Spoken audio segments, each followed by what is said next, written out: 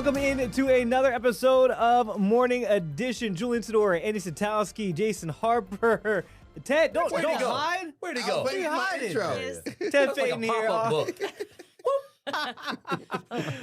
Look, it was a interesting morning for us. One, we always love being together, but we come in during, I don't even know, overnight bat hours, as Savannah Rudisell calls them. But we get to see a lot of crazy things on the road, people driving erratically. And unfortunately, this morning, one of the things that happened was we saw that there was this accident with injuries, a very severe accident involving CMPD. We don't know the status of the CMPD officer involved in that, but we know that there were 4 people hurt. One of them with serious injuries. You hate to have news like this. Your hearts go out to everybody involved. Hopefully everybody ends up being okay. But unfortunately, guys, not that uncommon during the hours that we come into work. No, not at all. And I did want to, I'm looking at my phone, not to be rude, but all officers, we did hear from the public information officers. They emailed back about our requests of how, how everyone's doing. All the officers that were involved were treated and have been released. Okay, so good news there. That is some good news there. It doesn't change the fact that there were serious injuries, and we still don't know. Obviously, that must have been to someone in the other vehicle here. But we do come in at very strange hours, and a lot of people do go to work early in the morning, like us. A lot of times I'm like, where are all these people coming from? What are you doing? I'm like, Andy, they're going to work just like you. But people go really fast on I-85 and 485. And I think that they think, oh, there's not as many people out. I don't, kind of the rules don't really apply, but that's not the case. They still very much apply. Again, we don't know what happened here, but we see some stuff, guys. Yeah. We do. I think there are some people, because we have this weird shift, like you were saying, they're either going to work or they're wrapping up a shift. I pass some of the same cars on the stretch of road before I get to the interstate, and they're going opposite direction. I'm heading towards town. They're heading towards neighborhood. So I'm guessing they're wrapping up a shift. So either they're, as my mom always said, nothing good happens after midnight. I don't know. There could be shenanigans going on, or likely they're wrapping up a shift and could be very tired. But man, you see it all. I don't know if they're just like, there's probably not cops out here at 1 or 2 in the morning. I'll do whatever I want. Or they're just tired and distracted, just trying to get home. Either way, there's many days we come into work and you're just grateful that you made it there safely, not because of you behind the wheel, but because of other people at 2 or 3 in the morning. It's crazy. Yeah. I also don't let the lack of cars on the road derail my normal driving habits, as in because it's in an ungodly hour doesn't mean that you don't stop at the 4-way stop. Yeah. You don't stop at, I will sit at a red light with no other cars on the road. Because tempted to go through. Tempted, And it's because you do unfortunately have people at that time of night who are speeding, who think there is no one else on the road. There is no need to adhere to the traffic laws that strictly. So that's where you also want to be extra cautious, because it's not worth it. I mean, looking at the damage, the SUV, the police cruiser is pretty bad, but looking at that van, there's some speed involved in this crash. My goodness. And it was hit from when we saw the tow truck taking it away. There was damage to the back, the other doors, so not even the part that you see with the front jammed in. So I don't know if it spun around and hit something else, but there was damage pretty much all around that vehicle. Hopefully, look at the doors are almost completely off of it. Yeah. We'll learn more obviously today. I will say, for all of us, I think we all have friends that are law enforcement officers or maybe used to be at some point. I can't imagine what it's like to be in that position. I mean, you obviously signed up for this job, but I think sometimes we take for granted that they are working overnight hours, going to work, a simple routine, a simple patrol or whatever it is, or they get a call. You don't know that could be, I'm not trying to be Debbie Downer here, that could be a last call you take. I mean, we've had some very sad, fatal accidents because of first responders and law enforcement. And being a spouse, being married to a law enforcement officer, when you tell them goodbye at work and you just expect and hope that they come back at the end of their shift. And you don't know what kind of accident they may get in at 2:30 in the morning. And so I'm very grateful at this moment, whoever that officer was, in the line of duty, working to keep people safe and stop whatever it was that was going on, whatever the call was that came in.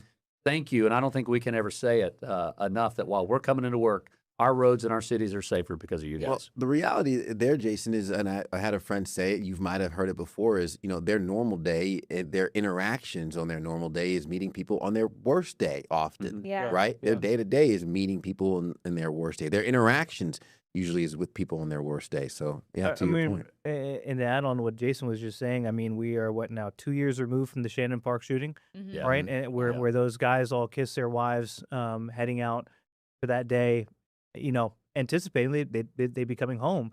And we're, I think, maybe 4 years out from Mia Goodwin, Yep. I was thinking of where Mia. she was just responding to, I think it was just, it was a minor incident there, and ends up getting hit by a driver of a semi. So, I mean, yeah, it's routine things, routine stops, and sometimes calls that you don't think are going to be life-ending, but they put their lives on the line every single day they go out there, and this is a good reminder of that anything can happen in an instant. And Ted, as you said, a good reminder that, don't change your driving habits just because it's 2 a.m., 3 a.m. Be on the lookout for everybody else. It's like something my parents used to say to me, and I'm sure you guys got the same thing. I'm not worried about you out there. I'm worried about everybody else. Oh, yeah. 1,000%. Right? I can Say hear my that to dad the saying it girls. right now. We do, and it's driver integrity, right? And that's a word that gets thrown around, but it's got a lot of depth.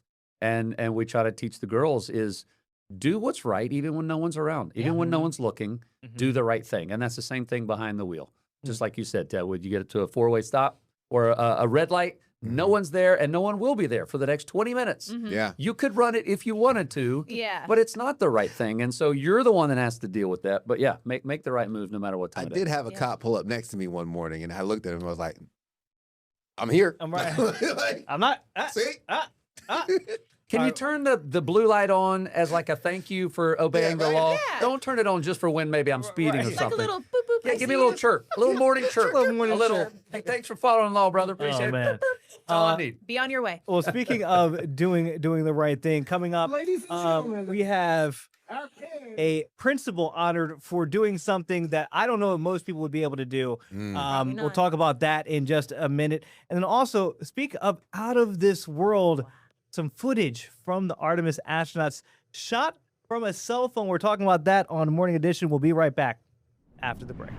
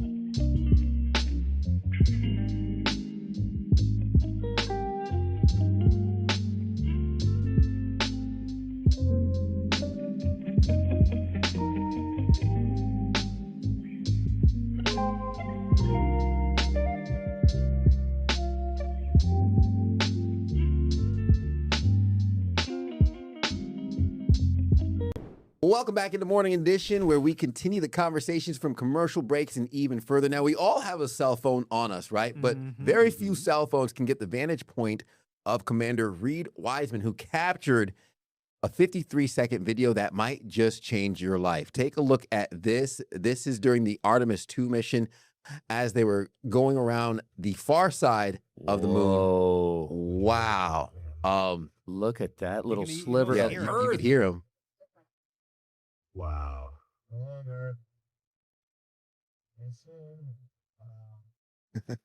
Look at that. A couple more seconds. It just absolutely disappears. Can you imagine It's fantastic. having that in your camera roll? I mean, that's not AI. That is legit on the backside of the moon looking back at us. You could hear the shutters from like the other cameras too. I think he says like, dude, no way. Dude, no. Fiend. Gone. But like, Right? also, Just can we just wow. appreciate that is from a cell phone? And you can Yeah. tell because like it does it Like, it's refocusing doing- it's right. like, you can tell that part, but then once it gets into focus, that's the moon and the Earth. Like, what are we talking about? Like, Yo. Our cell phones have gotten so good. Jason said when we were talking about, bringing this up, it's like that's an ad, like depending on if you have an Apple or Android, like Yeah. I would Yeah. be getting in I touch would. with Mr. Wiseman and saying, That's it. can we use this video and how much money do you want for it for our next ad Yeah. campaign? It's definitely an Film load on Android. Did you guys iPhone hear or it that whatever. time? Yeah, The dude, no Yeah. way. No way. Dude, no way. You could, as an astronaut, you can prepare yourself from talking to other astronauts before you. What was Right. it like? And what you think what your reaction's gonna be. But until you're there in that seat, looking out the window across the moon at planet Earth, like how do you even wrap your head around that? It looks fake almost. I mean, almost does. I would have the same reaction. Like, Just dude, more like, no way. I think I would say, dude. Well, also it's like I'm kind of it's almost eerie too when the Earth finally goes behind the moon, where you're looking at just a black expanse and stars out there. Yeah. That's it. You're like, Like okay, home, bye. you can't even no. see home, It's gone. right? It's like I'll see you in what was it, 40 unreal. minutes where they didn't have communication. Yeah, I think it's 41 so it's minutes. like I'll see you in 40, Yeah. maybe. There's so Hopefully. much trust riding on all that technology. Oh my gosh, yeah. And we've talked about before how it teamwork that it takes, Mhm. not only for those astronauts that are with the Artemis crew there, but think about all the Fiend. brilliant scientists that created the rocket that knows exactly when it's supposed to release and let go, and Oh, the yeah. exact layer of the metals that were used so that sucker doesn't burn up on re-entry to the like every last minute thing. Look at Someone was accountable It's a for lot that. of trust. And it is. It's Way above my unreal. pay grade. Yeah. God, I'm thankful for some smart people because Me I too. am not one of them. Me too. That makes me think when you said that, Jason. Do you guys remember the movie Hidden Figures? Yeah, Oh, I yeah, was yeah, thinking yeah. about the same thing. So good. Those ladies on the board writing some of the physics and all. Without like massive or Yeah. without like our fast computers, they had a computer. It was just like It was the just size upstairs. of a house. It was up here. like the size of a whole house. I still struggle with multiplication tables and like. Oh, you Yeah, I yeah. think about it. Sometimes I even do this. Listen, I do. I promise you I do. Take our shoes off, use my toes if I run out. I ran out of space. And they're calculating down to the decimal, right? And they got people's lives on the line. You cannot make a mistake. Yeah. There's no, my math was off. No. It's just in a test where you get the red mark and you missed it. You say, Right. darn. Wow. I mean, in most careers and industries, Uh-huh. if you make a mistake, you can apologize. Now, there may be consequences for it. You Sure. could lose your job or whatever, but you can't make a mistake when it comes to this. No. Mm-mm. Is it wild to you guys that right now, and we'll see what the projections are because the moon landers haven't even been built yet, but we're like 2.5 years away from landing on that thing Insane. again? We've done it Insane. once. Right. Yeah. I like that's gonna be awesome to see. I think my mind's more blown about the moon base. There's going to be Like, a how long base is it gonna there. take to build? And there's I don't belief know. too that there's ice Mm-hmm. that could lead to water, and that we have resources on the moon.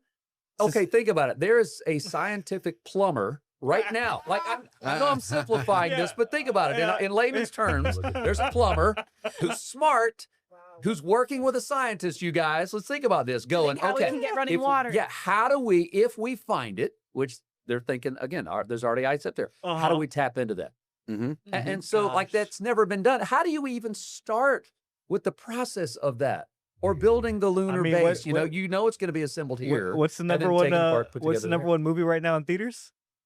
Super Mario Galaxy. Yeah. Yep. There we go. There you go. Man, Talk about a plumber in space. It's That's perfect. it. Timing a coincidence. Mario I Luigi. think We need not. one of those. Oh Give him a man, call. You're so right. There's going to be plumbing in space, water running there, humans living on space. they're going to try to go grow plants. Can plants grow without gravity? Like all these and, things. and then that's going to be like that's going to be the Wow. base for us to go to To Mars. Mars. Yeah. Wow. Which, if you think about it, all the experiments they've been doing in the International Space Station, Yeah. right? Like you got can we grow plants in Mars? Yeah. Like we have wine that's gone to space, right? Yeah. Low Earth orbit. They've been doing all these experiments. Now they're going to extend it to the moon. Of like, okay, now that we are in a completely different, I say atmosphere, or air quotes, not really atmosphere there. Yeah. But like, how does this behave? Right? How do we sustain life? And do we launch from the moon to the Mars? Yeah. Yeah. I mean, okay, so obviously we know Ted would go. Yeah. Yes. 100%. Jason, Annie, you guys going to the moon? Yeah. Yeah? I would go to Yeah, the no, I moon. would. Mars. No, too long. I think Mars long. is too far away, and I also Yeah. don't like the calculations they did about like the 7 years to. That's what I'm saying. Like, the no. windows to go. It's like Yeah. you talk about like a flight cancellation. You can only fly on Tuesday. It's like, oh, you missed Yeah, that. yeah. Another 7 Yeah. years. Yeah, absolutely Sorry. not. Mars- Moon, yes. Mars, no. Not to be morbid, Mm. but No. Mars would be like if No. I found out, like, it's like, hey man, you're gonna have like 6 months, 7 months. I'm like, all right, I'm going to Mars. Okay. Yeah. You know, like Sign me up for that. that's where I'll sign off. Yeah. That's the movie. Space Cowboy, Clint Eastwood. Yes. There you go. Oh, that was See? such Yeah. a good movie. That was- What do you mean Clint has some things Yeah. in common? Yeah. Well, he's like, I know him, so he goes out there and like, that's his last thing. His last, I Yeah. think his last shot, like thing he sees is like Earth from space. Like, yeah, 100%. I'm signing I off. would do it. I'm totally about to open up Oh no. this conversation Here to we go go. anywhere now. Let's do I'm here it. for But it, I'm Paul. sitting here thinking, do we have time? Yes, we can make time. So here's the deal. Hmm. I would not sign up for a mission to Mars or the moon by myself. I would go with my wife. Uh-huh. She is the perfect Amazing Race partner. Ooh. Would you go with your spouse? Yes or no, good or bad, for better or for worse, Julian? Would it be for better or for worse for your spouse to be your astronaut partner? Do we have Yes. a commercial break? I'm just saying. I would 100% go with Jordan. I would, yeah, I would. I worry because Artemis had problems with The toilet. Oh, the no. toilet. And my wife needs at least 6 bathroom breaks. Oh no. So Houston, we have Just keep the crab face. we in got the a problem. sun. So it melts the ice on the outside. We can't afford a Oh clock. no. Oh, Should have to get a little back. I would go with my husband. Yeah? He's very smart. He's really good at math. I would be the more organized one and maybe like a little bit more of the calm one, but like he could make us a really great spreadsheet about all the things. Oh, that we good. need. Yeah, yeah. I don't know. I'm sure I there's love gotta be it. like spreadsheets that are necessary. I You were bet doing- there are. I bet there you are. were really building Craig up, and then he's like, he could make a really great Freaking man. spreadsheet. I'm thinking like a Have spread. you seen these Hold on. spreadsheets? I'm like a food spread. He's gonna make a spread sheet. We just talked about hidden figures. Those spreadsheets are critical. They That's are true. They're critical. mission That's critical. true. They are. Tell Are you we go talking about it or Yeah. for vibes? Like, is it a vibes? It's up to you. It person? depends. For The vibes gotta be there, vibes. right? Oh, Yeah. yeah. Yeah, Like yeah. definitely vibes, We're guy. stuck in that If little I took tube. my wife, she's a necessity. Yeah. I'm a vibe. Okay. Oh, you're the I know vibe She guy. would listen, like do I the know my role. actual I know my important role. stuff, and you would be like I would the be hype like a man? ship cruise director. Oh, I would perfect. be I would be the rocket moon landing director. I got all the activities planned. We're gonna have a good time, and she's gonna be like, "That's great," but we got 15 things we got to do before we get to your time, and I'll just sit back and watch, and I'll take videos on my phone. There we go. Jason, I can just see Jason loudspeaker. Hey, everybody on the That's moon, it. who's ready for the moon that's it. I'm Macarena telling at you 3 right now. p.m. I'm on already the working. southern deck? I'm already working on an atmosphere playlist. I'm There gonna we make go. we got good music, so that I know my role. Harper on the moon. Yeah. Right now, Harper will be like, all right, ladies and gentlemen, the Earth is gone. We got 41 more minutes till That's we it. see the Earth again. That blue I marble want you to look out the right side of the capsule, guys. Look out the right side right now. Perfect. I'm good with that. Yeah. To I answer your would question, sign up. yes, I will be bringing Jess. Okay. She's fantastic. She is like every one of my weaknesses is like her strength. Oh, perfect. And we That's call her good. eagle eye because she'll spot something before it's a problem. So that is mission I want her critical on as board. I well. want I want her I on want board. Jess on. You know, all of our spouses are a vibe, so we can all go to the moon. Yeah. When you guys know I'm a big cruise person with my wife. Yep. When they have moon cruises, which are just like, I guess like a space shuttle, Yeah. right? Yeah. With all the events and stuff like Yep. that. Boom, we're there. Julian what I'm on talking Lido about. deck. We're there. I love it. We got it. All right. Lunar Lido. The Lunar Lido The deck. Lunar Lido Sign deck. me up. All right, with that, we'll be back with more Morning Edition after this. Still have some amazing things to talk about. So we'll see you on the other side of this break.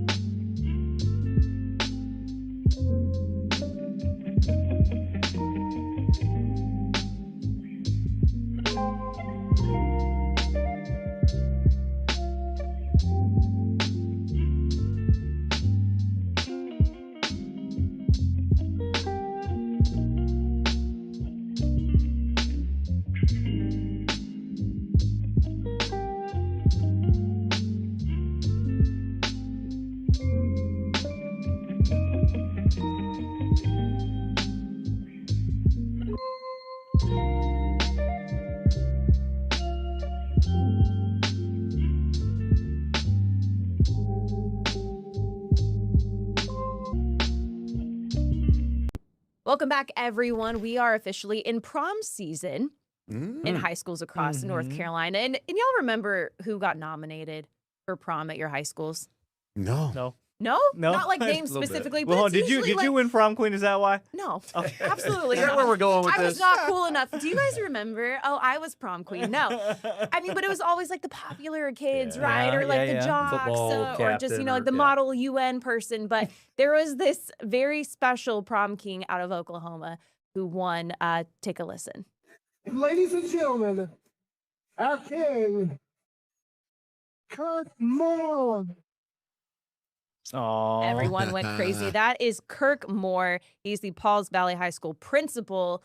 And he I won love that it. honor. I love the crown, by the way. That's That's so good. classy AF. Yeah. But he won for a very special reason. yeah. Earlier this month. And, this is the happy part of it, but this is why. So this was a would-be shooter. You saw the gun right there, and that is more. He is the principal of the high school, and he just charged that gunman. Yeah. Got it out of his hand. He actually got shot in the foot, and we can't really see it in this video, but when we talked about it before, at the bottom of your screen, just out of frame, there are students right there, and he just walked into this main lobby. And Right here. You see the student foot? Yep. there's that kid sitting right there, and then there were more students, I think, just out of frame too. But he said, he didn't think. He just did it, and that's a mean tackle. That guy played some ball. That's a form. Yeah, at that. Can I just, He we drove. all agree that He guy did. played some football. That's a Yeah, form yeah. tackle right there. But that's is. kind of, we know all of our educators care so much about their students, and that's a perfect example of how much they do care. Yeah, simply amazing. I think many people talk about what they would do in that instance, and he reacted, and that's, gosh, you want to send. Who wouldn't want to send their kid to that guy's Yeah. school? Right. Yeah. Right? I Like would feel when good they having say him look like after them. on Harper, you've been through many of them. On that first night when they have the student parent night, and they say, thank you for trusting your kids with us. We will Yeah. do everything. Mhm. That guy means what he says. I He will do really everything to did. protect Yeah. them. Yeah. He delivered. Yeah. Well, for many parents, your kids are with the school administrative staff longer than they are with you sometimes. Yeah. Yep. Especially the older they get, and they're driving and they got work at night and all these other sports and stuff. It's incredible, and it is, and it's like what you just said, Julian. You think about what would you do in this instance. I remember when I saw this video about a week and a half ago of him diving to save everyone. You can't help but put yourself in his shoes and go, okay, if that were to happen even here at the station, and you're coming around the corner, just a normal day, I'm walking to the studio, and then you see someone coming down the hall like this with a weapon or trying to hurt someone, what would you do? Would you back up Yeah. into a room and close the door so that you're safe and call someone? Would you just charge and attack? And you think you know what you would do, but until you're in that position, I don't know. I'm grateful for this guy. He is absolutely a hero.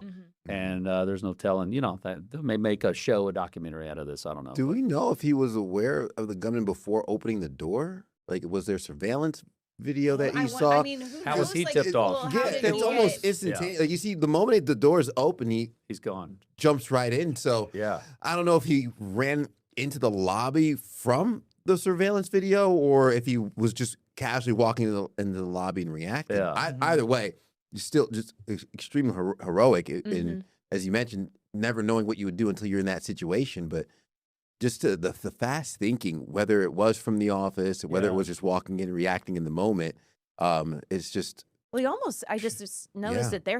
He pointed the gun at him. yeah. And he just Man. put his head down and charged right at him. So, oh Mhm. my gosh. And the good bravery. good on the students too for voting him prom king, because I don't think that was Yeah. a student thing, Yeah. or like where the school said you have to do that. So the fact that the students did that for him, good on them too. Yeah, absolutely.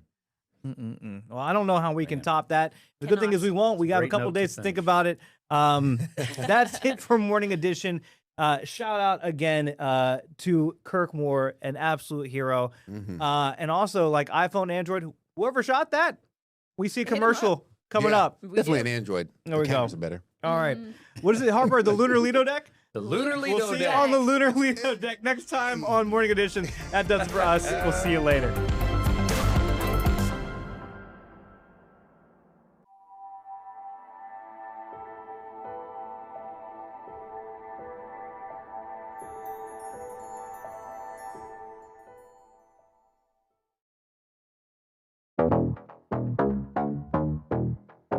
Full icon energy, working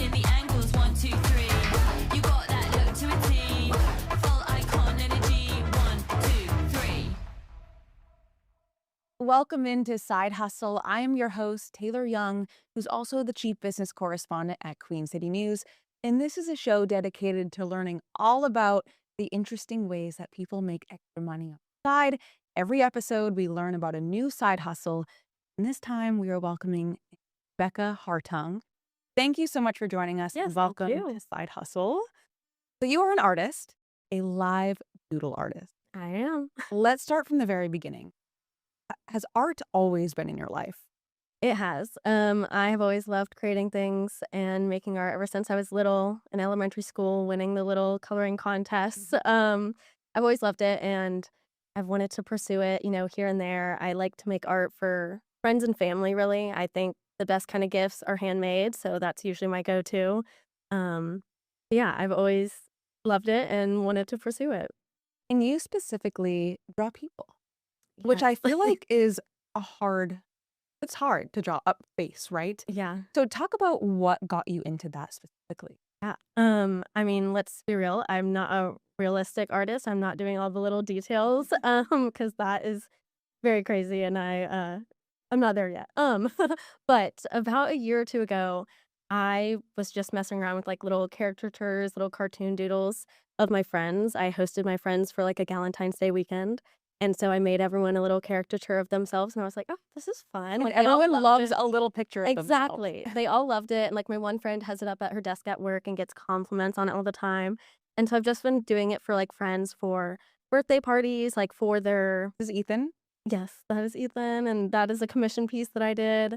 But yeah, I just started doing it as like sort of their cards and their birthday gifts and stuff like that, and they all loved it. And I was like, it'd be fun. I could do this. So then let's transition to how I found you. So you posted a TikTok kind of saying, hey, I'm a live doodle artist. Yeah. If you want me at an event, what got you to that point where you were like, hey, maybe I should put this on social media to see what people think? Yeah. So I hadn't actually done it live yet, but I was like, I'm gonna call myself a live doodle artist, and that's my manifestation. And if you claim that you are it, then people will Then believe you are. So yeah, I've posted TikToks like here and there, nothing crazy, mainly just like my crafts and hobbies that I do. And then I was like, this works for a lot of people. Like TikTok really gets the word out there and spreads fast. I was like, do it, like, whatever. I'll make a video. If it gets traction, it gets traction. If it doesn't, no harm done, like whatever. And then it got a lot more likes and comments than I've ever gotten before. And gotten some DMs and I'm like, okay. One here of we those go. DMs were me. Yes. And also had 2 colleagues also send me your TikTok. Yeah, So it got around. yeah. What was the response? Obviously your goal was to find clients, customers. Yeah. Did it work? Yeah, I posted that, got a lot of comments of people being like, "Oh, I'll DM you," or "This is so cute. Like, I love this idea." And I got some people reach out for birthday parties. Last week I did my first live birthday party. And it went great.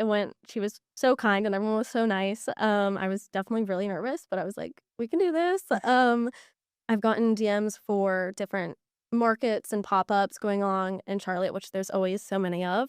I've gotten some people reaching out about like weddings, and I'm like, that would be so fun. Kind of crazy, but like, I would love to get into that. Huge undertaking. Yeah. But some people reach out for like, like they're like, oh, I have a 70-person wedding. I'm like, I could do that, sure. Why not? I'll try.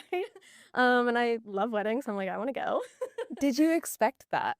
No. Really not. I really didn't have any expectations. I was like, you know what? Like, we'll just try it and see what happens. And my other videos don't really get that much traction, not like this. So I was like, wow, this is crazy. And people really enjoy it. The girls love it. Girls love a little doodle and they're all so nice. And gotten some people with like bachelorette parties. And I'm like, oh, that would be so Yeah, fun. that would be the first thing I would think. Mhm. I mean, I've had a bachelorette party. You want things to be so personalized, and it'd be perfect for that. Yeah. I also think that this shows the power of social media. I think 100%. for a lot of people who, I've spoken to a lot of people who have started a side hustle, right? And the main hardest part in the beginning is just getting the word out there. Yeah. But social media is free. Exactly. Wow. So how long does it take you to do each doodle? Yeah. I have definitely been practicing just with friends' pictures and stuff at home just to see how quick I can do it. So they're usually about 5 to 8 minutes. Definitely if you have more jewelry or like tattoos, I want Mhm. to add that in. So that's going to take a little bit more time. And then some people, if you're just wearing like a t-shirt and nothing too crazy, I can get that done quicker. But yeah, I think I've gotten it down to like 5 to 8 minutes. It's really impressive Yeah. for something that someone's probably going to keep for a very long Yeah. time. So you did mention that you did your first event, the birthday party. Mhm.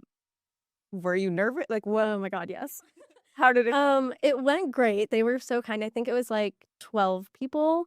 Um, and the birthday girl was so nice. It ended up, I was a surprise for everyone. They didn't know that I was coming, and she hired me. And so they were all excited. And all the girls were all dressed up. They had like boas and little tiaras and stuff. So that was fun. Yeah, I was definitely nervous. The first one that I did, I scratched it because I was like shaking, and I was like, "You're fine, calm down. You can do this." But once I got into it, it was great. So what's going through your mind as you're drawing, or is it kind of nothing? You have to stare at the person. I try Walk not to me through the stare at them. process. Yeah. So I try to just like take in what they're wearing, and I'll pull out the markers of like, okay, you've got a blue shirt on. I'm gonna like get that out and everything. So I have it all, and I'm not like searching while I'm doing it. But I sort of have the same layout for each one to make it easier for myself. They all sort of have the same shape and format to them, so I can sort of fill in the Mhm. blanks with what the person's wearing and what they look like. But yeah, it's sort of, I don't know if you know the cartoon Teenage Drama Island. That's sort of the vibe of them, I feel like. They're kind of funky little guys. Yeah, with the which I big love. eyes. Yeah.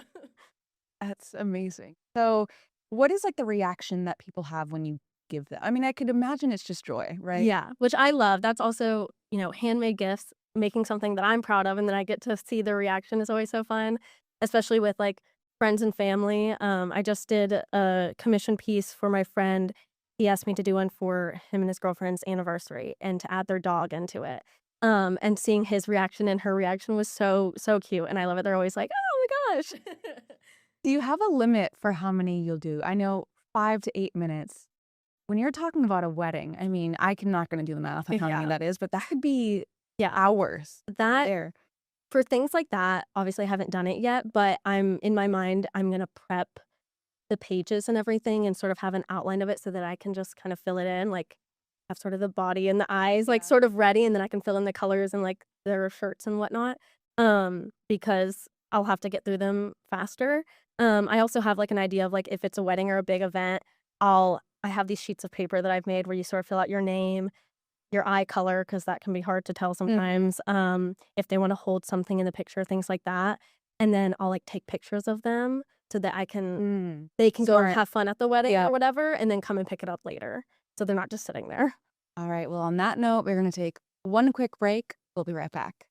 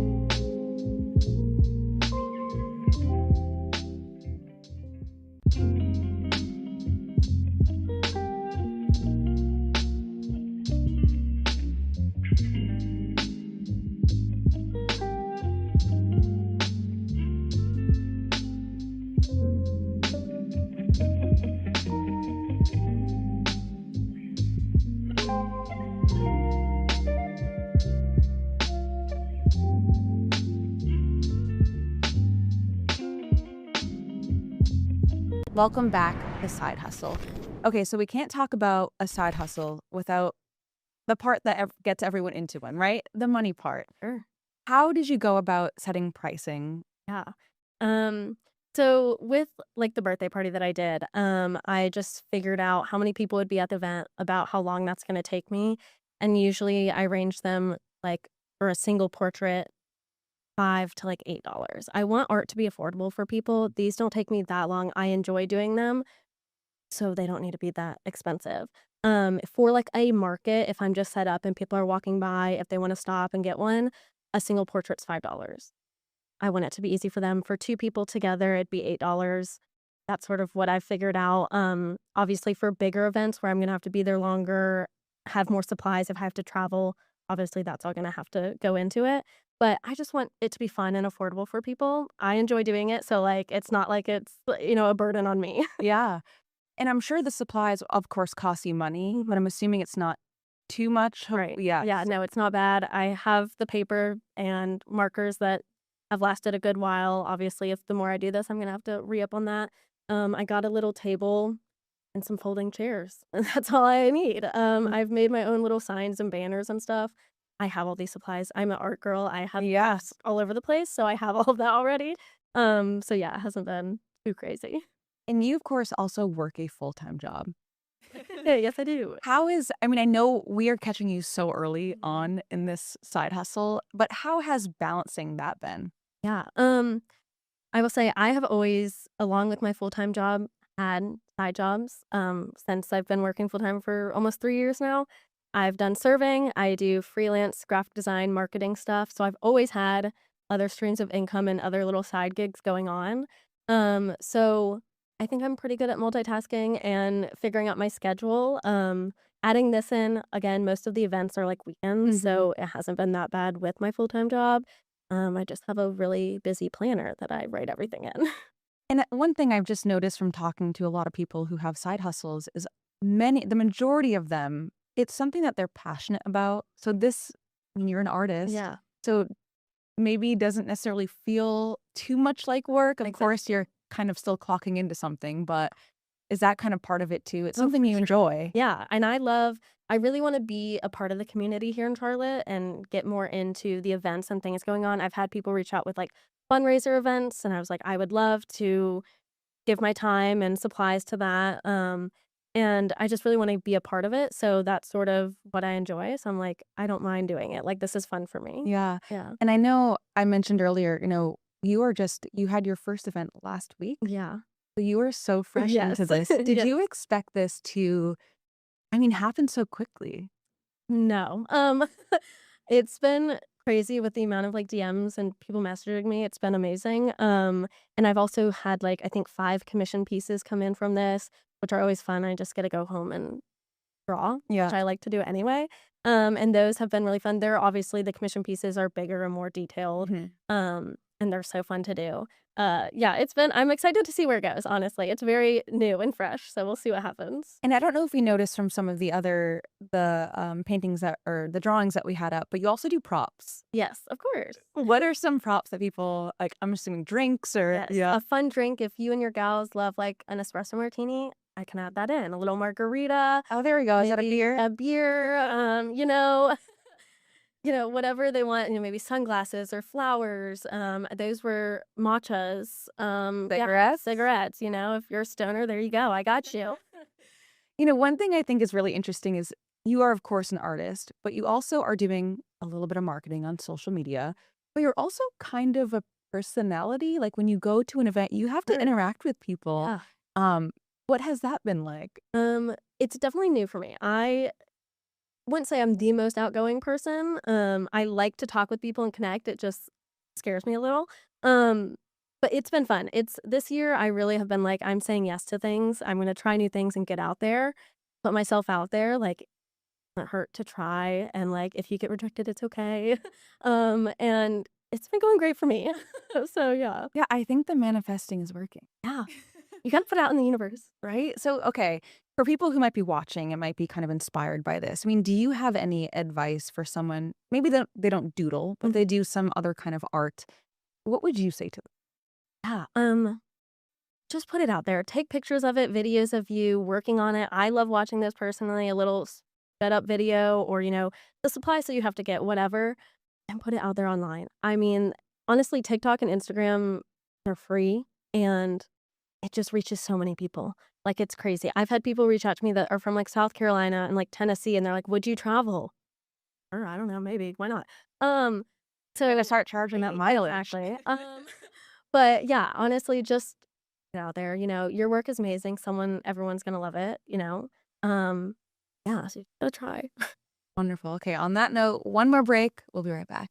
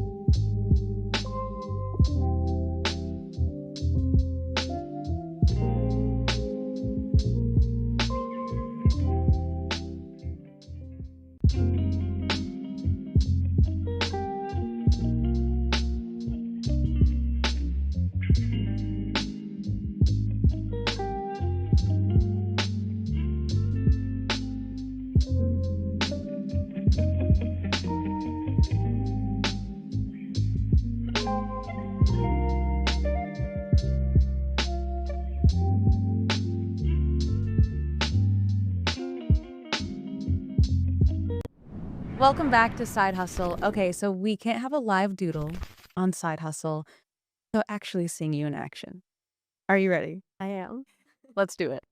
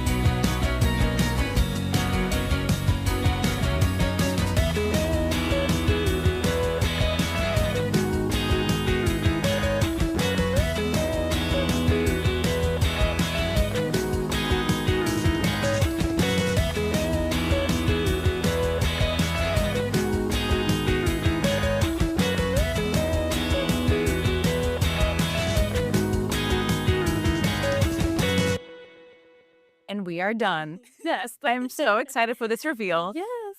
Alrighty. Here she is. She's iconic. He gave me very big hair, which I appreciate. Beautiful. Pass it over to you. So cute. And it really did take you under 10 minutes. Yeah. I whip it out. Okay, so you honestly didn't really even need to look at me that long. You didn't have a picture of me. Yeah. So when you're kind of forming the idea of what you're doing, like, what are you basing it off of? Yeah. So whenever someone's come over, I was looking at you, as we were talking, I was like, alrighty, I see what she's wearing. I know like the color. Okay, there might be a detail like the little gold on your shirt. Or if they're wearing jewelry, I try to add that in. Or And the little microphone. yeah, a little microphone, of course. Yeah. It's so cute. Okay. So you've clearly kind of nailed this again within just 2 weeks, really, of posting. Less than 2 weeks. Yeah, From that. honestly. Where does someone go from here? That is a great question. I am just gonna see what happens. I'm gonna try to post more and document anytime I do commission pieces or do a live event. I would love to like record people's reactions and stuff. I have ideas of what I want to, post to get the word out there. I've reached out to different like shops and I know like markets that do pop-ups, or I know that like certain stores or breweries do pop-ups. And I've been reaching out to people. I'm doing like a 420 party at Kana, and I'm doing like I have some things lined up. I'm doing a Pups and Pilates event next Sunday. And this is all from your post. Yeah. Yeah. And I could imagine the more, like, say you do more weddings or other events, I mean, other people are going to see you doing this. And then it's just going to spread naturally from there. Like, are you ready for that? We'll see. I'm excited to see what happens. I'm just going to let it go and see what happens. If it doesn't, keep flowing, that's okay. I'm not going to put stress on myself. I want this to be fun for me. I don't want it to be a burden on myself. Yeah, I'm just going to go with the flow. Could you ever see this becoming a full-time thing? Possibly. I was doing the math of my little side gigs and everything that I do, like with my serving job and everything too. I'm like, especially if I get into weddings, I can do those once or twice a month and like it will work out for me. But yeah, I want to keep it fun and not like stress myself out about it. Yeah, I know when some people have a passion and they do it for fun, once you start making money from it, it might feel like a job or start to feel like a job. So I think the goal is to avoid that feeling. Yes. Yeah. Yes. Well, tell us where, and I'm just going to show the picture one more time. This is what you can have. A personalized version of you. So tell people how they can find you. Yeah, you can find me on Instagram and on TikTok at BexMedia_. Well, thank you so much for the doodle. Yes, thank you like so much. your friend, it will also be on my desk. What's that? Thank you for being on Side Hustle. We really appreciate it, and we wish you the best. You've taken off just in a couple weeks, so we're excited to see where you go from here. Yeah, thank you so much. Thanks for watching Side Hustle. We'll see you next time.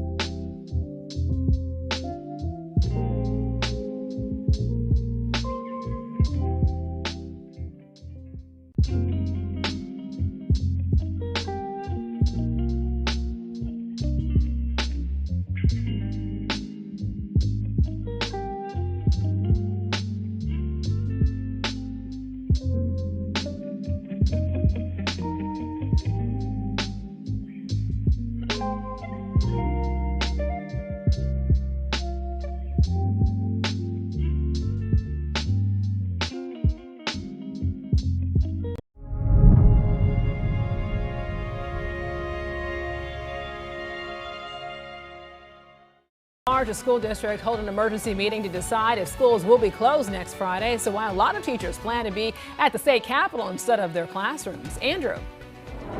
It's going to be a toasty afternoon across the Carolinas, but I'm tracking some changes on the way this weekend. I've got the latest with my pinpoint forecast at noon. All right, and the Panthers set to welcome their newest addition to the team today, so why he's no stranger to the Carolinas. Good afternoon. I'm Alicia Barnes. Queen City News at noon starts right now.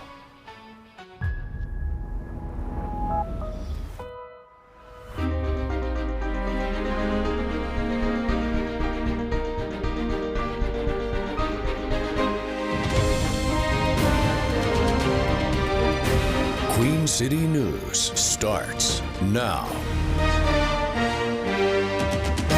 And just into the newsroom right now, we know that right now in the Charlotte-Mecklenburg schools, they will not have class next Friday because of a statewide teacher protest. So district leaders just made this official schedule announcement. And Queen City News anchor Savannah Rudisell joining us with this latest breaking news. Savannah. Yeah, Alicia, we're just listening into that emergency meeting. We know that thousands of local teachers plan to protest in Raleigh next Friday, May 1st, for better pay. And now Charlotte-Mecklenburg School Board members, they voted just less than 10 minutes ago to cancel classes and make Friday an optional teacher workday. Officials say the average number of teacher absences they have is around 449 for Fridays in the spring. Now they say more than 4 times that many employees, nearly 2,000, have already requested leave for May 1st. So CMS employees can join the growing number of educators preparing to march on the State House. The North Carolina Association of Educators is calling for as many teachers as possible to demand the General Assembly support public schools financially. Teacher raises and bonuses have been on hold while state lawmakers have failed to pass a budget, which is now nearly 10 months overdue. Organizers say advocacy is especially important now since North Carolina Supreme Court justices dismissed the Leandro School funding lawsuit, which would have mandated lawmakers adequately fund public education. Earlier this week, Kannapolis City Schools, they announced an optional teacher workday for next Friday because of those large number of call-outs. Now, while they didn't specify how many requested leave, they said there wouldn't be enough employees to safely supervise and transport all students. So our chief political correspondent, Andy Weber, is continuing on with the story, and he's speaking with organizers of the demonstration. He'll share why they say a day of action is worth a day out of the classroom, coming up starting at Queen City News at 4. Alicia, back to you. All right, thank you, Savannah, for that. So now for a check outside as we take a live look here around the Queen City. We are tracking another warm start to the afternoon as the dry conditions continue to linger. Let's get right over to meteorologist Andrew Brightman in the Pinpoint Weather Center. Andrew, so we're now still under an air quality alert, right? Yeah, that's right. To go along with some of the warm temperatures that we're seeing, a lot of sunshine, the warm temperatures, low humidity contributing some of that low-level ozone here across some portions of the Carolinas. It's going to be a toasty afternoon. Some Saturday showers and storms, a little bit of wet weather on the way here across the Carolinas, and then more rain chances as we head on into next week, actually the middle part of the week. Already 79 degrees. Though a really comfortable afternoon setting up. We got dew points right around the 50-degree mark. It feels really, really nice out there. But we're paying for it with some of the air quality alerts that we have here across portions of the Carolinas, especially in around Charlotte. That low-level ozone here going to mean the air quality is unhealthy for some sensitive groups. And latest here, some of the worst air quality right now getting in and around uptown Charlotte. We're going to keep an eye on that as we go throughout the day. Pinpoint satellite. Right now, for the most part, Carolina blue skies, seeing a little bit of cloud cover up in the mountains, but elsewhere we're looking pretty good. I've got more on your forecast, Alicia, coming up in just a few minutes. All right, thank you, Andrew. So a large wildfire in Avery County is now nearly 75% contained this afternoon. The fire just outside of Spruce Pine is covering more than 70 acres right now. The Forestry Service says that multiple departments are on the scene right now with spotter planes and helicopters, like you just see right here. Residents in the area are urged to use caution. And this all comes as the ongoing drought is now starting to have a big impact on the waterways here in the Charlotte area. Docks are dried up. I mean, look at this. The water is down to some of the lowest levels in years. Officials say they pulled out 40% more stuck boats. The biggest surge has been in the last 2 weeks. Now, Matt Hipple is a shop manager of motorboat mechanics on Lake Wylie, and he says they have had to be able to fix about a dozen props just in the last 2 weeks because boaters got stuck. Get phone calls on a daily about a customer, ran aground, didn't see it. There's going to be a lot more of that coming up if the water levels don't rise. So the Lake Wylie Marine Commission is now closely monitoring the levels and says that they'll now close boat ramps if necessary, but the area really needs some rain. And you can stay up to date on the conditions and track the drought monitor to be able to look and see what's going on in your neighborhood. This is all in our Pinpoint Weather app. It's free to download from our Apple App Store, and also you can find it on Google Play. With the 19th pick in the 2026 NFL Draft, the Carolina Panthers select Monroe Freeling, tackle, Georgia.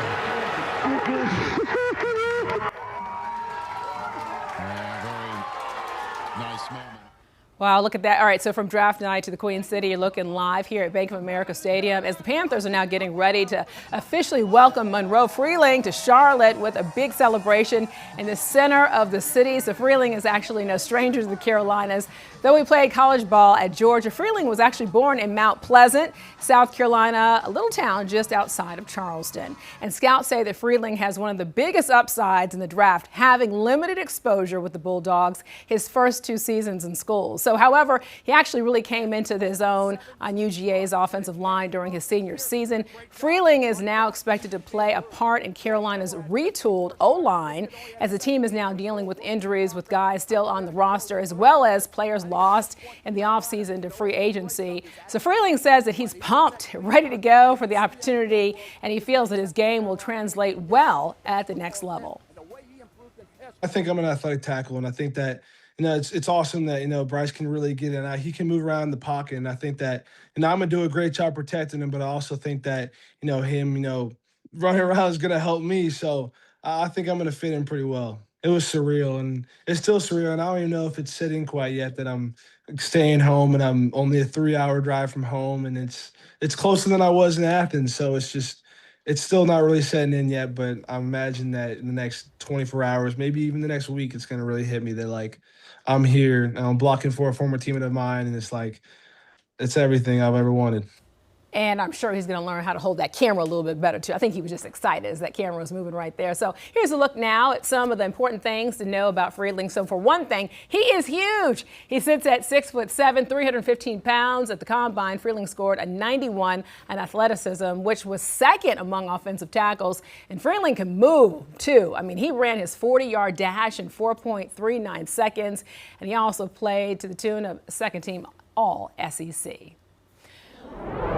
In news now, one person is dead, another injured after a shooting in Concord. So this all happened around yesterday afternoon in the parking lot of Hartsell Park off of Sunderland Road in southwest Charlotte. Well, police believe the shooting is an isolated incident, and they closed the park for the night to conduct their investigation. Well, police in Kannapolis right now have made an arrest in the shooting death of a teenager that happened at his home. So this all happened right now Monday night on Caldwater Lane. 17-year-old Legend Benjamin was found dead at the scene. 17-year-old Nahamath Kendro Gibson Rogers turned himself in late last night, and he's now facing murder charges. Well, Gibson Rogers is behind and now being held at the Cabarrus County Jail under no bond. Iredell County deputies continue to investigate a break-in at a home off of late NASCAR driver Greg Biffle. So the burglary all happened back in January, just weeks after the deadly plane crash that claimed the lives of Biffle, members of his family, and also several others. So investigators say that the suspect walked away with $30,000 in cash and a backpack. So now, 3 months later, detectives say they conducted search warrants in connection with this whole investigation. And deputies today searched 2 locations, one on McCrae Creek Road in Mooresville, and then the other on St. James Church Road in Denver. So this investigation is still ongoing, but of course, we're going to bring you the very latest developments, both on air and also online on QCnews.com. So Charlotte fire officials now are investigating the cause of a 2-alarm structure fire in West Charlotte. This all happened this morning on Tuckasegee Road. Crews say that there were no injuries, but crews reported seeing large flames coming from the building, but they were able to get the fire under control in about 20 minutes. All right, now back to Bank of America Stadium as the Panthers are now getting ready to officially welcome Monroe Freeling to Charlotte with a big celebration. There he is at the center of the city, all the excitement going on right now. He'll be joined by 13-year-old Tremaine Barrett and also Atrium Health Levine Children's patients who are now currently battling bone cancer. But this is just a sight to be able to see as we welcome the newest addition here to the Panthers. And he's set to be able to beat the keep pounding drum for the first time. Of course, we're going to have much more on Freeling's first day here in the Queen City, but all the excitement. Looks like he's getting ready to be able to address some of the crowd there. You see some of the media there all ready to be able to hear his first words as he's now arrived here in Charlotte, coming off the NFL draft in Pittsburgh last night. Look at that, all the excitement, all the cheers. You can tell the fans are very, very, very happy about this pick. Of course, we're going to have much more on Freeling's first day to the Queen City coming up on Queen City News at 4. A South Carolina man now facing federal charges in connection with a cross-burning incident involving a Charlotte couple. Chief Legal Analyst Colleaf Rhodes will join us with the latest on the case. Plus, a bill regulating school bathrooms is awaiting the governor's signature in South Carolina. The issues at the center of the legislation and why some say it does more harm than good. And after dealing with a second bankruptcy, officials say rising jet fuel prices could be the final blow that sinks Spirit Airlines. Well, how a bailout from an unlikely source could actually save the day. Andrew. And Alicia, it's going to be a beautiful, albeit a little bit on the warm side afternoon here across the Carolinas. Tracking some changes, though, for your weekend forecast next. All right, you're watching Queen City News at noon right now. 12:11, 75 degrees outside. We'll be right back with so much news and weather. You're watching Queen City News at noon.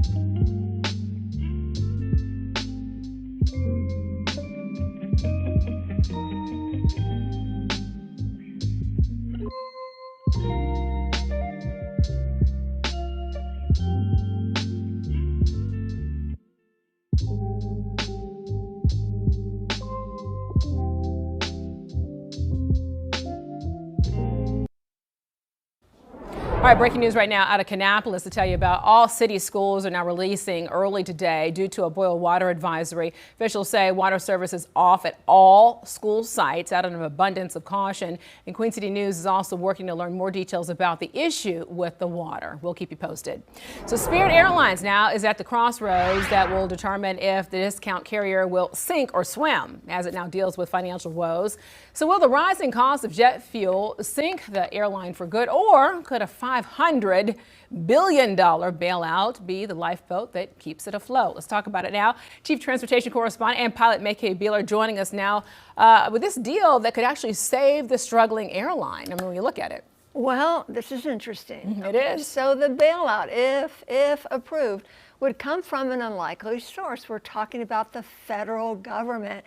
And this would protect Spirit from becoming the first significant U.S. airline in 25 years to completely halt operations due to financial troubles. Now, the Florida-based budget carrier has struggled to make ends meet ever since the COVID pandemic. And, you know, it was just emerging from its second bankruptcy since 2024 when the ultra-low-fare airline was blindsided by the Iran conflict. Its financial recovery crushed by jet fuel prices doubling since the start of the war. In an interview on CNBC this week, President Donald Trump seemed to endorse the idea of financial support for Spirit in return for the government taking a stake. Now, according to reports, this huge $500 billion in federal assistance, the president said, you know, Spirit's in trouble, and I'd love somebody to buy Spirit. It's 14,000 jobs, and maybe the federal government could help that one out. And I told my people, end quote. So Transportation Secretary Sean Duffy says the president has directed him to take a look at a deal. And a source told CNN a deal could be announced any day. A bankruptcy court hearing is already set for April 30th to look at the terms of a possible deal. All right, I mean, there's a lot here to really unpack, because when you think about it, if the federal government then is one of the stakeholders, largest stakeholder of an airline, you know, what does that mean, especially if Trump gets out of office? You know, what could this mean for the future? But you give us, you know, kind of what are the downsides to this? So the downside, well, first of all, if Spirit doesn't make it, 14,000 people are out of work. And a lot of folks count on discount airlines like Spirit. You're going to have all these ticket holders trying to find another affordable discount airline. So this is a tough situation. Now, also, it's going to hurt ticket prices all around for everybody, because when you have fewer airlines, fewer seats, and you have great demand, the prices are going to go up.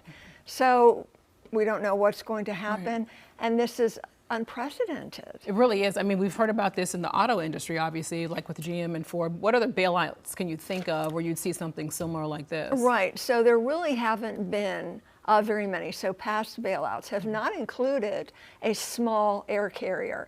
It's been really on a wide basis. According to reports, previous bailouts were due to passengers being afraid to fly, like in the wake of terrorist attacks or during the pandemic, not because of high costs. So any word right now from Spirit or the White House? So the attorney for Spirit does say, yeah, there are talks with the White House, but Spirit says it's business as usual, and the White House isn't saying anything one way or the other. We're just going to have to wait and see what happens. But supposedly, a deal is in the works. I mean, you said this is unprecedented, Mackay. What are your thoughts? It's unprecedented. Well, I mean, should the government own an airline or be the major stakeholder in an airline? Because you know what that means. We taxpayers are going to pay for the airline. There's the question. And some experts, financial experts, say let Spirit fail. They're no good at what they're doing. Let them fail. Yeah. So I don't know what's going to. A lot of people depend on Spirit. A lot of jobs too that you're. A lot of jobs. We hate to see people lose their Absolutely. jobs. Mackay Beeler, appreciate your reporting. Thanks as always. You. Happy weekend to you. You too. All right, now we want to be able to show you some crazy video of a tornado in Oklahoma. Look at this. This video shows the moment the tornado ripped through the small town of Idden. Now, multiple homes, they were just destroyed, and about a dozen people were hurt in all this. The sheriff's office says that of those injuries, so many of those injuries are minor, but it's just amazing to see this funnel cloud right there just form and as it moves. The good news, though, to report no deaths to report at this time. Let's talk about things here at home and bring in meteorologist Andrew Breitman. Andrew says we take a live look here at Charlotte Douglas Airport. No severe weather here, just a severe drought. Yeah, that's right. Just incredible how dry it's been, but also that tornado footage. And there's a lot of that floating around on the internet from Oklahoma. There's a lot of severe weather a lot of low precipitation supercells, so you could see the tornado from many different spots here, and there are multiple tornadoes. 79 degrees right now, calm conditions, dew points in the upper 40s, bone dry conditions here across the Carolinas. They'll see a couple more clouds popping up, trying to see if some of this is actually reaching the ground up in Boone and Jefferson, but highlighting some of the changes we're going to be seeing here as we look forward towards the weekend. That same frontal boundary that brought that severe weather to Oklahoma continues to push east. That eventually is going to move into the Carolinas, just not going to be packing nearly the punch like what they saw yesterday evening across Oklahoma. Let's talk about some of the wildfire smoke. We've been talking about some of the wildfires, not just so much in Avery County, but down in Georgia in particular. This smoke is actually going to be moving into the Carolinas as we go throughout the afternoon hours. If you notice a little bit more kind of a haze in the air, this is the reason why it's going to be more pronounced farther off to the south near Columbia as we go throughout the afternoon into the evening hours. Just something to keep in mind. Weekend forecast, showers and storms on Saturday. Sunday here, temperatures going to be in the upper 70s. Might see an isolated shower, but increasingly looking dry. Futurecast. As we go into this evening, partly cloudy skies, wonderful evening for the most part. There's that slight chance of a shower up across the mountains. Now as we head into your Saturday morning, mostly clear skies here across the region. That continues through about sunrise. Now, as we go into the afternoon, that's when things start to change. That's when the shower chances move up. This is noon on your Saturday. Heading into the middle of the afternoon, 3 o'clock here on your Saturday. Those scattered showers pushing on through and continuing into the evening hours. Starting to clear out overnight. It should be dry here on your Sunday. Beautiful weather, really cooler too, much more comfortable. Kind of that really freshening, nice spring air is going to be back across the Carolinas. And as we go into your Sunday evening, we're in good shape. And that's also the case as we head on into your Monday as well, with the very comfortable conditions ahead for the Carolinas. So around the crown, yeah, we've got the beautiful weather here as we go into the afternoon. Temperature's going to be up into the middle 80s for just about all of us here across the Carolinas. It's going to be a toasty one out there. Charlotte, Concord, Albemarle up into the middle 80s. Shelby and Gastonia later on today heading up into the mid 80s as well. Your pinpoint 7-day forecast, a little bit cooler here as we start off next week. And then could see those showers return once we get to your Wednesday and Thursday. Alicia? All right, thank you, Andrew. The future of the light rail in Charlotte, the plans and wait times, though, for the proposed Silver Line. We're going to talk about it next. You're watching Queen City News at noon, the most honored and the most local news right here in the Queen City.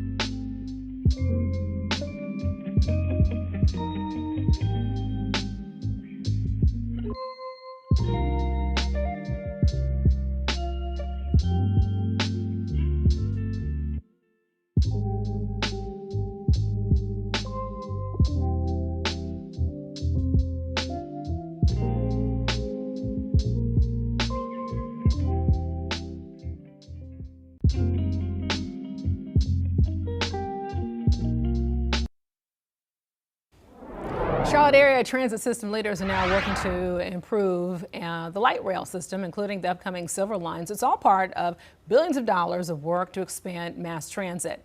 And an east-west light rail train that goes to the airport has been talked about in the Charlotte area for decades. So project leaders now say the money raised from the 1% sales tax Mecklenburg County voters approved last year will now be enough to build from the airport through Charlotte to the Beauplex. So construction is still years away. But in the meantime, CATS officials are now focusing on the Blue Line construction in South End.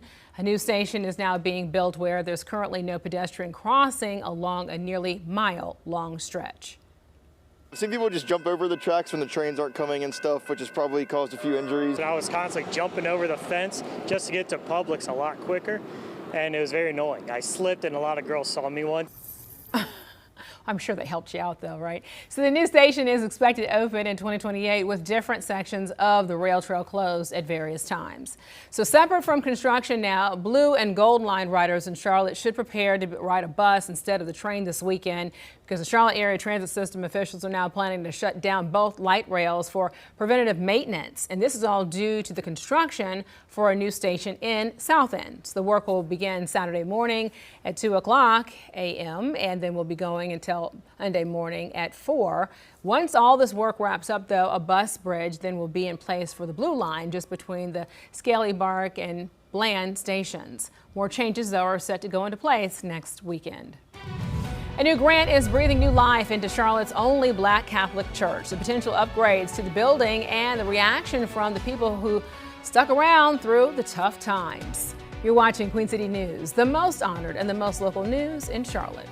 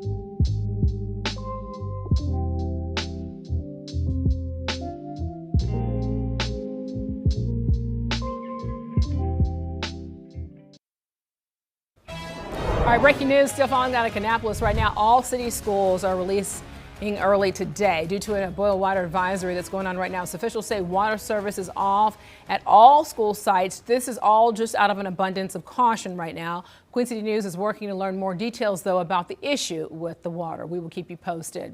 And Charlotte Mecklenburg schools will not have class next Friday because of a statewide teacher protest. The district leader has just made the official schedule change in an emergency meeting. Thousands of local teachers plan to protest in Raleigh next Friday, May 1st, for better pay. And Charlotte-Mecklenburg School Board members voted less than an hour ago to cancel classes and make Friday an optional teacher workday. And the Panthers have now officially welcomed Monroe Freeling to Charlotte with this big celebration you can see right here at the center of the city. So Freeling got the chance to be able to take part in the tradition of the beating of the drum and also just saying keep pounding for the first time. Freeling is actually no stranger to the Carolinas, though. He actually played college ball at Georgia, and then Freeling was born in Mount Pleasant, South Carolina.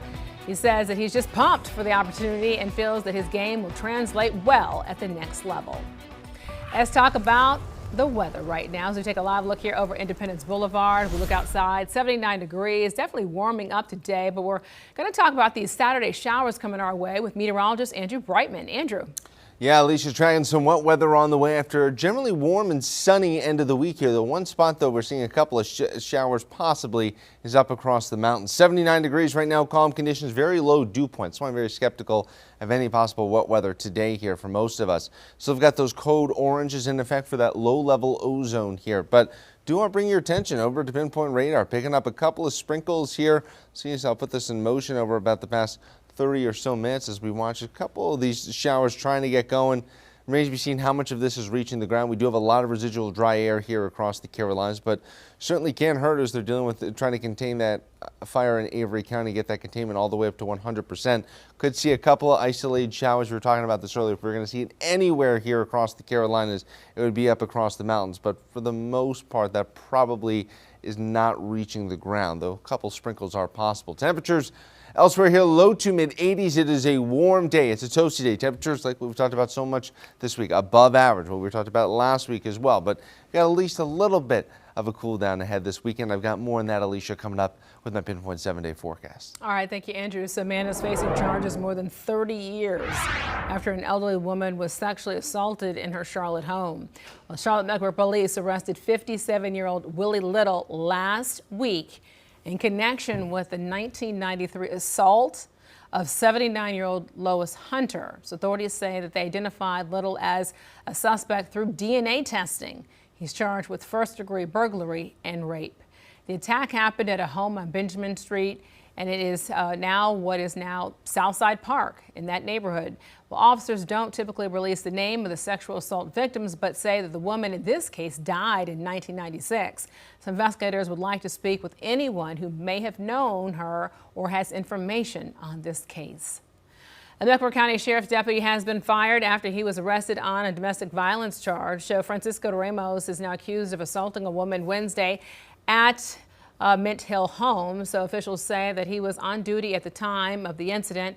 Ramos has since posted bond. Authorities terminated him from his role with the sheriff's office. And a North Carolina father says that he's shocked over the allegations that his daughter is part of a plot to commit a mass shooting at a Texas synagogue.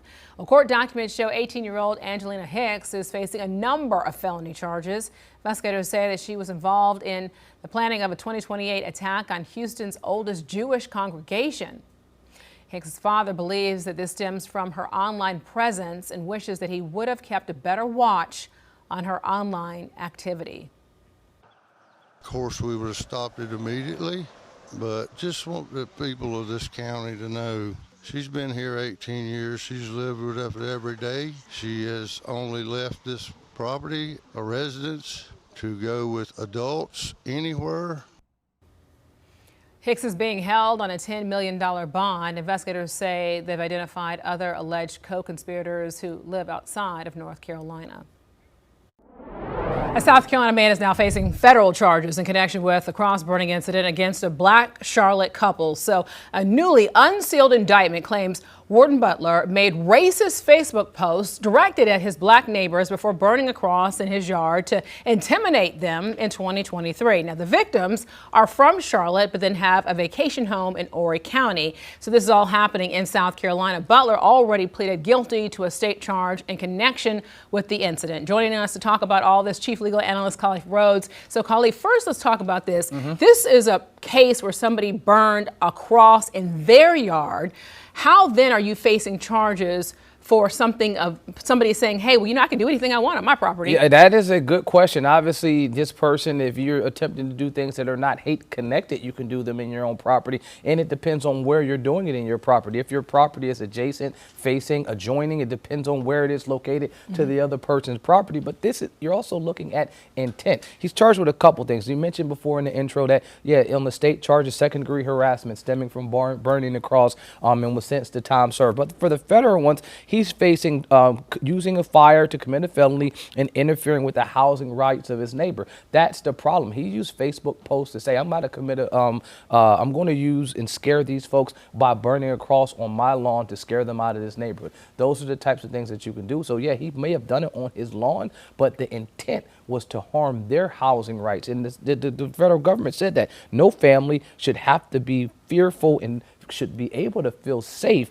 in their own homes. Butler actions threaten that fundamental right. All right, let's talk about that. I mean, this case has now moved to the federal level. So what does this tell us about what the prosecution is viewing and how they're saying about the severity of this crime? It's a little bit of a different twist. Sometimes with drug charges, they start at the state level, and then if it's a whole lot of drugs, large amounts seized, then the federal government will come in. This is different. When you're talking about hate crimes, specifically states that don't have hate crime related type of charges, the federal government will then come in and say, hey, we can charge you and we can prosecute this type of case. That's the angle I think is happening here more than anything else. That look, we want to ensure that the criminal justice process is twofold. We want to have the punitive side and the rehabilitative side, but we also want to have the deterrent side. We want individuals to not want to do this. These type of charges, these type of cases stem from the civil rights movement in the 50s and the 60s, when you had cross burnings in the South on a regular basis, when the federal government was prosecuting these cases all the time. So this is the agency that has a history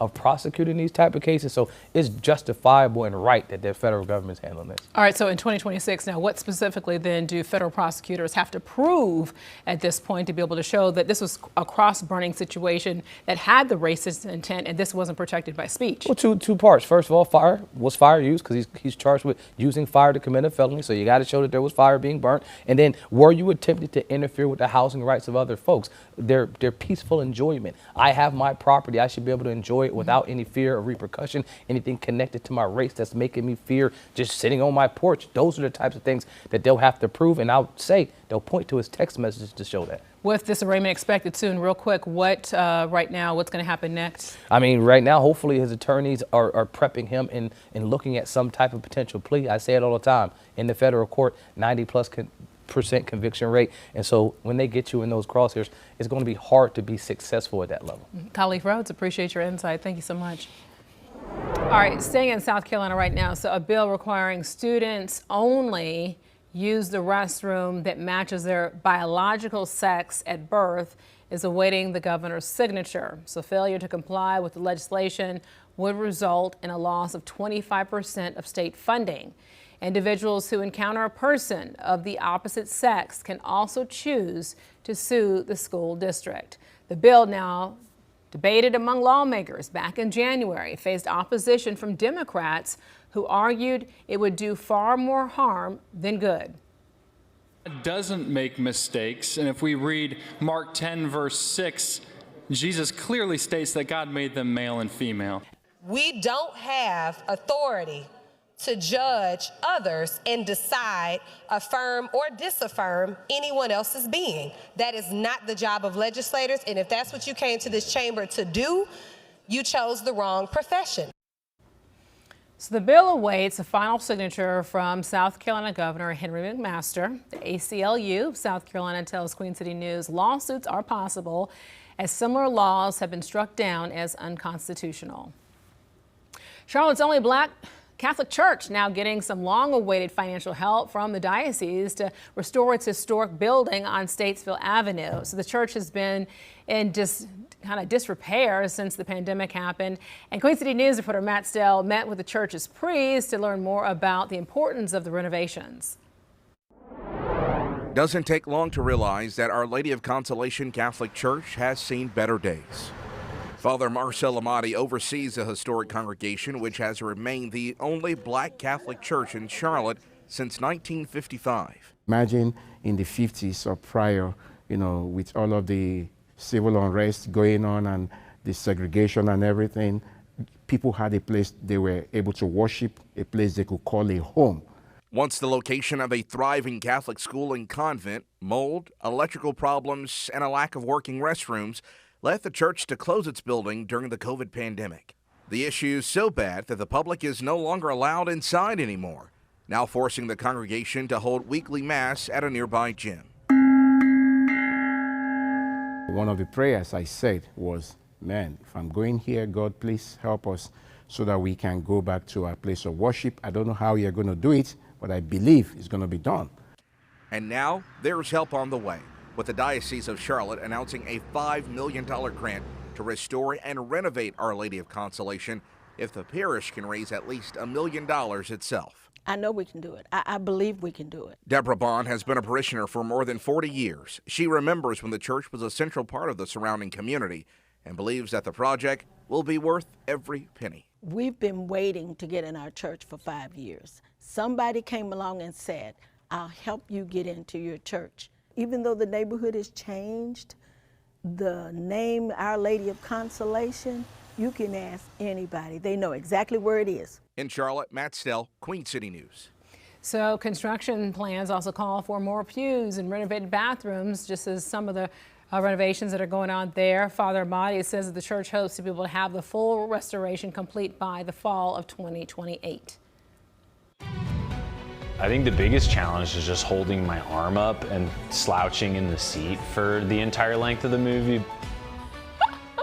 On Ghouls Night Out, puppeteers crack jokes and screen a scary movie with a crowd watching along. The story behind the funny running commentary. How amazing is this going to be? You're watching Queen City News at noon. Your time now is 12:40, 79 degrees outside. And of course, you're watching the most honored and the most local news right here in the Queen City.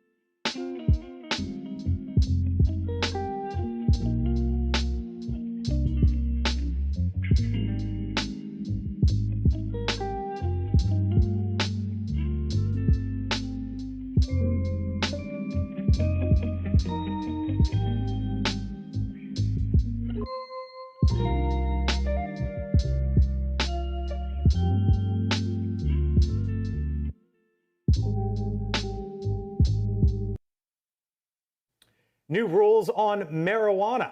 I'm Blake Berman, host of The Hill on News Nation. The Trump administration moved to reclassify state-licensed medical marijuana as a less dangerous drug on Thursday. The acting attorney general's order makes it a Schedule III drug instead of a Schedule I drug. The order also loosens regulations and provides a tax break to licensed marijuana operators. While the move doesn't legalize marijuana use under federal law, it does impact 40 states. with approved medical marijuana programs. A federal ban on marijuana has effectively been in place since 1937. Thursday's development comes after President Trump's executive order in December directing officials to expedite the rescheduling of marijuana more broadly in a push to expand cannabis research. A hearing involving the Drug Enforcement Administration on that is expected in June. I'm Blake Berman, and this is the News Nation Political Minute.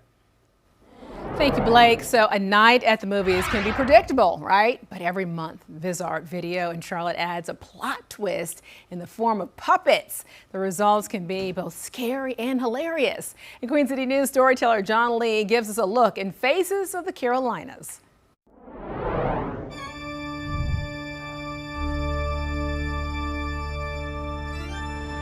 Sometimes to unwind, it helps to rewind. That's the idea of a movie night with a quirky plot twist. I would be so excited and love it. Without further ado, we're going to get our puppets and puppeteers up here. Welcome to Ghouls Night Out at nonprofit VisArt Video. Every month they screen a campy horror movie. It looks bad and sounds bad. Moviegoers see the screen and the smart aleck puppets. This stinks. What makes it a real screen is the comical running commentary. A lot of people compare the three of us to the Three Stooges. But when I hear that boils my blood. Honestly, it's very, very close to Mystery Science Theater. This night's flick is a VHS selection, Vampire Trailer Park. The performers are caught up in an arms race for laughs. I think the biggest challenge is just holding my arm up and slouching in the seat for the entire length of the movie. Was this some sort of vampire trailer park? The puppeteers include Mira Phelps with Lawrence. I think people like that it's like interactive. Uncle Scrunkle is Nathan Matthews' left-hand man. So this is the first time I've used this puppet. And Grace Trotta gives life to Carnelia. I think people love being involved.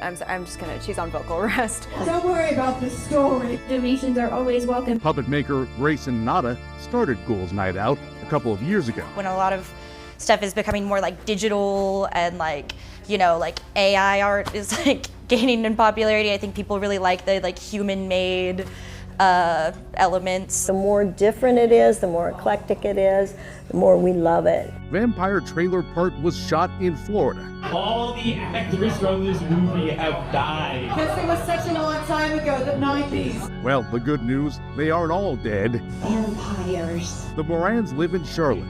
Kathy plays a psychic, while Patrick was co-producer writer. It's a lot of fun. And you don't believe that? They got to you. The Morans say their idea was groundbreaking. Bulimic vampire movie. Bulimic vampire. Nobody had done it. No, I don't think anyone's done it since. We might be the first. I don't want to lay claim to having the first bulimic vampire movie, but we're certainly one of the first. Yet another hole in the plot of Vampire Trailer Park. Many of the puppeteers have stand-up comedy backgrounds. Coincidence? Bounce ideas off of each other, and I know, it's social for me. I get to leave the house, which is great. I'm kind of an awkward person. It's hard for me to connect with other people, but through the medium of Ghouls Night and through art, I've been able to connect with my neighbors. Act excited. Mr. Matthews is a music teacher. And if we can all share a chuckle over somebody getting his throat slashed, I think that makes, our world a better place. Message of hope.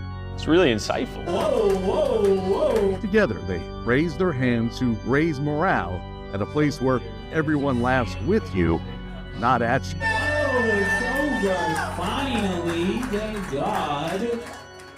Good job, everybody. In Charlotte, John Lee, Queen City News. Oh my goodness. Their hands have to be tired from holding the puppets, right?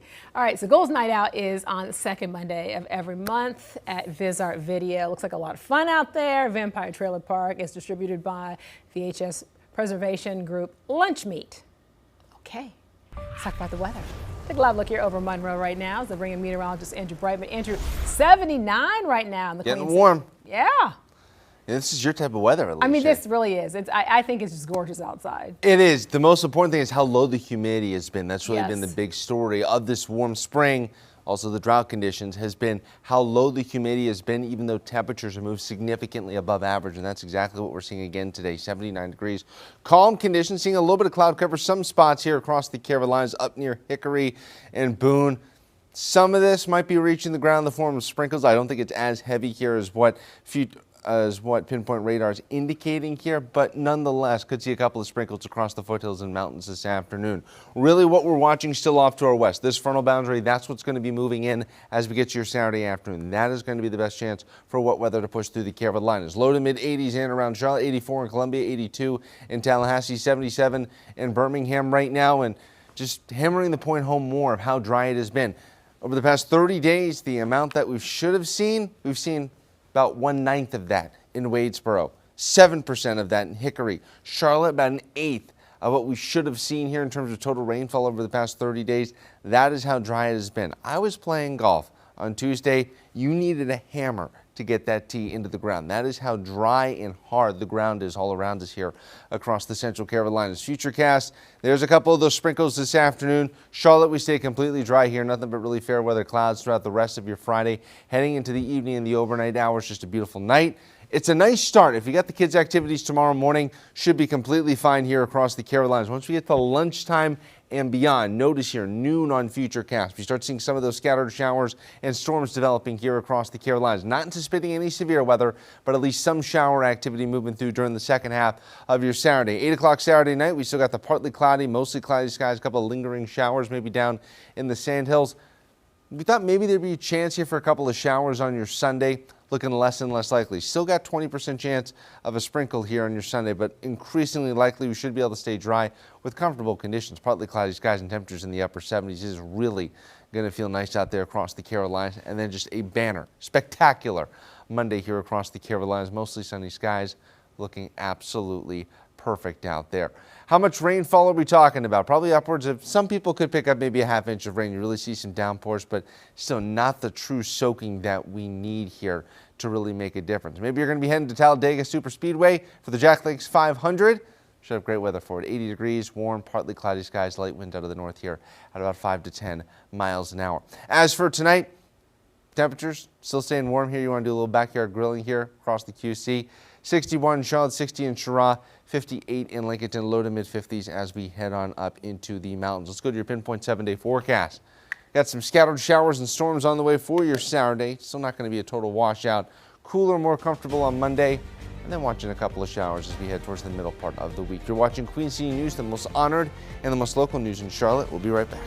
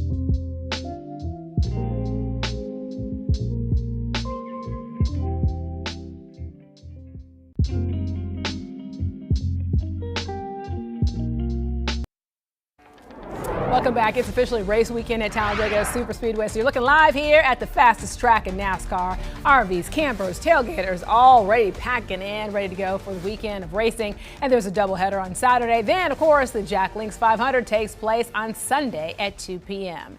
And while fans are excited for another weekend of racing at the highest level, the NASCAR world reflects on Talladega's winningest driver, Dale Earnhardt, who died 25 years ago at Daytona.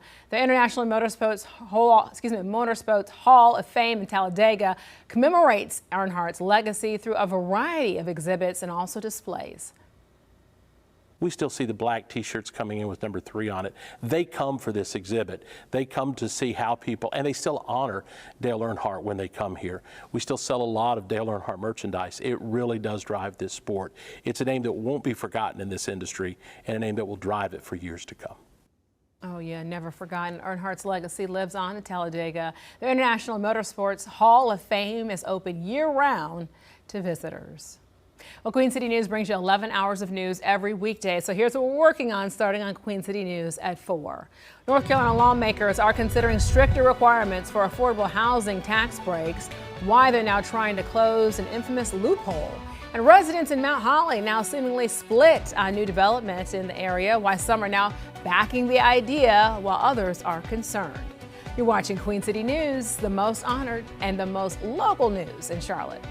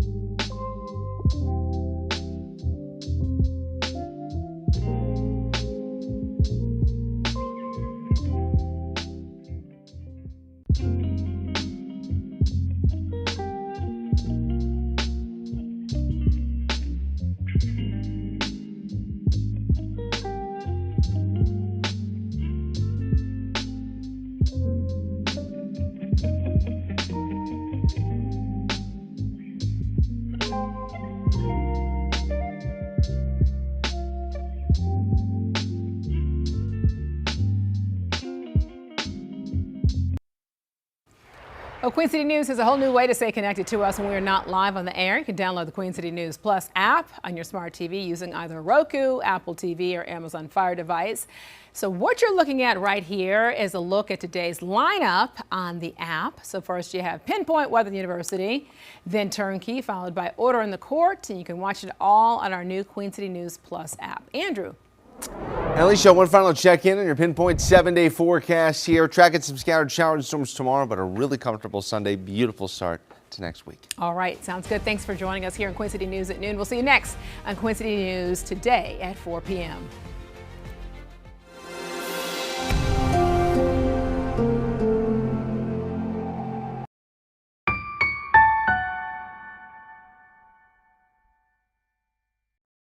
Coming up on this edition of Pinpoint Weather University, the drought is expanding, and so is my inbox with several questions about the drought as water conservation picks up and people are trying to hit the lake in lower lake levels. The desperate need for rain continues. We're speaking to the North Carolina Climate Office about how this drought compares to the 2007 historical drought in the Carolinas. Plus, the North Carolina Department Advisory Council is here at me today to talk about some educational tips they're giving to the public as water conservation picks up. So is the drought. I'm also talking about the science behind one weather scenario that could bring us several days of rain during the late spring and early summer months. We'll detail the science with that, all coming up on this edition of Pinpoint Weather University. And folks, it starts right now.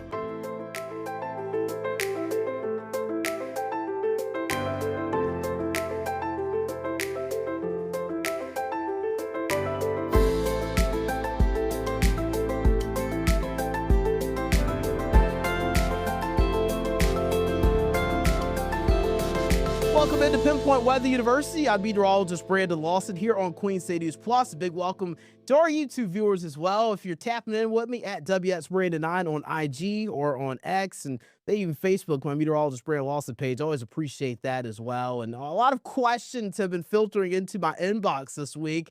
And the biggest question I'm getting is what is going on with this drought? It's a drought we've been talking about really for a few months now. We've been talking about how the wildfire threat has been really picking up here rapidly over the last few months. And we've been discussing the drought, and it's been a big topic. And unfortunately, I think people are just now recognizing that the drought is actually a big deal right now. And as temperatures warm up, people get outdoors, they're trying to hit the lake, and they're seeing the lake levels are lower. People are scraping their boats, and I think people are just getting the impacts of it now that we're warming up. And to talk about the drought today, I'm joined by a special guest. I've got Corey Davis from the North Carolina State Climate Office there. He's the Assistant North Carolina State Climatologist. And Corey, I feel like you've been busy and your inbox has been filling up a lot this week over the drought too, my friend.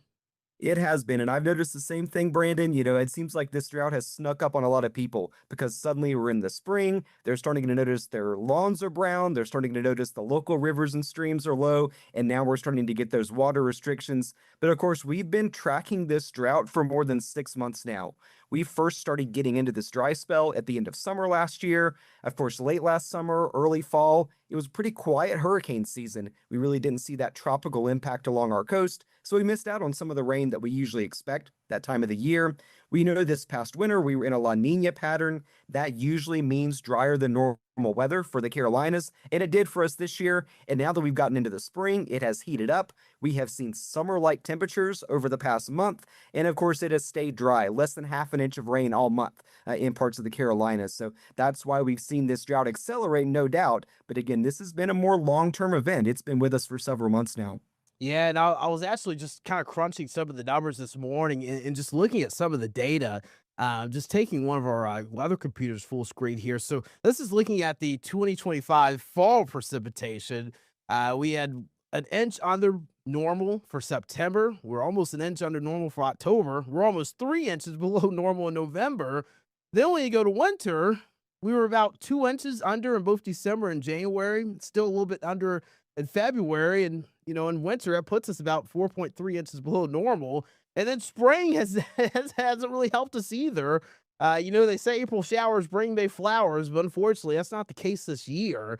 Looking at about 2 inches below normal already here for April. And then March in Charlotte, We had the 3rd or 8th driest March on record. So again, it has just been incredibly dry. So far in April or in spring, we're already about 5 inches in the hole. So I do like how you mentioned this has been something that's been going on for quite some time.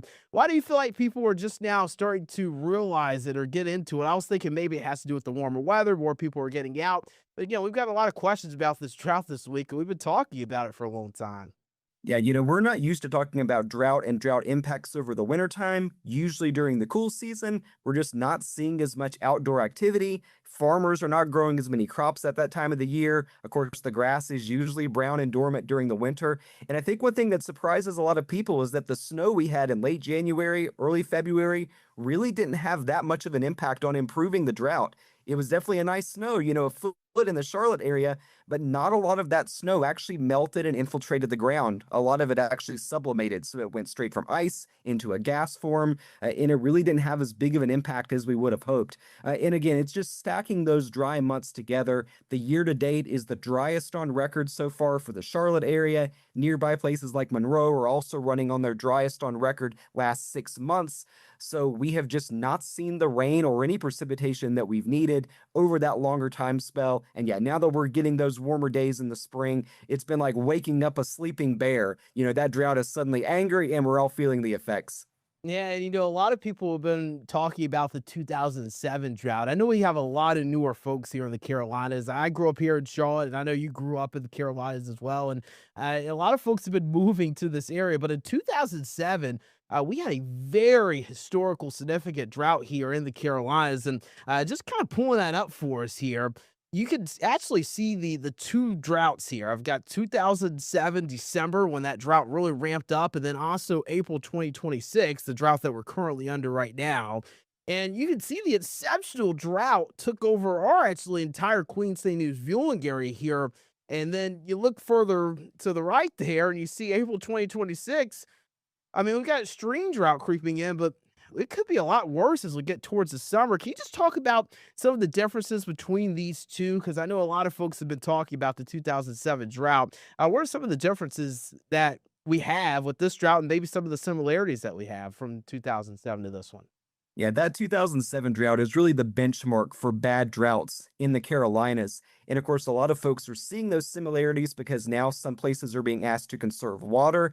That was widespread, especially by the late summer and fall of 2007 when we were in those exceptional drought conditions. And on the drought map now, we are getting into that extreme level. That's not far away from where we were at the peak of that 2007 drought, but some of the big differences mainly in the time of year when these droughts emerged. That 2007 drought started in far western North Carolina, coming out of a fairly dry winter, but an especially dry spring in that part of the state, and then it just ramped up over the summer. Very fast emerging, like you're showing here.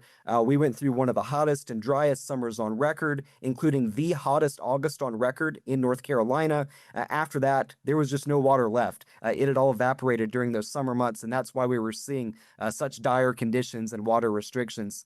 The current drought has mainly been a cool season drought to this point.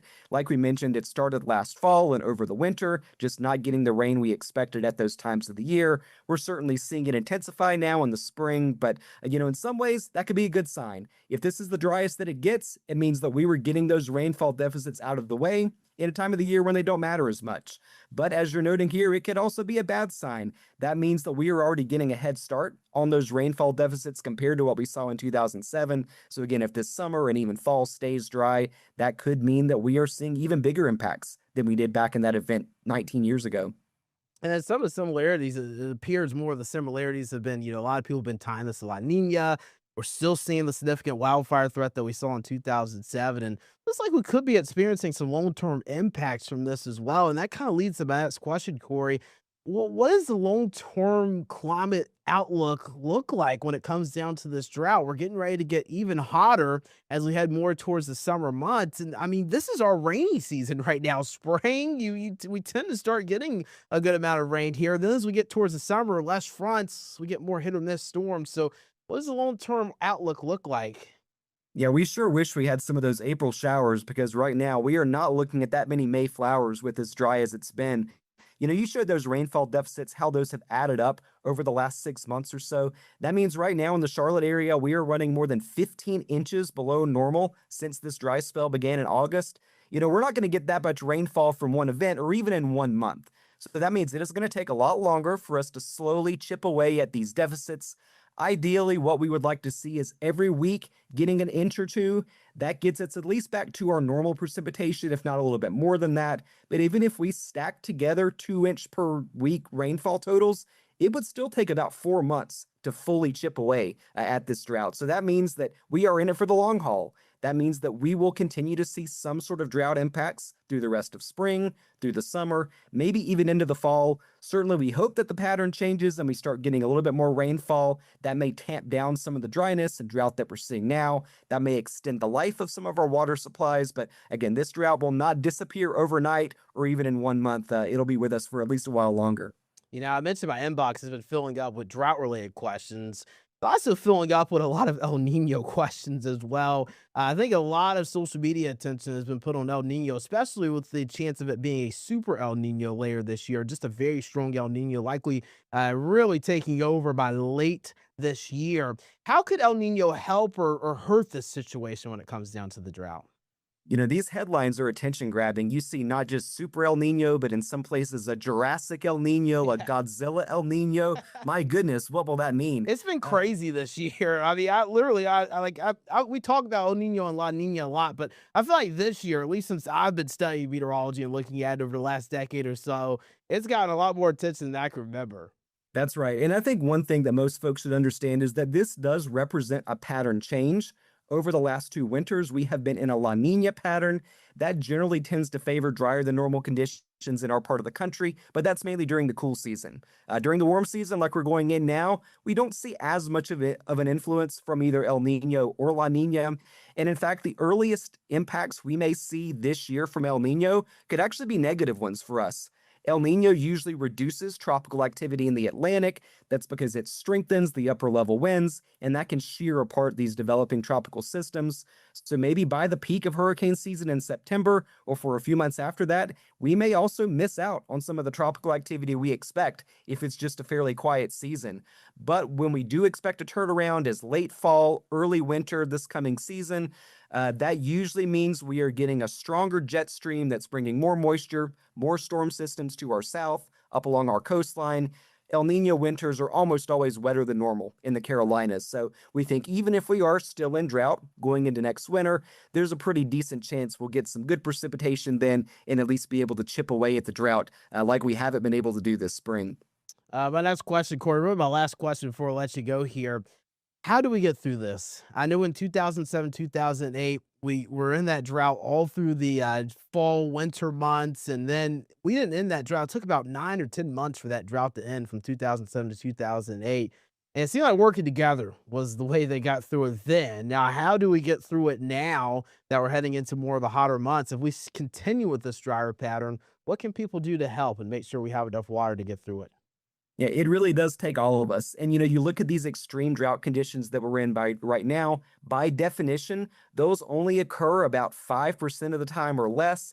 So when we see people being asked to save water, being asked to follow burn bans and other local advice, this is a vast minority of the time that we're asking folks to do that. This is not becoming the norm. Again, this is just one of those rare events that happens in the Carolinas sometimes, and that hasn't happened in almost 20 years across the Piedmont areas. So again, it takes that cooperation. And I like to encourage folks, just be aware of where your water comes from and how much you're using in your household. At some point, you may be asked to take shorter showers or make sure your dishwasher is full before it runs. Again, those are just smart energy and water saving things that'll also cut down on your monthly water bill. So really, it's just smart to be more aware and be a little more careful about the water that you're using.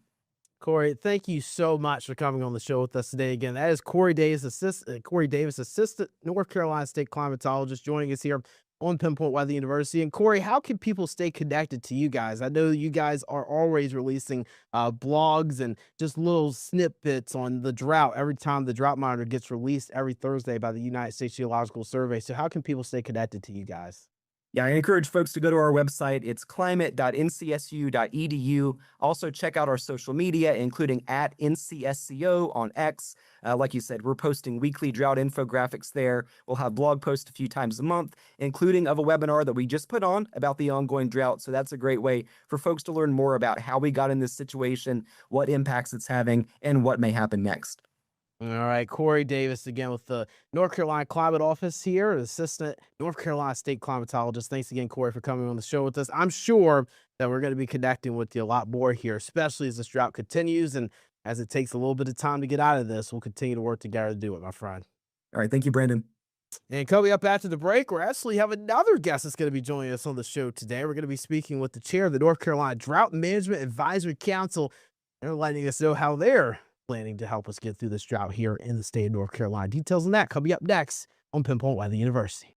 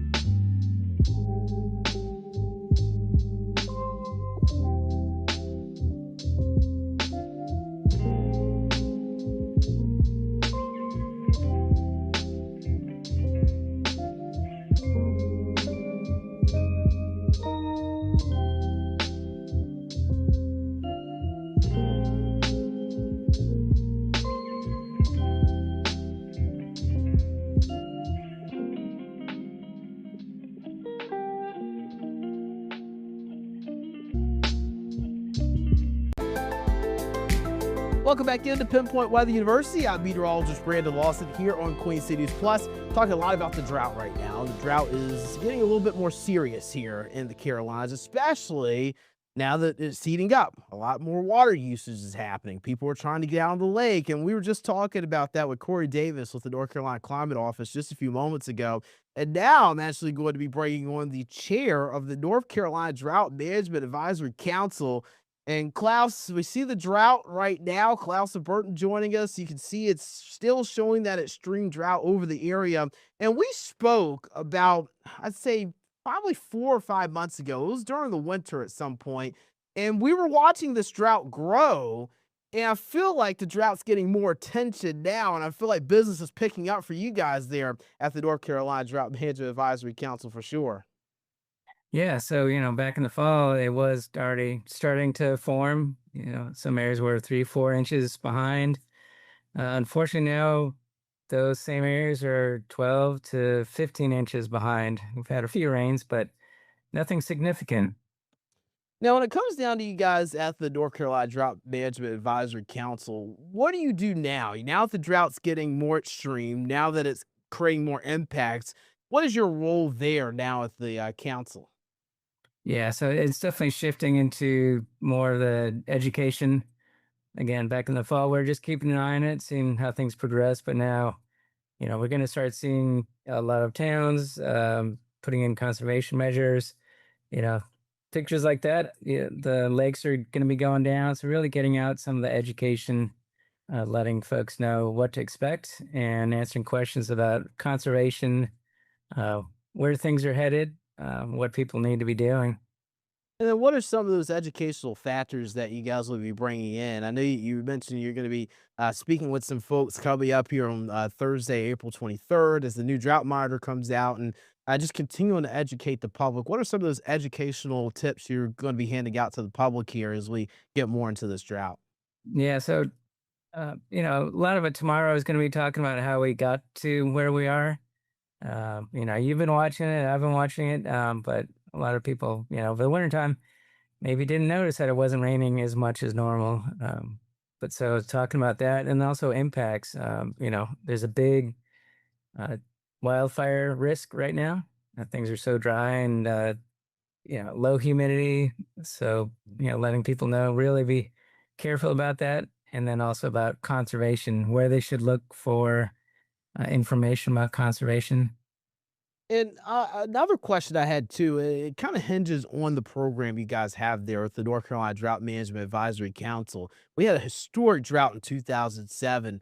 And I believe last time you spoke to me, Klaus, you were mentioning that that was a big driver for starting programs like the one you're chair of. Mm. Right. And so a lot of the legislation and kind of guidelines that were put into place back in 2007, 8 are really getting implemented now. Uh, you know, cities need to have water shortage response plans that are tied to specific triggers, conservation measures. So the 2007-8 did kind of give the state a wake up call, and now we're putting a lot of those practices into place.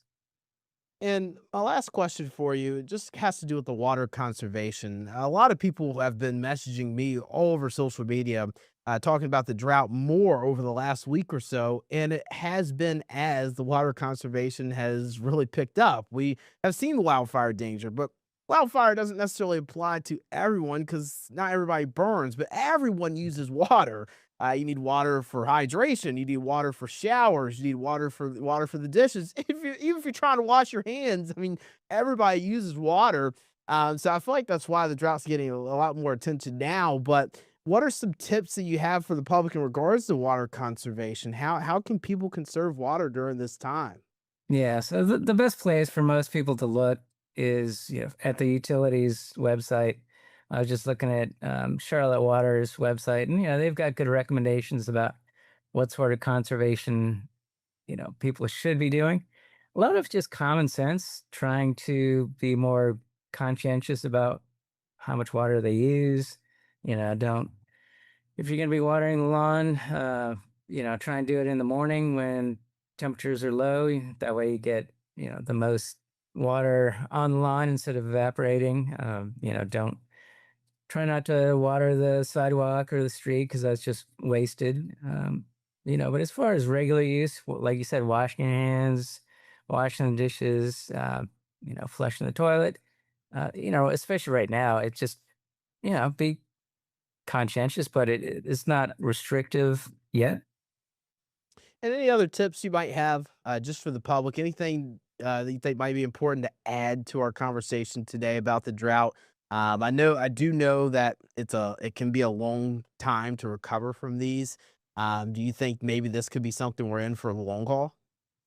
We're definitely going to be seeing some of the impacts through the summer, even if our pattern does change in May, which, statistically it should, but, we should be in a better shape right now than we are anyways. So, we could stay in a dry pattern. Again, we're 12, 15 inches behind, so it's going to take a while, even if we.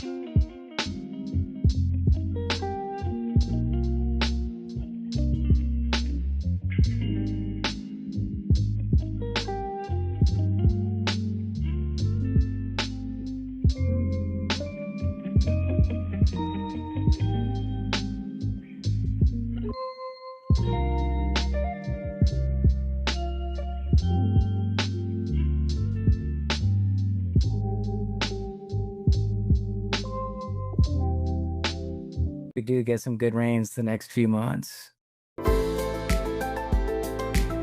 Welcome back into Pinpoint Weather University. I'm meteorologist Brandon Lawson. We've been talking a lot about the drought this episode, and I feel like it's warranted. A lot of questions have been coming because of the water restrictions and all the outdoor festivities that we like to do on the lake. Some of that stuff kind of coming to a halt here as temperatures warm up. And I think that is allowing people to be a little bit more concerned. Is the thing is, I was just actually talking about it over the break with Klaus. We were talking about how, during the winter, you might not have these impacts as much, right? We're not using as much water. And then when we get into the spring, we've got wildfire danger, but not everybody's burning. People across the Carolinas, there's some that do burn brush, but not everybody burns brush. Not everybody has a fire pit. Not everybody has a fireplace that they use. However, everybody uses water. So when you tell somebody to take a shorter shower, when you tell somebody to only use a dishwasher when the dishwasher is full, when you tell somebody they can't rinse the pollen off their car but once or twice a week, we got problems, right? It's impacting you. So now I feel like it is getting a little bit more attention, and a lot of folks are really interested. Now, as it gets attention, many folks want to know how we get out of this. Now, I'm not going to be a buzzkill here, but I do hate to say it. It's going to take time. It takes time to get out of drought. Droughts do not end in 1 month. They don't end in 3 months, especially a drought like this one that's so extreme. This is going to take several months, maybe even until later in the year to officially get over the drought. And that's only if we get into more of a rainy pattern. It could go even longer if we stay dry. I've been using the credit card example a lot, but Klaus over the break actually used a really good example. Imagine missing a paycheck for 6 months and you finally get your paycheck. You're able to eat your food, but it's not helping your debt out too much, right? So we're behind by 6 months of rain, and we need to get ahead of that by getting way over our averages over the next several months. And you don't want to get too much rain to create flooding. So I want to point out one scenario that might help us. We see it a lot in late spring, early summer. It's called a cutoff low. Let me go ahead and pull it up for you full screen. So a cutoff area of low pressure, again, you've got your jet stream to the north. That is that ribbon of flow in the upper levels. That's where all your storm tracks are, up there in the upper levels along the jet stream. Jet stream controls a lot of the weather patterns. But what happens if a little piece of energy or an area of low pressure gets cut off from that? So what ends up happening is when those areas of low pressure, they get away from the jet stream, they get cut off from the main flow. And when they get cut off from the main flow, they just kind of meander around a certain area. However, if we get a cutoff low, it tends to lead to a lot of rainy weather wherever it sits because it's just constantly creating lift in the atmosphere to create showers and potential storms.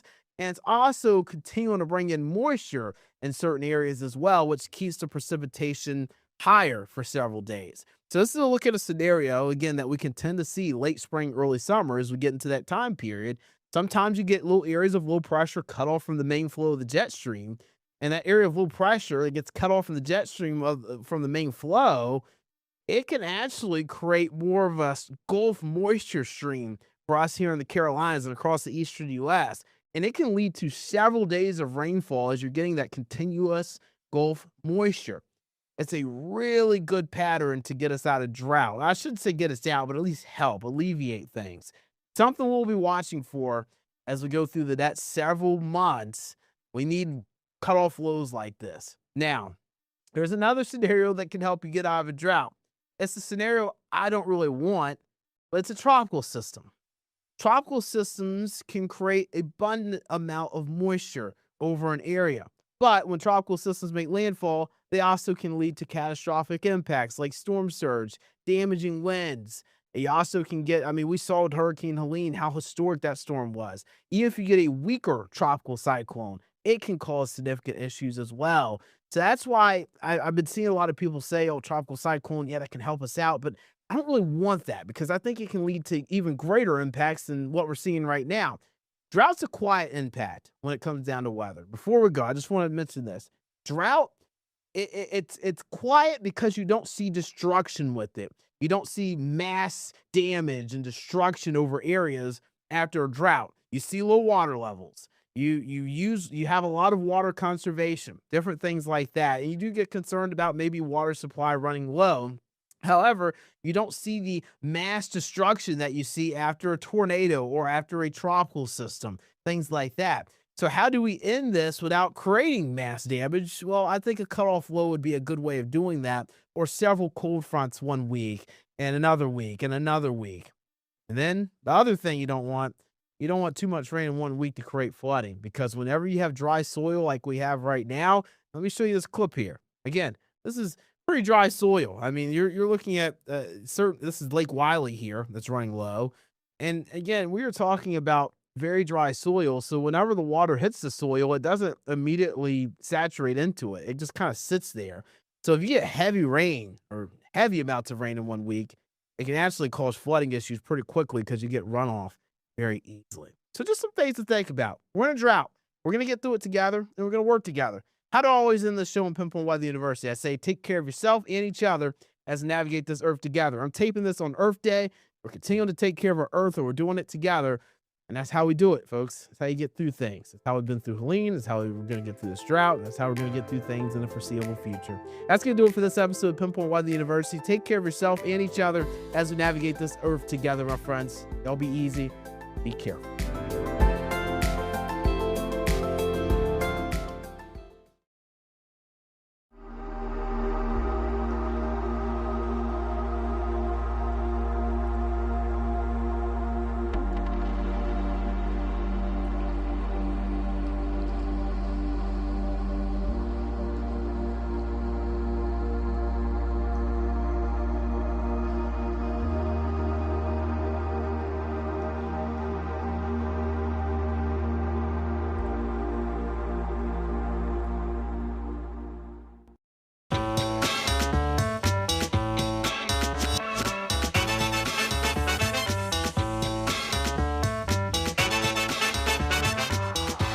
Welcome into Turnkey on Queen City News Plus, your go-to show for everything real estate. We talk about the latest market trends, do's and don'ts of the industry, and provide expert advice on navigating this dynamic landscape that we call home. This week we're talking golf. A lot of people know this guy right here, Jon Rahm, professional golfer. He's won the Masters. He's won, I think, more than one major. Pretty accomplished. But what about that guy walking up to him? Adam Hayes has made the headlines recently, along with his real estate agent, Ben Bowen, with Premier Sotheby's International Realty. Ben, thank you so much for coming on Turnkey. Morgan, thank you for having me. My pleasure. So, Adam is a new client of yours. Is he new, or did you know him before? So I knew Adam's wife, Brandy, before. Okay. And so, but they are new clients. We just listed their home for sale last week.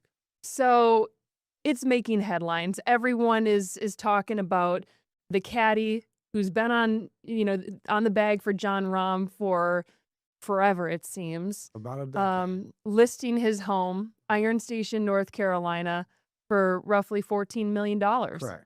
That's a pretty price tag. I will say a lot of the comments that I've received have been, wow, a caddy has a $14 million home is pretty impressive. Well, they've done well for themselves, and there's a backstory to how they got there. Mm-hmm. Happy to share some of that with you. Yeah, I'd love to. Yeah. So when Adam began caddying, he was struggling and not making a ton of money. Mm-hmm. His wife, Brandy, had a very successful real estate business. And so I think Brandy kind of carried them through the early years. And as Adam's career grew and he became more accomplished, he got on Jon Rahm's bag about 10 years ago. And Rahm was at one point the #1 caddy in the world. So when she was a realtor, she has a very keen sense of design and taste and style. And they have bought and flipped a couple of homes on Lake Norman. Okay. They lived in, fixed up, sold. So they made some very wise real estate investments, and they built some wealth through real estate on Lake Norman. And after a while, it got to be just kind of a busy lifestyle on the lake. And when Adam was home from traveling, I think he wanted some space and serenity. And so they decided to acquire this property they put together. And then they worked with one of the top architectural firms in Charlotte and a great custom home builder and built this property that they call Stone Falls Farm. So it's evolved process through the years of a joint partnership between the two of them. Well, it's a beautiful home. It's a beautiful area. Correct me if I'm wrong, but 136 acres, something like that? So correct. They are selling the home on 100 acres, and they're going to retain the other 36 for themselves for a potential smaller home there. Okay. I thought maybe when you listed it that a lot of times with these bigger properties that are more expansive, you'll see that the home is listed with acreage and then the acreage is listed separately, and then the buyer has the opportunity to purchase the acreage as well. I guess it's just more marketable that way. I thought maybe that was the reasoning for that, but it sounds like it's different in this circumstance. Yeah, in this circumstance, they would like to keep the property next door to it. If the right buyer comes along and the numbers match up, they would be willing to consider selling it. But at this time, they're planning on keeping the 36 acres for the opportunity to have a smaller home. So you always seem to have the listings that everyone's talking about. A tip of the hat to just you're talented and people want to work with you. And I think we've talked about this before because I've had you on turnkey for another property, and you're just yourself. Is that the magic to getting these listings? Is people know what they're getting with you and they know the personality and the person? I hope so, Morgan. I had somebody tell me recently that I was the same person in person I was on my videos, and I certainly hope that I am. I don't try to come across somebody that I'm not, but the only way I know how to be is myself, and so that seems to work. But yeah, I love what I do. And the prior person I was on here for today is his birthday. Wait, whose birthday is it? Shaq's.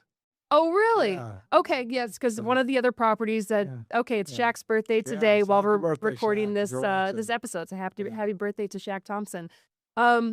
So obviously personality is just one part of listing a property like this. It is so involved. I'm going to run a clip of yours Okay. that I pulled from some of your listing videos, and I would love to just kind of talk about what goes into that whole part of listing a Sure. property. So Sure. why don't we play that and then we'll kind of break it down. So your home and gardens have been featured not one, not two, but 3 magazines. Tell me what makes this place so special. I really enjoy gardening and all of my animals. What kind of animals we have? We have alpacas, chickens, and guardian livestock dogs that are Great Pyrenees. I think what I find so interesting, Ben, about this video in particular is very rarely, if not ever, do you see the seller in the videos. Especially at this price point, right? A lot of times they don't even want anyone to know their name. Sure. So what was that conversation like? Did you have this idea that you wanted to put Brandy in the video? How did that come to be? So a big part of what makes the property special are the gardens. That's Brandy's passion. That's her hobby. That's her love. And I told Brandy I could never tell that story as well as she could, and asked if she'd be open to me just talking with her for a few minutes about the gardens and what makes that so special. And she's very personable. Brandy knows a lot of people in the area. She's a real estate agent herself. Brandy has a website or a Instagram page for Stone Falls Farm, the property. She has brought children out there, people out there. They have alpacas, and they've had sheep out there. And you got to use the gym equipment, I see. Use the gym equipment. Yeah. I noticed that you put the what do you call it when you select the weight?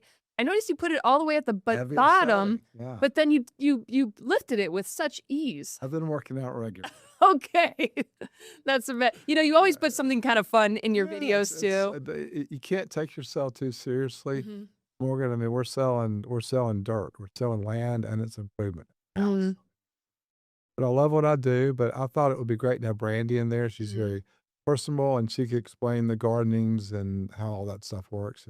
The way they built the gardens is you can really spend a lot of time doing that, or it can be pretty self-maintaining if you want it to. So if somebody's not a huge gardener, they could buy it and still maintain all the gardens without a ton of work. So, question then. Brandy's got a background in real estate. She does.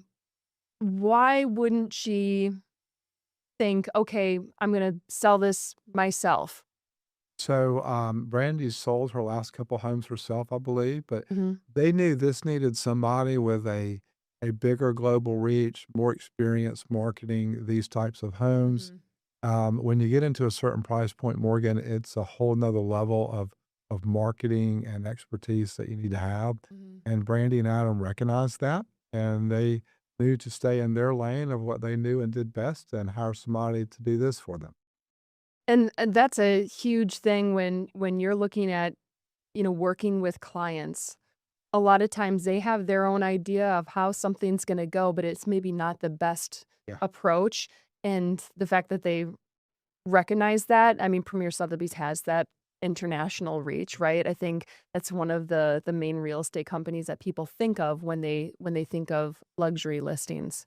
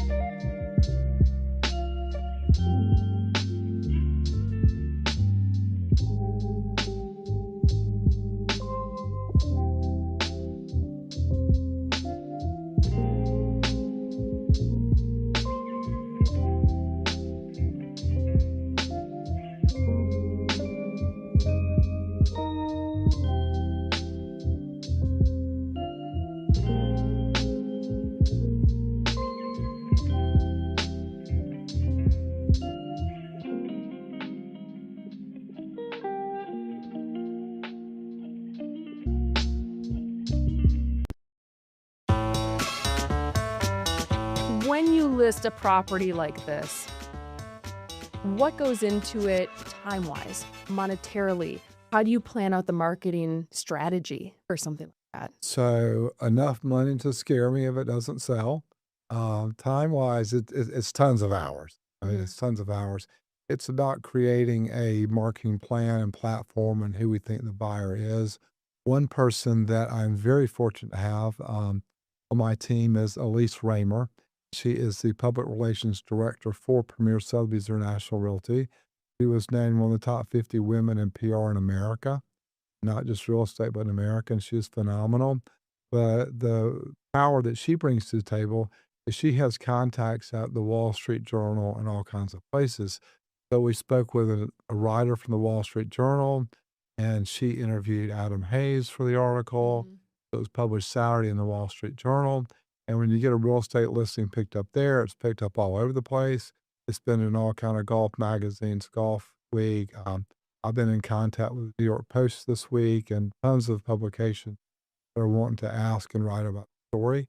So our PR department gives us the ability to have a reach way broader than I could ever have. And I know as the real estate agent, you want it to be all about the real estate, but there is that one part about the golf that makes the headlines, and that's what does it, right? It does. So we had a lot of discussions with Adam and Brandy about that. Mhm. They are very private, and they would prefer to have stayed private. But his relationship with John Rahm was going to create exposure for them.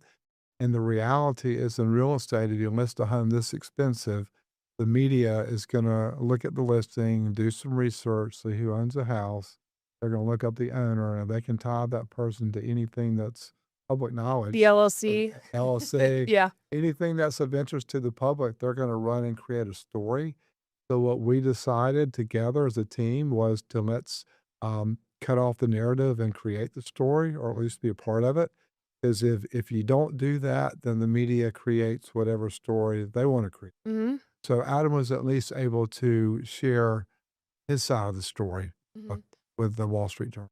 That's nice, and I know I get both sides of it. I understand, them wanting to have their privacy. This is their house, and now everybody is looking at every single picture, and probably noticing the master's bag that's hanging at the front entrance when you walk in. But there is that marketability aspect of it when you let people in a little bit, and it's a beautiful house. I would love to hear more about it. We talked about the gardens a little bit, but this is an expansive property. I mean, the gym, of course, you got to have the golf simulator, right? Yeah, absolutely. How many shots did it take you? So they didn't air. They didn't show my best shot. It's like they showed me a shot where it I didn't hit noticed the it green. trailed It's off like, a little bit, and I thought that too. I thought, wow, I thought Ben would have picked one that was a little straighter. So yeah, I should have done a few more. But so I think there's a trend more. Humanizing. We used to have like a man cave where the guys got this room for This is like a some ball games. man house. It's more than a man So cave. it's becoming into the whole barn dominiums are Mhm. super popular and stuff. And this is basically a barn dominium. One half of it is an active working barn. There are 2 animal stalls. Mhm. There are places for tractors and all the lawn equipment, gardening, farming equipment that you'd want to have. And the other side of that is a 3,000 square foot recreational area Mhm. with a full fitness center. Their boys play baseball, so there's a regulation baseball batting cage I figured there. there had to have been some sort of tie because that's Yeah. not something that someone just puts in. Baseball, Yeah. golf, yes, but a batting cage area, that's not something that you're just gonna Throw install. out. Yeah, So okay. I think if the buyer doesn't play baseball, have any draw there, that would make a phenomenal big putting green if they're a golfer. Right. Then of course the golf simulator. There's a bar there. There's a table there. You can sit there and hang out and watch your friends play. So with the simulator, you can Mhm. practice or you can play Pebble Beach and other famous courses there. But I think their kids have a great time while their friends over hanging out, just Mhm. playing courses, and Adam can practice there as well. So, Yeah, I mean, how can you not have a great yeah. time as a kid with Yeah. all of those toys at Yeah. your at the disposal? The property itself, I mean, 100 plus acres. There's plenty of room for whatever you want to do. Um, Tell me about the I saw that you were on, four wheelers at Yeah, one yeah. point. So the first cool thing about the property is I've seen homes on a lot of land that sit near the street. They don't have a ton of privacy Mhm. seen from the road. Their driveway is about 3/10 of a mile long. So you meander through the trees and woods to get to the house, and it just once you get there and see it, it's beautiful. So there's total privacy around the house. They have trails in the woods for hiking, for four-wheelers.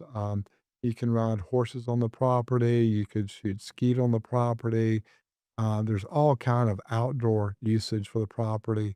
They built a large fire pit out beside the barn, and they can have 20 people there, 30 people there hanging out at the fire pit in the evenings, just picking out and hanging out. And I think they have invited a lot of their family and friends there to use the property. Mhm. Um, but the land gives you so many opportunities, and for them, the animals are a big part of it. They have alpacas there, Mhm. which are super cool. I have learned a little bit. The Great Pyrenees are guard dogs, so they guard against coyotes and foxes. Okay, So they interesting. protect the chicken and the sheep. And one of the really cool features that just shows you the detail of the home is in the backyard. There's a pool, but in the backyard there's a chicken house, and the chicken house is split by the fenced-in backyard. Mhm. So the chickens can come in from the barn side of the chicken house, lay eggs.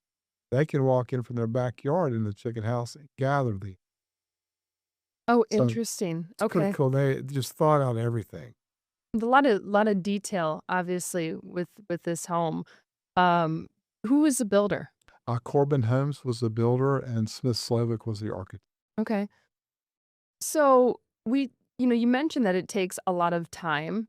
When did they approach you to list this property, and how long did it take you to get it to? I mean, it's only been on the market for a few days now. But how long did it take you to get to finally hitting submit on MLS? So I started talking to them about 6 months ago. So this has been in discussion for a while, and decided to do it in the springtime. So as far as actually getting the house photographed, getting the videos edited, that's been probably a 3 or 4 week process. When I met with them, they needed almost no staging advice. Their house is beautiful, but a lot of times you have to meet with the seller and help them show them how to make it show better. But their home looked great, but so it took about 3 to 4 weeks to get one. What am I reading? What am I reading about? There's an accent wall sourced from the Biltmore estate. So they've got a wall of some wood reclaimed beams that are 200 years old. That's from a Virginia barn That's in the area between the family room and the kitchen. It's probably 4 feet wide. It's a big, wide opening. That's Not sure if that's what you're referencing, but yeah, yeah. yeah. Accent wall, yeah, sourced from the Biltmore estate. It's just it sounds like, um, there's a lot of detail, and I think a lot of times when people are looking through the pictures online, which is of course why you do the videos as well, but it's you don't get all of those details unless you read the description.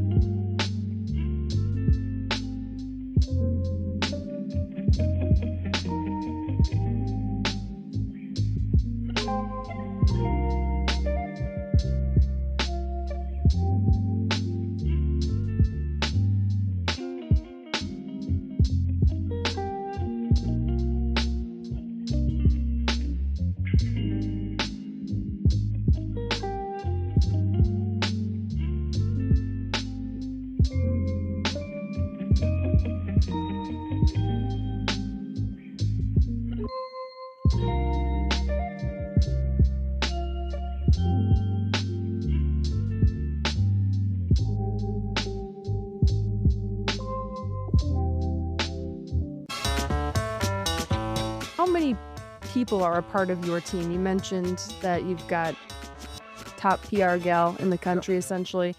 How many people work to get this listing to market? So I have specifically 2 assistants that work. But, part of my team includes my photographer and videographer, my home measuring people, staging people. And then I'll lean into our brand for help and guidance on marketing, creative, here for the house. I'm getting exposure through the PR part. So I kind of count all those people or like. Just enough time and money, I think you said, to feel uncomfortable if it doesn't sell. I think that's the part that a lot of people miss. They're like, they get their calculator out and they're like, how much could this person make on a sale like this? Which, it's profitable if it works out, but if it doesn't, then you're in the red quite a bit. Yeah, that's fine. And I'm at a point where I'm okay with that. Yeah. There's a point early on in your career where you kind of are sweating bullets if it doesn't sell. Yeah. But it's I think too often agents skimp out on all the marketing it takes to sell a house. But if you really do everything right for a client and you're successful selling their house, it's going to give you more opportunities. You said I seem to land on a lot of these homes like this, and that's true. But I know it's not by luck. it's because I've had success selling other homes like this that I get in front of the next. And I think part of the success is I'm not afraid to spend whatever it takes to do everything right. We did videos in this house of the gardens, of the trails, of the animals, recreation area in the barn, in addition to that. How many days of shooting? Was it one full day of shooting, or did you come back multiple days? Well, we shot this in 2 different sets. Okay. Because obviously you have the sunset pictures as well. That's not like you can do all of that at once. And those are the money shots. That's what you put on the cover picture. That's what gets fed out to all the Zillows and realtors and all the news sources is the cover shot from MLS a lot of times. That's what somebody's got to click that. And Let's talk about that because, a lot of times you'll see listings, and it doesn't have to be a luxury listing like this, but you'll see listings and it's, someone's living room furniture. How important is that first picture? So I'm very specific with how I showcase the house. Mm-hmm. If there's a pool, for example, I'll probably showcase that in the first couple of pictures just to show there is a pool in the house. But then I like to circle back to the front of the house and walk a buyer through the house, and then end up at the outdoors. But we strategically place all the pictures where we best. And if it doesn't sell in a few weeks, we'll mix those up. Okay. So then whoever is getting that into their inbox, all of a sudden it's a fresh look at a home and maybe this time they click on it. Yeah. There's a new house. Maybe they like the aerial of the front shot. I know you've had a lot of fan interest in this home, but have you had initial buyer interest? Have you had any showings yet? I know it's early. We have been on the market for about 5 days. We've got 2 people that have expressed interest in it so far. and seeing the house. So looking forward to getting them out there and seeing it. It's not going to be a buyer that runs out there and sees it the first day and purchases it. Right. But I think we've got some local buyers that would have an interest. Lake Norman has exploded. The home values have gone up tremendously. And I think you've got some buyers who have lived on the lake for 10, 20 years, and they've kind of been there, done that. Hmm. Maybe they want more privacy and Well, you pay for the shoreline. away, pay for the shoreline. And maybe they've done that and they want to have a little bit of privacy and space. So I think there's an opportunity for a local buyer to buy it. But there's also, people moving to the Carolinas for the mountain areas and stuff that want land and want property. This could be a second home for somebody from South Florida that wants to get up here in the summertime. I don't know. And I know most of our viewers who watch Turnkey are probably like, "Did you just say second home?" So this is But probably it's true. it's probably the primary home for. Yeah. But this buyer likely has other homes somewhere else. Right. But we are seeing people from South Florida specifically with tremendous wealth. And in South Florida, in Naples, $14 million is it's Right. sold all day long. Right. So What do you think?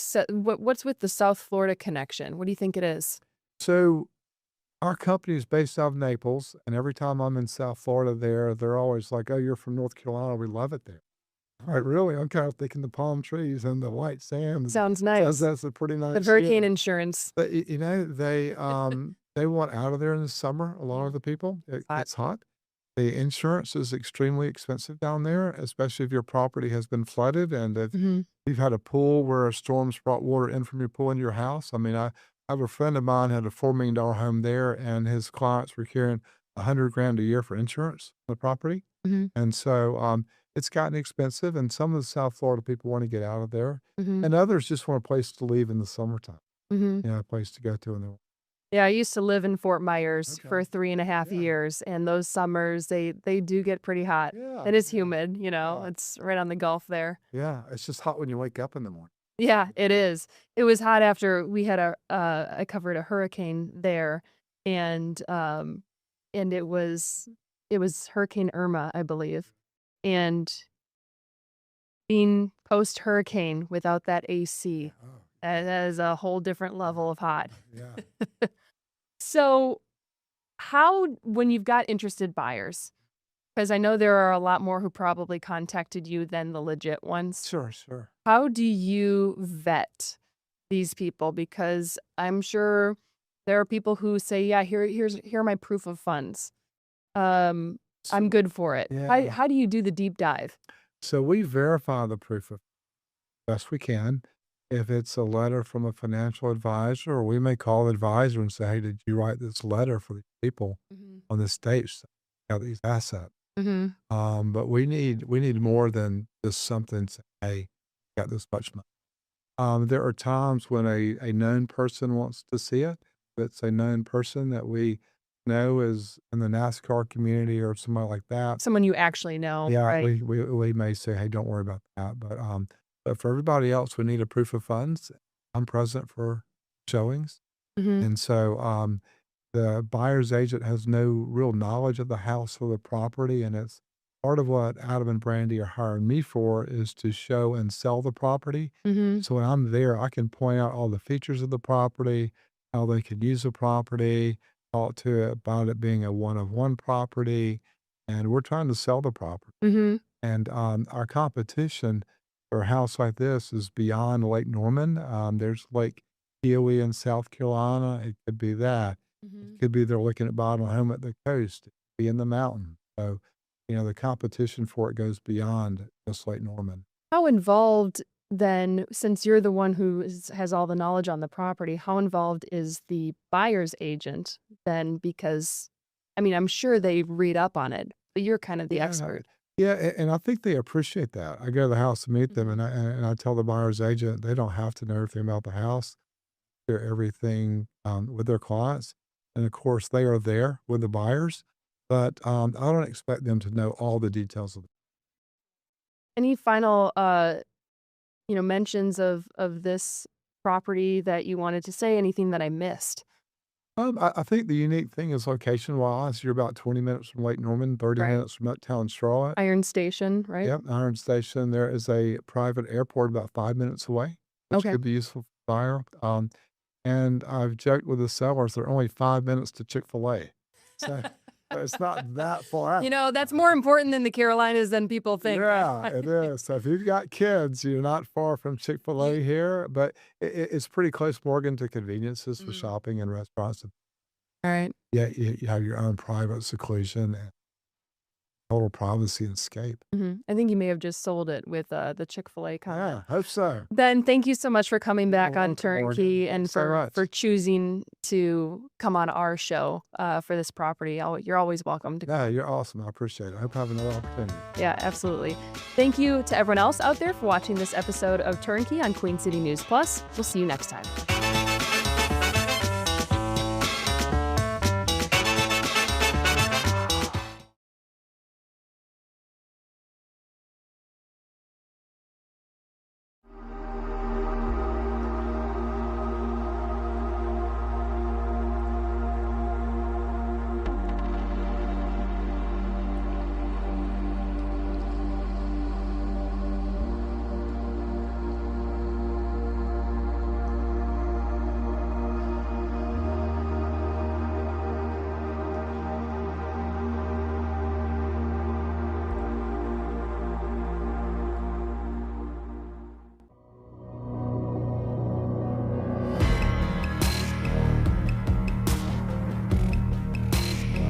Welcome to Queen City News Plus. We got anchor Brian Blakely here. And I'm Chief Legal Analyst Khalif Rhodes. Yeah, Khalif, good to see you. We got order in the court. Court is in session, and you know the deal. We got three subjects, legal topics, issues that we're going to be talking about.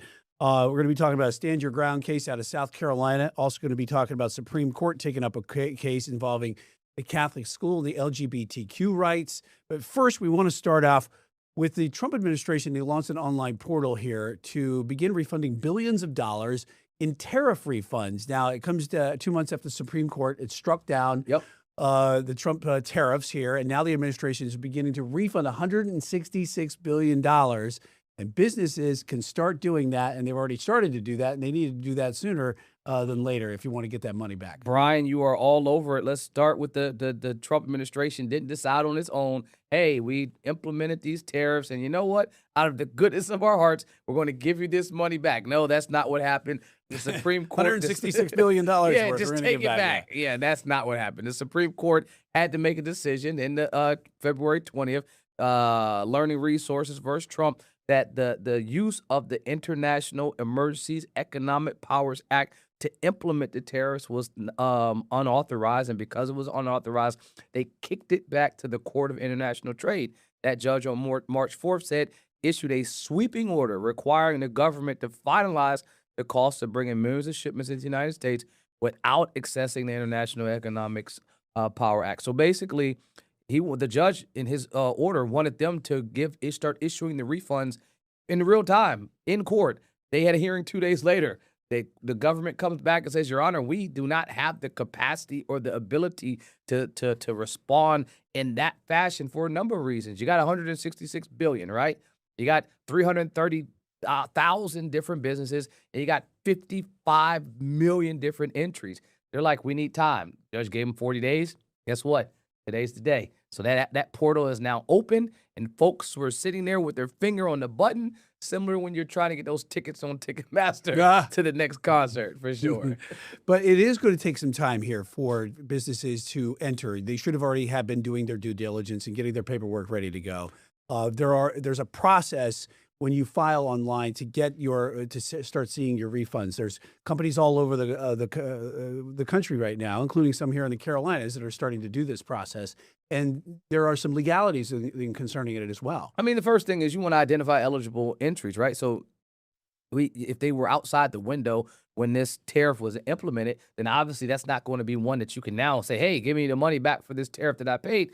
It has to be specifically targeted to the things that were brought into the country that were hit with a tariff and that you paid. So you talked about companies during their due diligence having your paperwork ready. If you were following and if you've engaged in this process, you know you doled out hundreds of $1,000s or thousands of dollars, depending on your size of business.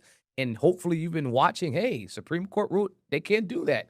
What's the next steps? Okay, the second court ruled they got to give the money back. Okay, what's the next steps? And now you see this website has popped up and you can add your documents on there, but you hopefully had your paper trail ready, having the supporting documents that showed you paid, that showed the money came out of your account, and now that you have allowed to preserve your eligibility, that's a critical step that had to be done within that 90-day time frame of the things getting the tariffs being paid.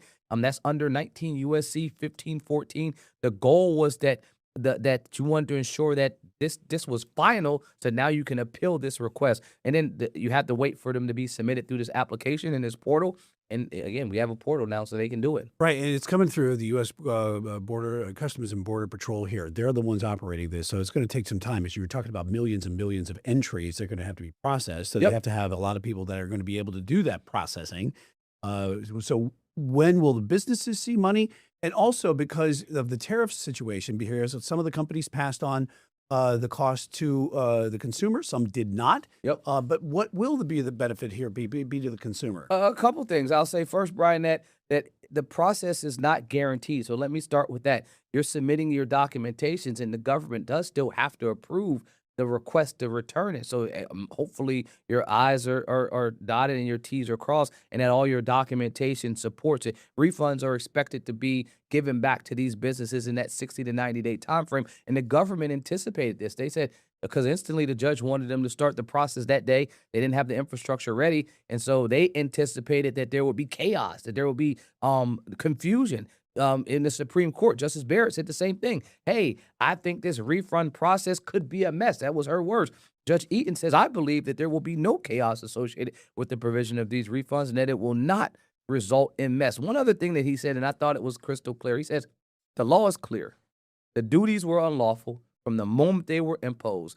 And that means that every single cent of IEEPA duties must be returned to the importer. So you asked the question, how will consumers and when will they get their money back? Based on this judge, they should be getting it back instantly, and it should be every cent because they were unlawful. Now, regarding consumers, I think that's going to be another tricky issue. It depends on if the consumer, if the business passed it on to the consumer, or if the business just ate the cost, as if some of these businesses have done, and then, maybe took up the price to their item, but didn't charge their customer a fee. So something that maybe was $10 before the tariff was implemented and now was $12, we didn't pay the tariff, you just paid a higher fee.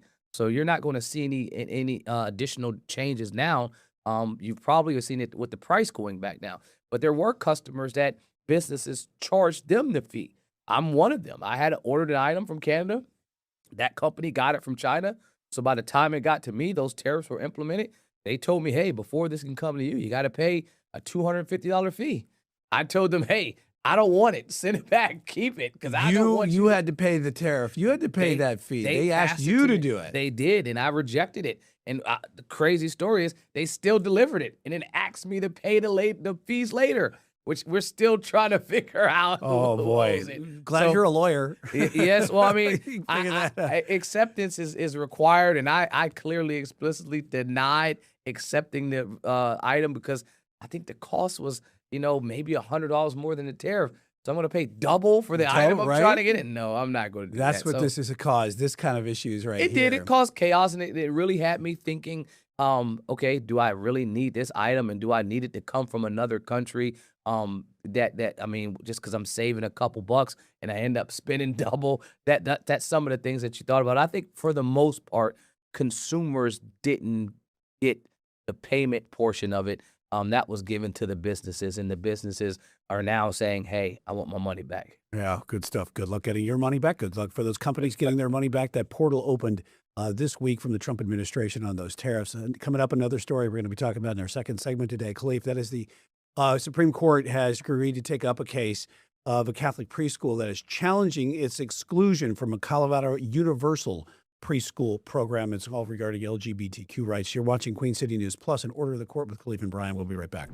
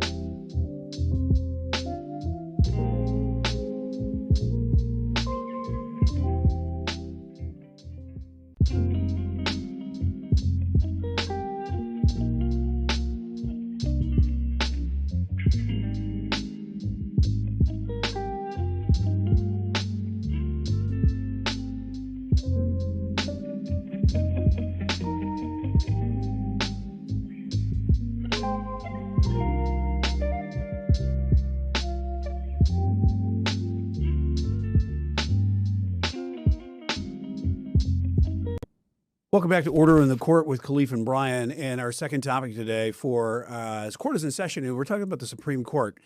They're taking up another LGBTQ rights case here involving a Catholic preschool program that's challenging the exclusion of a Colorado universal preschool program. Talk to us a little bit about that one, Khalif. This case has a number of things that are issue, and there's a couple of things that won't be on issue. So the case is St. Mary's Catholic Parish versus Roy. The Supreme Court granted cert.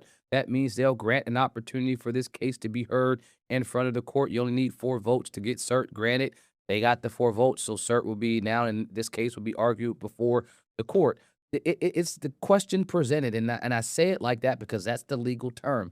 Anytime there is a brief that goes before the Supreme Court, you have to ask them a question, and then you have to allow the court now to answer that question. So the question presented here is, can a state exclude a religious preschool from a public benefits program because the school follows a religious belief that conflicts with the program's non-discrimination rules? And so largely, this is the 50-foot view is this a violation of the free exercise clause? Does Colorado violate the First Amendment by denying funding unless the preschool agrees the policies that conflict with its religious beliefs, basically allowing LGBTQ families and children to go to that school? That's going to be the question. And is it unconstitutional religious discrimination, or is it just neutral condition on public funding? So where do you see this case going, and what's the timeline on this when court takes up a case? Friday, April 17th is when they decided they were going to do this. Yeah, I mean, I think that this will obviously be in the next term, so they're deciding that they'll hear this. They'll hear this case not now, but next term, and then I believe we'll get an answer, 60 to 90 days after that. But I think this is telling because there is a case where they've already ruled this employment division versus Smith. They have to apply that same standard. Is it neutral, and is it a generally applicable law?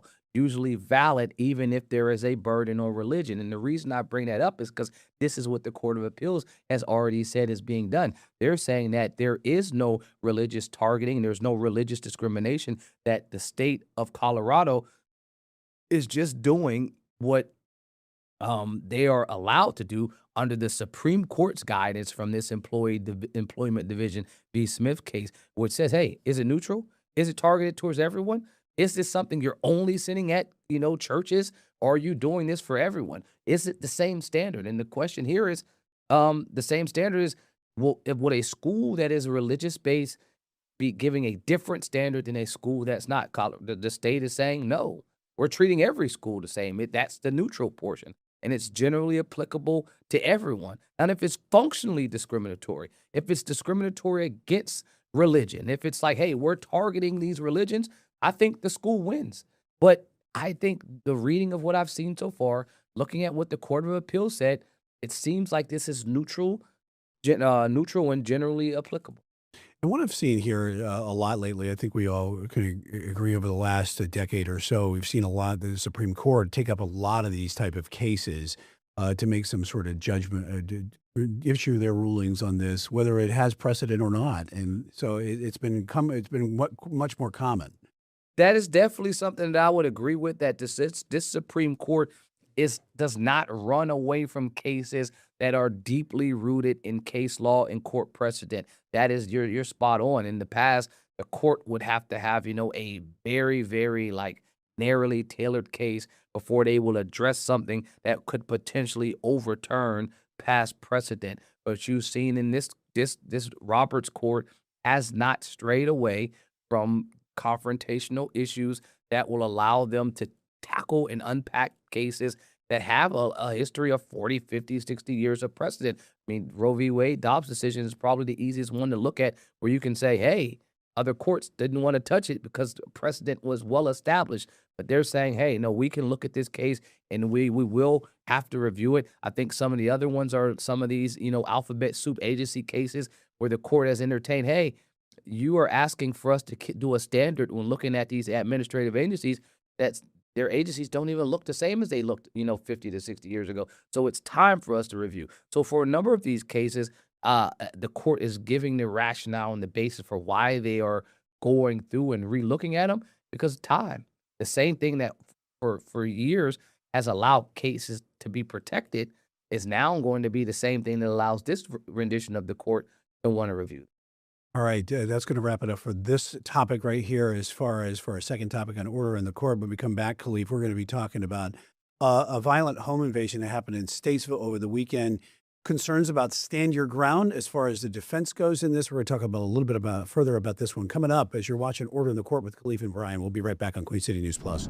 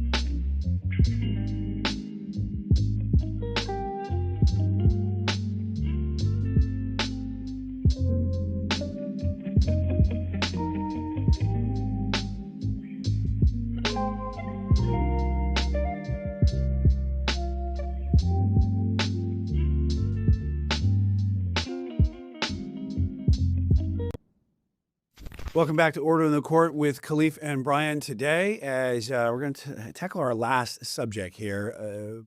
Pretty tragic situation. Statesville man involved in a home invasion. It was killed during a shooting call. There was a recording that was happening during this. And describe the details here about this person that was trying to get into a home for a home invasion.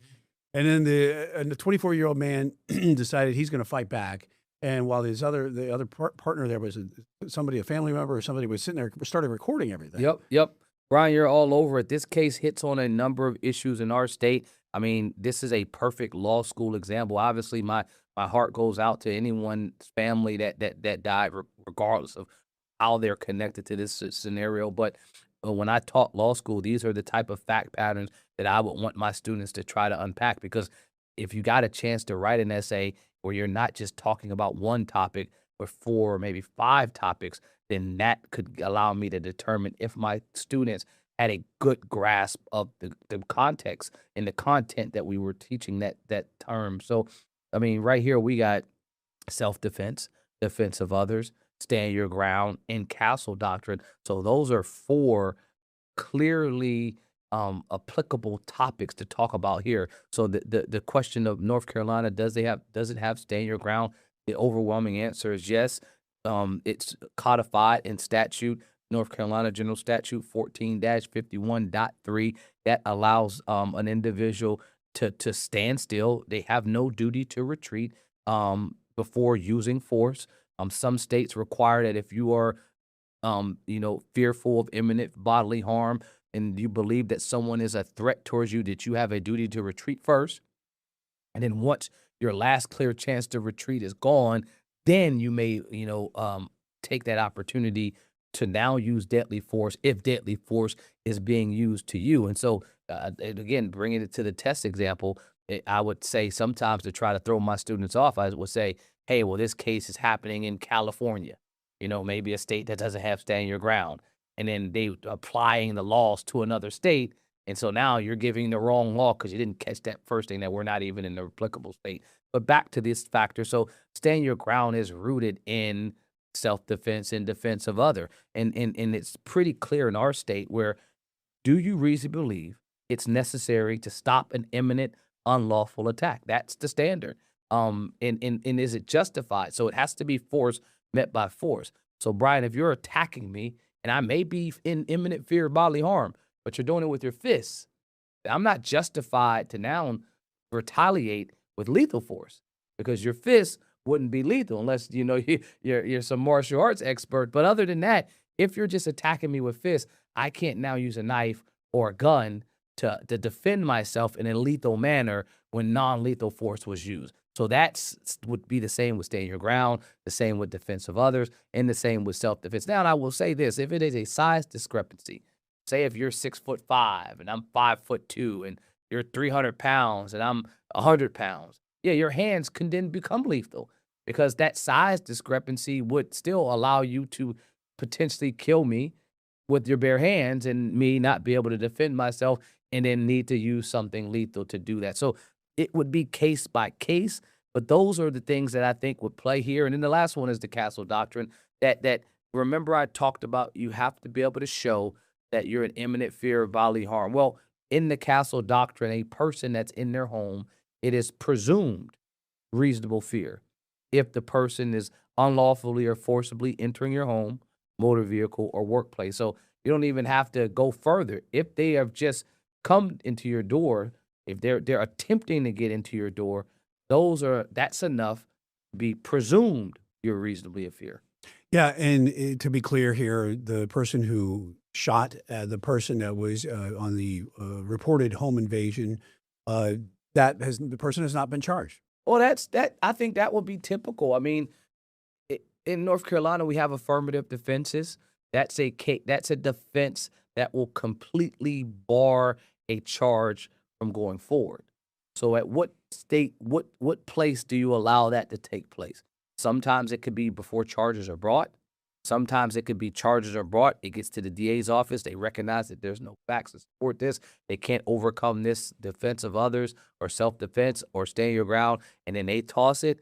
But that happens routinely in our state, where a case won't even be charged because at the probable cause level, the officers believe that stand your ground prevents and stops the charge from coming. Sometimes an officer will say, nope, I'm going to charge him anyway. And then the prosecutor will now say, stand your ground should have been implemented in this case. As a lawyer, if you're representing the person who did the shooting, what are you telling that person right now? What are you working with the DA in this case, or the police? Because would there be some sort of forensic evidence? Because you have also the video. Yep. Would that be admissible? Well, a couple things. I mean, admissibility is once we get to the trial level, which is extremely far from this point, because we're still at probable cause. Is it more likely or not that a crime occurred? Is it more likely or not that that person committed the crime? We're still at probable cause level. We can't get past that. This person isn't getting charged. So I'll be working with, if I represent this person, it would be a pre-arrest representation, which is talking to the detectives, reaching out to them, ensuring that my client hasn't made any type of statements without me being present. Well, it's rare that I will let my client talk to law enforcement, period. But it would even be extremely rare for me to let them talk with law enforcement without me being present. And so typically I would want to talk with them about the facts, ensure that the story that they are telling is consistent. And then if there's things that need to be shored up to ensure that no charges will be brought, then I would then at that moment allow them to talk to law enforcement. And I've done that probably 5 times in my hundreds of plus cases that I've done with dealing with homicides, just because it's never in your best interest to make a statement to law enforcement, because anything you say at some point could be used against you later. Like you hear it in the movies when they read the Miranda. Well, it's true. Your statements you say today, 4 years later, could be used against you in trial. So it's better not to have any statements so they can't use them against you later. All right, good stuff today, Khalif. Appreciate you. Always your expertise and your time today. You've been watching Order in the Court with Khalif and Brian. That's going to wrap it up for us.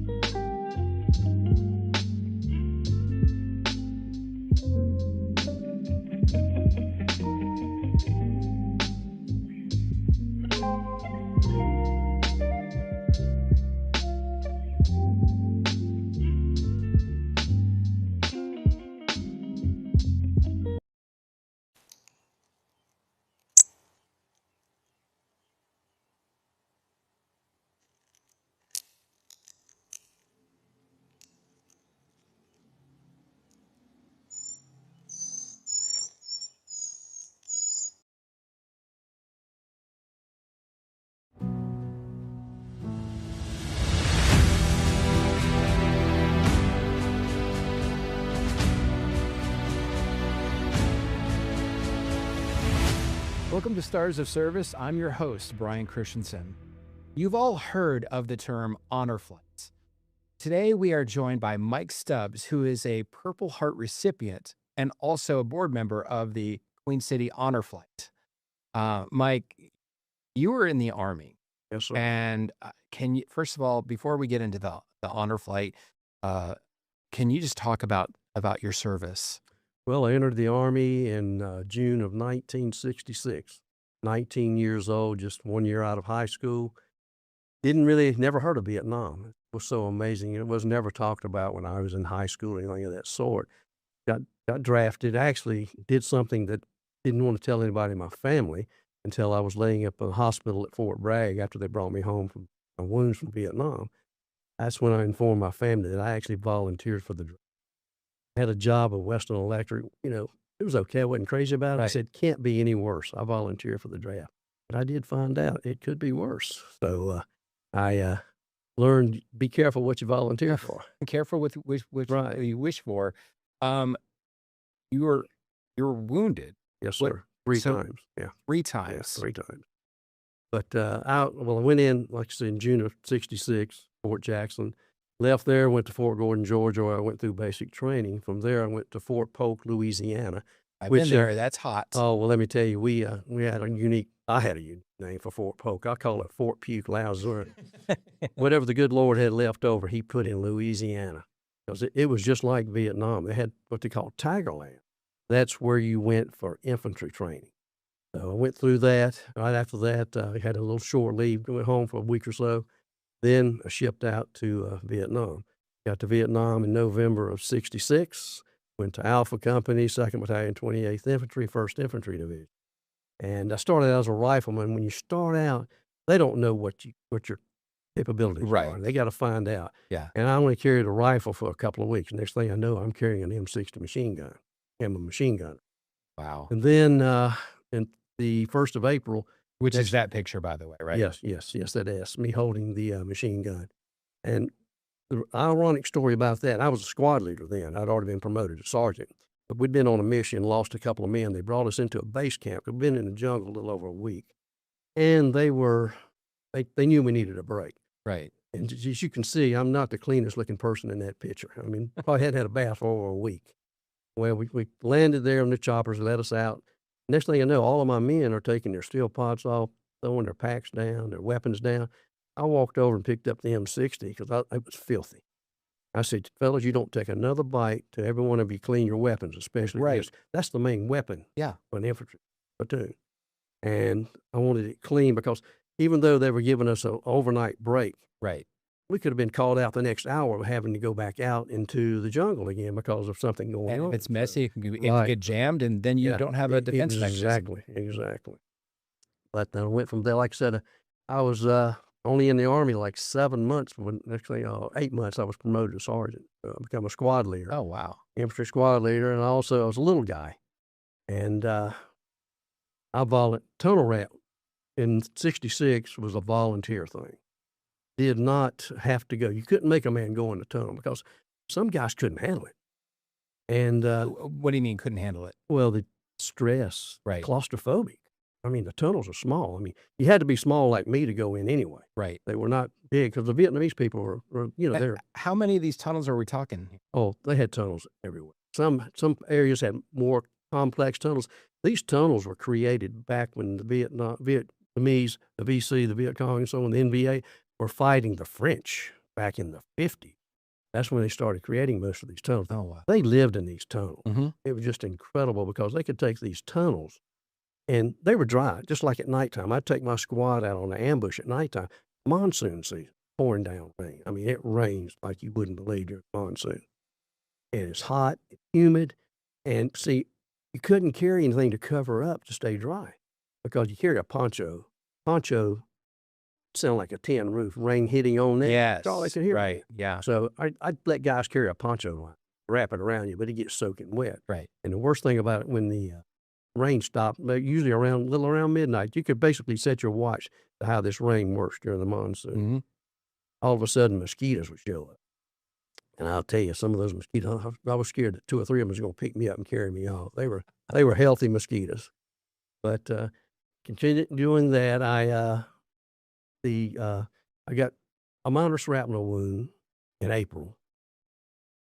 And then I was involved in one really big major battle on June the 17th of 67, Battle of Zombo 2. Got shrapnel there, but we lost guys. Yeah. And what I liked about the 1st Infantry Division, to get, you had to go back to the rear and be treated by a doctor. Well, I wasn't going to leave my men. So the medics worked on me, and I wasn't that bad. Right. And then continued doing things on several operations. I only had like 20 days left on my tour when I got my 3rd wound. I was shot in the neck and sprayed with shrapnel. You were shot in the neck? Shot in the neck, sprayed with shrapnel. Where? Right here. That's where it went in, and they had, kept me open to get it out and so on. So I'm a lucky person. I know that. Because a few days later, I was always the point squad. I was with Alpha Company when I first started out. But what they wanted to do with the infantry battalions, you had Alpha, Bravo, and Charlie infantry company. And then they decided they wanted to add a 4th infantry company to each of the battalions with the big red one. So they brought Delta. What they did with Delta Company, they came over on a ship. Took them 30 days to get to Vietnam. The whole company came over on a ship. The company commander, all the men involved with the company, the privates, the sergeants, whatever, the 1st sergeant, everybody came over on this ship. Well, I had a company commander. Actually, he had been a sergeant 1st class. His name was Clark Welch. And he was over the recon platoon. Well, they promoted Clark Welch straight from sergeant 1st class to 1st lieutenant. He was that sharp. He was a soldier. A battlefield commission. Commission. Where you go from NCO to officer. To officer. And they skipped 2nd lieutenant, went straight to 1st lieutenant. Wow. He was going to be the company commander for Delta Company. Well, Alpha Company's company commander had just rotated out. So they give Clark Welch Alpha Company. They told him, you would not keep Alpha Company. You will be over Delta when Delta arrives. So he had to go to Cameron Bay and met when they got to the ship arrived in Cameron Bay with the Delta Company personnel. Well, him and 1st Sergeant Barrow met them. And there was a captain, Captain George, who was actually from Spartanburg, South Carolina, who I'll tell you a little bit more about him. But they got off the ship, and he thought he was going to have a Delta Company. Well, Clark Welch said, no, you will not have Delta. Delta is my company. You will be going to Alpha Company, which was the best thing to do anyway, because all these guys they were green, never been in Vietnam. Green meaning brand new. Brand new. To service. A lot of them brand new. Never had any experience. Yeah. So what they decided to do is they told Clark Welch to pick so many sergeants from Alpha, Bravo, and Charlie, basically 3 from each. Right. And I was one of them he picked to go with him to Delta Company. We had to set these men up and get them ready for combat. It really worked out good. So we trained them for just a little over. They got there in July. Right. Late July. So we trained them for about 2 to 3 weeks, not quite a month. And then we started doing missions and things of that sort. So then on October the 8th, we went out to the field. And we were in an area never been called the Hobo Woods, Iron Triangle. Nobody had ever been in that area before. They knew it was heavily populated with the Viet Cong and some NVA regulars. So the 8th, we went to our area, set up our NDP night defensive positions. And the next morning, we were going on a search and destroy. Well, that evening... And that means what you said, search and destroy. Yeah. That evening, Clark Welch called me and Luther Smith to his area because we had a little 1st lieutenant who, he was green. And they tell the lieutenants when they get there, you listen to your sergeants. They're the ones that's going to know what the job is. They're going to be the ones to save your life. Right. But he talked with us and told us that next morning we were going on a search and destroy, that our platoon, 1st platoon, would be the lead platoon, and that I would be the point squad leader on the search and destroy. So I'd be out in front of everybody. So we were in this area, and we started out. They did something unique that day. They put 3 Chew Hoys signed onto my squad. Chew Hoys were ex-Viet Cong that had turned over to the south. Right. And to the Arvin side. And I had only one of them speak a little bit of English, so I kept him with me and my RTO. Translators. My RTO. That knew the area. Right. And my radio transmitter operator. So we're going to cut down some trails and stuff like that. And one of them stopped. There was a wire across the trail. They had booby trapped a 500-pound bomb. that had been dropped by our planes that didn't go off. 500. 500. But people think about 500-pound bomb. I know people can't see much, but it's not that huge. It's only about like this, but it's the weight of it. It's just so solid. But we marked it so the demolition people could come later and destroy that. But we come to a big opening in the jungle, about the size of a 3 football. And I called back to Clark West, told him what we had come to. And I said, I'll make a recommendation. I'm going to take my squad. We're going to cross this opening. We'll be the guinea pigs in case they've got a position there set up, observation post, set up looking to see if anybody's coming or what's going on. And I recommend you take, because it was Alpha and Bravo companies, Bravo was also with our Delta company. Delta was in the lead with Bravo following. I recommend you take Delta and Bravo companies. You go around the edge of the jungle. Stay in the edge of the jungle and come around. We'll meet you on the other side, because that way they don't see the size of our force, know what we got. So we crossed the opening and ran my men out. We found a place where they'd had an observation post where nobody was there, thank goodness. We'd gone in the jungle about 30 yards. All of a sudden, we saw 3 BC. They were getting ready to chop wood. If they'd have done it, we would have heard them. But they had not started. They started running. Well, I called back to Clark West to him and said, I've got contact. I'm going after them so they cannot set up an ambush. Well, what they did, they started setting up a hasty ambush. So we walked in. One of the Charlies stood up right in front of my point man.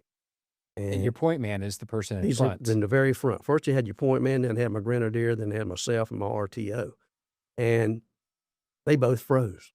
My point man, I opened up, killed the BC that was getting ready to shoot my point man. And next thing, everything just broke loose. We had the automatic weapons, claymores, grenades going off. And I was one of the first ones hit. Because it knocked me, it hit me, knocked me back, knocked me down to the ground. I'm laying there for a minute, picking up Getting blood. yourself back to, I got back up and started. I won't go into detail. I've got a story here if you'd like to read it about what I did. That I won't go into all that detail, but I had myself and 7 of my men wounded. No, I didn't lose a man that day. What's so bad about this? 8 days later, they're in the same area. And what I went into was a Viet Cong supply base camp. 8 days later, they're on a search and destroy, and 144 of our men walked into 1,400.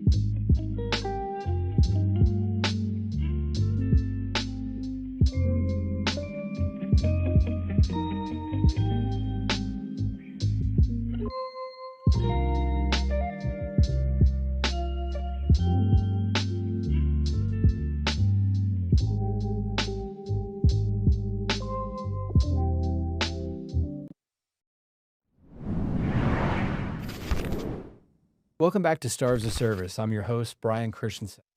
Today we are joined by Mike Stubbs, who is a board member for the Queen City Honor Flight.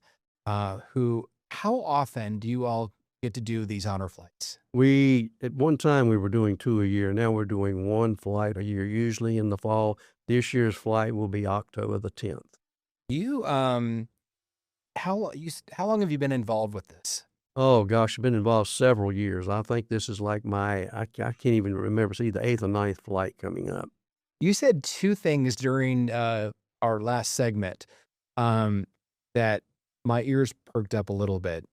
You said when you all had gotten to a camp and everyone kind of just began to relax and you looked at the weapons and you were like, we need to clean these up. We need to clean these up and take care of what we need to before we start. That really hit me because here you are as a board member for the honor flight here in Charlotte. Did you see? Have you thought about that as far as the leadership that goes with that? as far as, from back then to now? Because you've got quite the resume. Oh, very, very much so. Because the reason I love this, when I came home from Vietnam, I actually lost friends because of what I had done in Vietnam. It was just so different for the Vietnam veterans and the Korean veterans, the same way.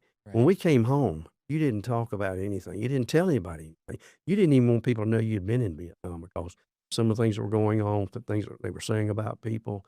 And it was just, people were almost cruel, just the way they were treating the veterans.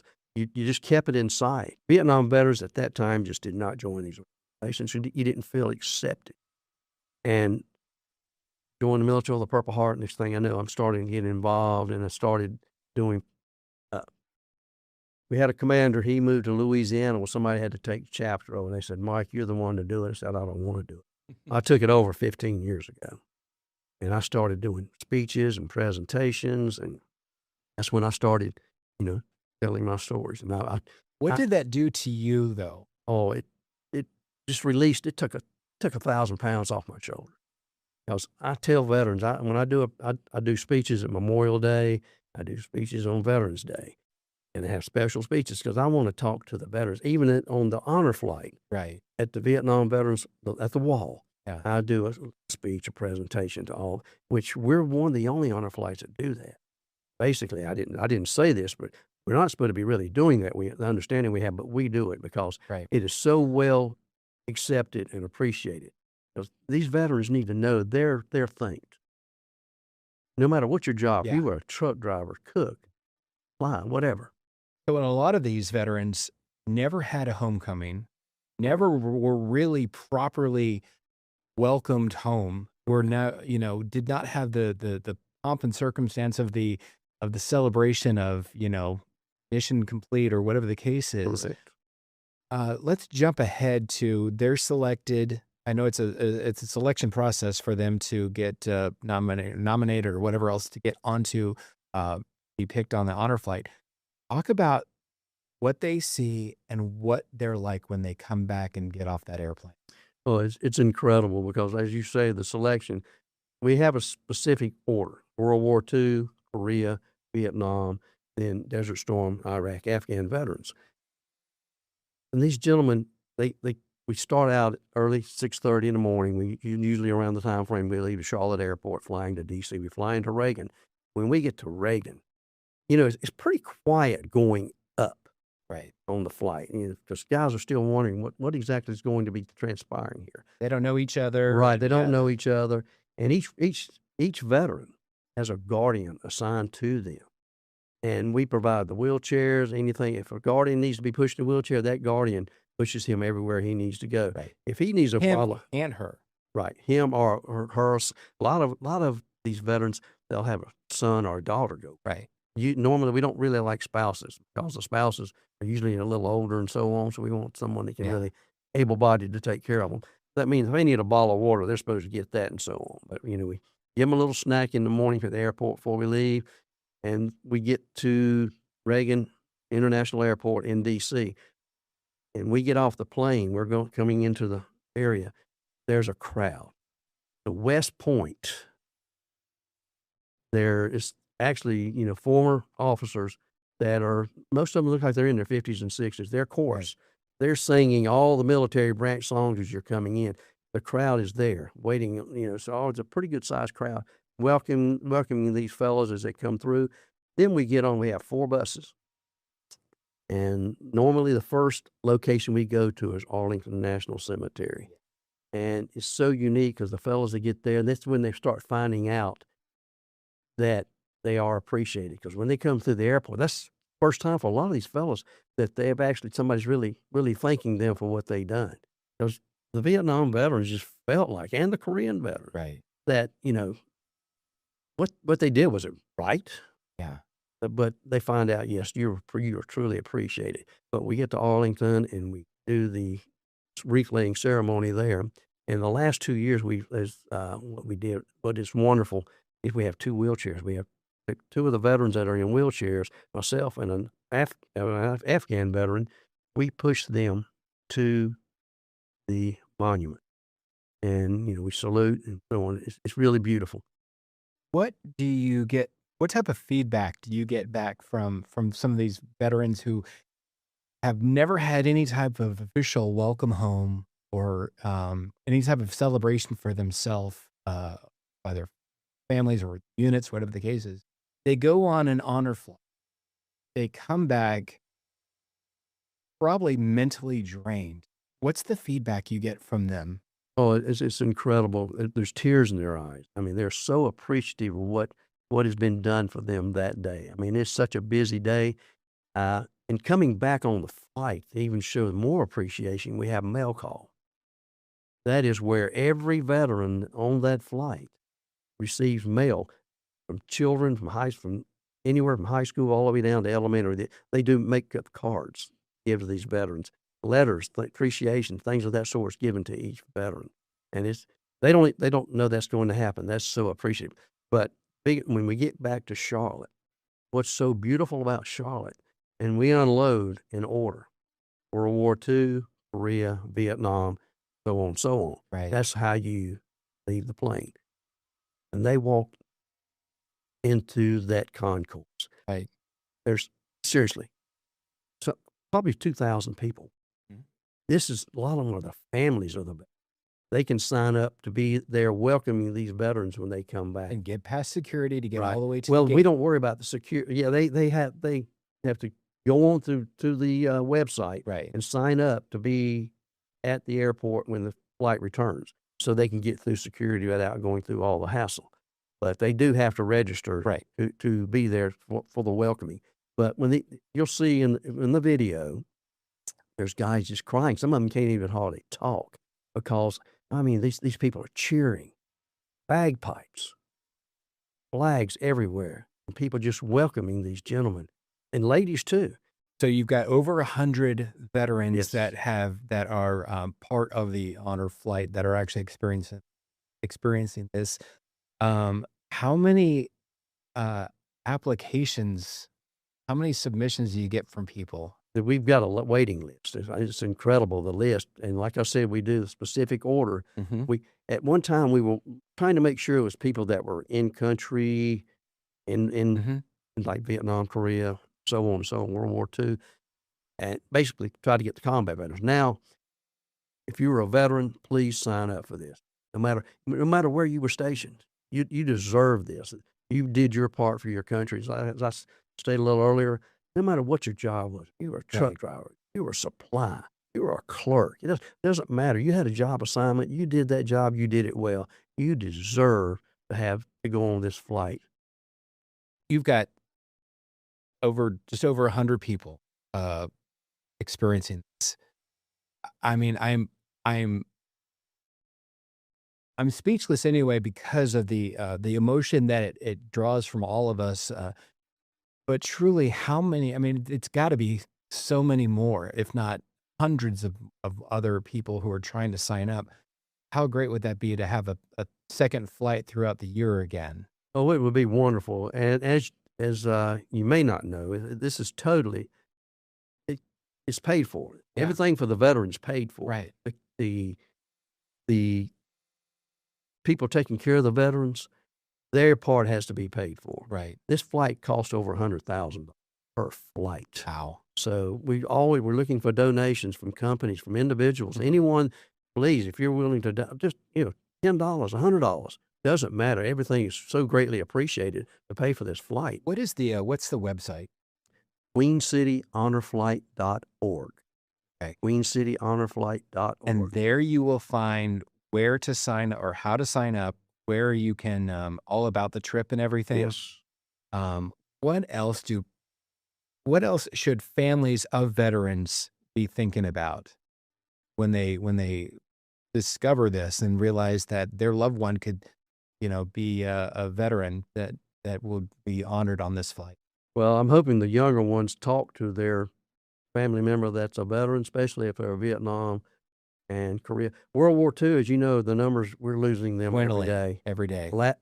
Just for a good example, last year's honor flight, we did not have a single World War II veteran. We've got some we're wanting to go, I think we've going to have a few this year. Right. We've always had some on each flight, but the numbers are dwindling. And if you're a family person and you've got someone in your family, that's a member of your family that is a veteran, please go to the Queen City Honor Flight and look at it. Talk to this person. They deserve this. And if they're selected, this is free for them. This is free for the veteran. No cost to the veteran whatsoever.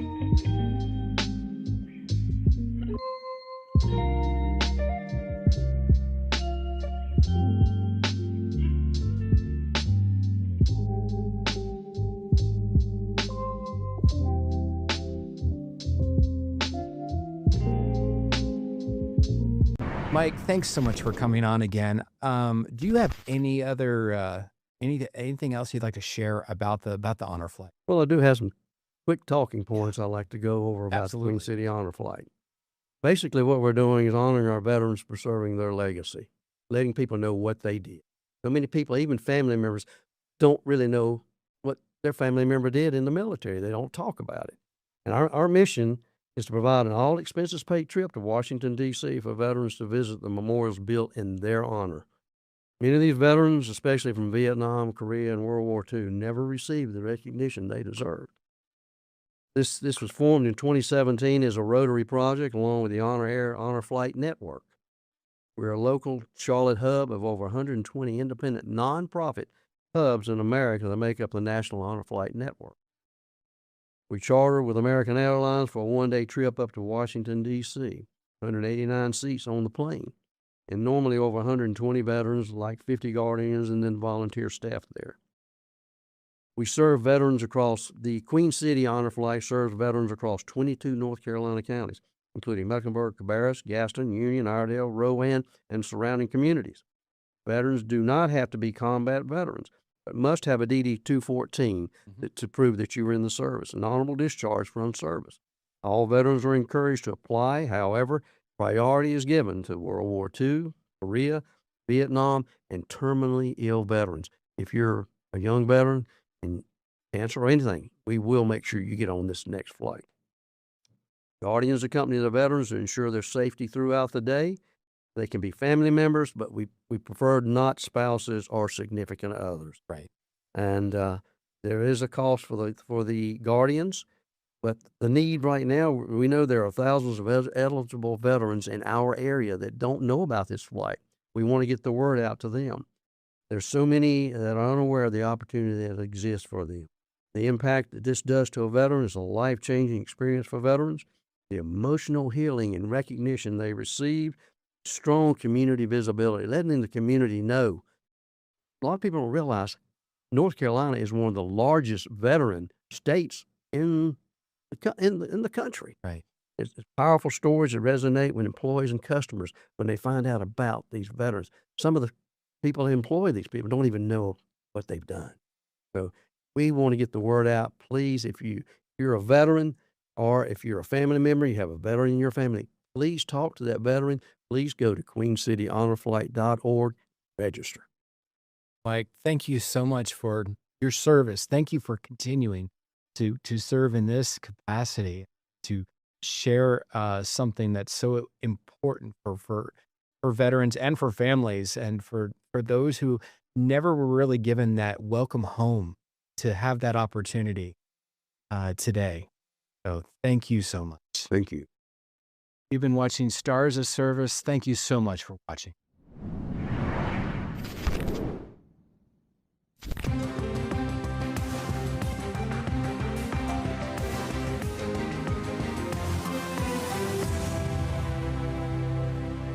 o'clock. It's Friday. This is Queen City News Plus Live, coming to you live from what we affectionately call the Blue Room, our streaming studio here at Queen City News. I'm Derek Dellinger alongside anchor Morgan Francis, Chief Meteorologist Tara Lane, and also at the controls today, Amy Thompson, you see on the right side of your screen there. We do have a lot to get to today. We do want to start off with the latest that's happening out of Iran, and we do want to start off very specifically with some of the talks that could be continuing this weekend, Morgan, about this.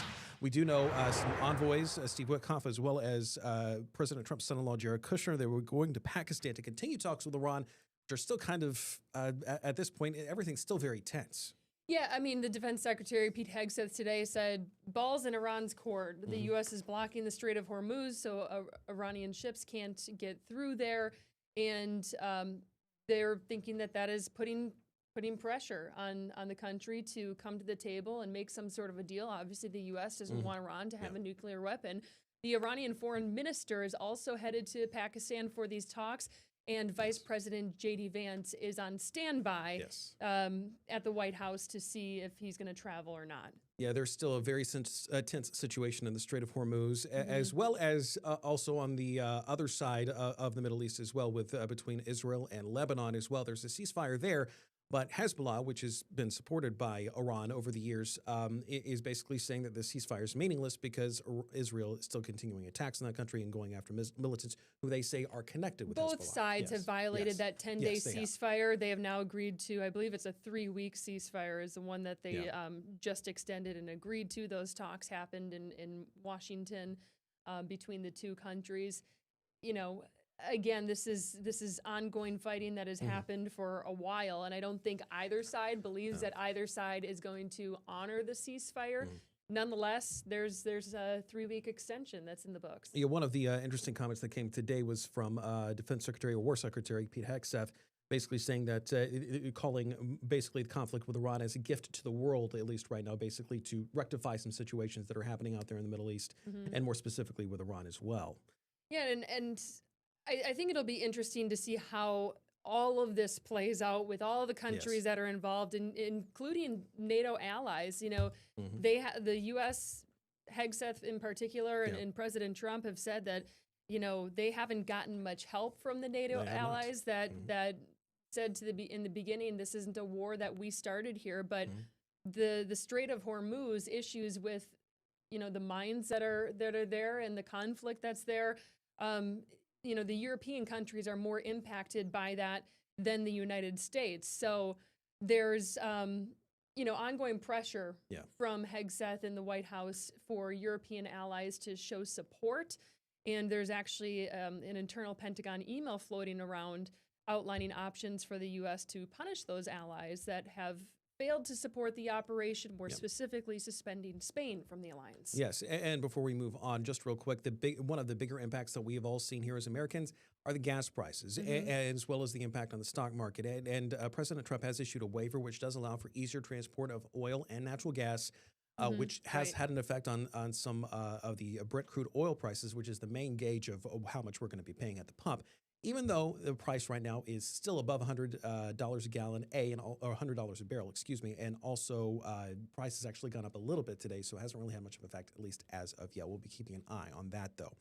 Another story making headlines today nationwide is the Justice Department. They are dropping the case, or at least dropping the investigation, into Fed Chair Jerome Powell. And this has been a bone of contention, especially with North Carolina Senator Tom Tillis, because he says he was going to be holding off while this investigation is going on. The reason, more likely than not, that they dropped this investigation was because of North Carolina Senator Tom Tillis. Let's take a listen to what he said just the other day, and then we'll break it all down.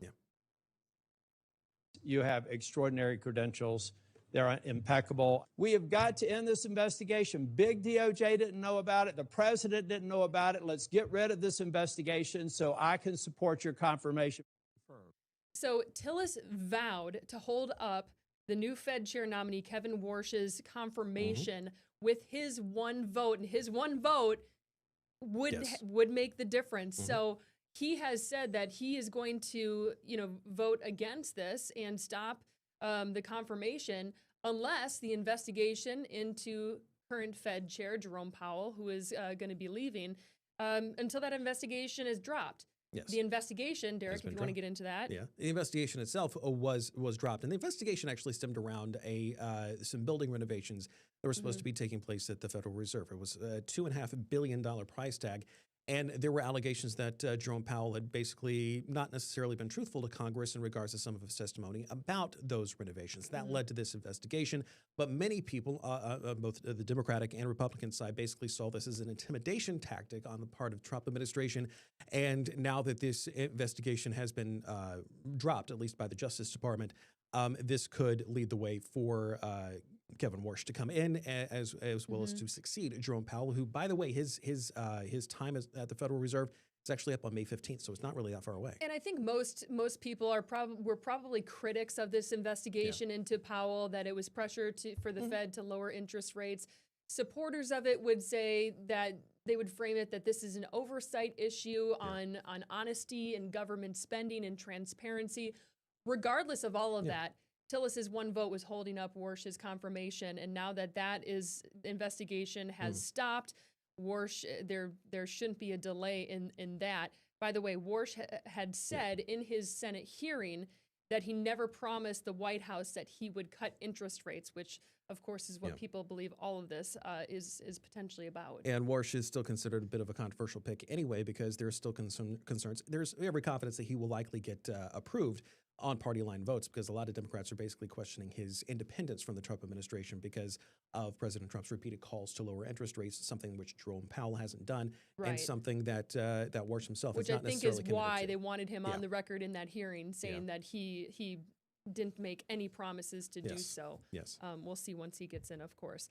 Big news in the marijuana space. Yes. So Trump's acting attorney general, Todd Blanche, signed an order reclassifying state licensed medical marijuana as a less dangerous drug. So it doesn't legalize it federally. Yes. But what it does do is it takes it from a Schedule 1 to a Schedule 3. Schedule 1 is reserved for drugs without medical use and with high potential for abuse. Schedule 3 drugs are defined as having moderate to low potential for physical and psychological dependence. And there are a couple of examples of Schedule 3 drugs here: anabolic steroids, as well as ketamine, which is used in hospitals, also known as a horse tranquilizer, and Tylenol with codeine, which I had that I had that prescribed to me as a kid for when I was sick. Yes, yeah. And it's something that that would basically be classified down there, which basically means, hey, if you got a prescription, you're all good and legal.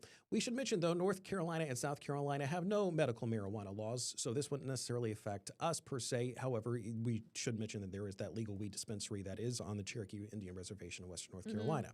What it does, though, it does largely legitimize medical marijuana laws that are currently in place pretty much everywhere else across the country. And I think the main point to this is that it really takes a lot of pressure off of the marijuana researchers who aren't going to be penalized for obtaining a state licensed marijuana or marijuana-derived products for their work.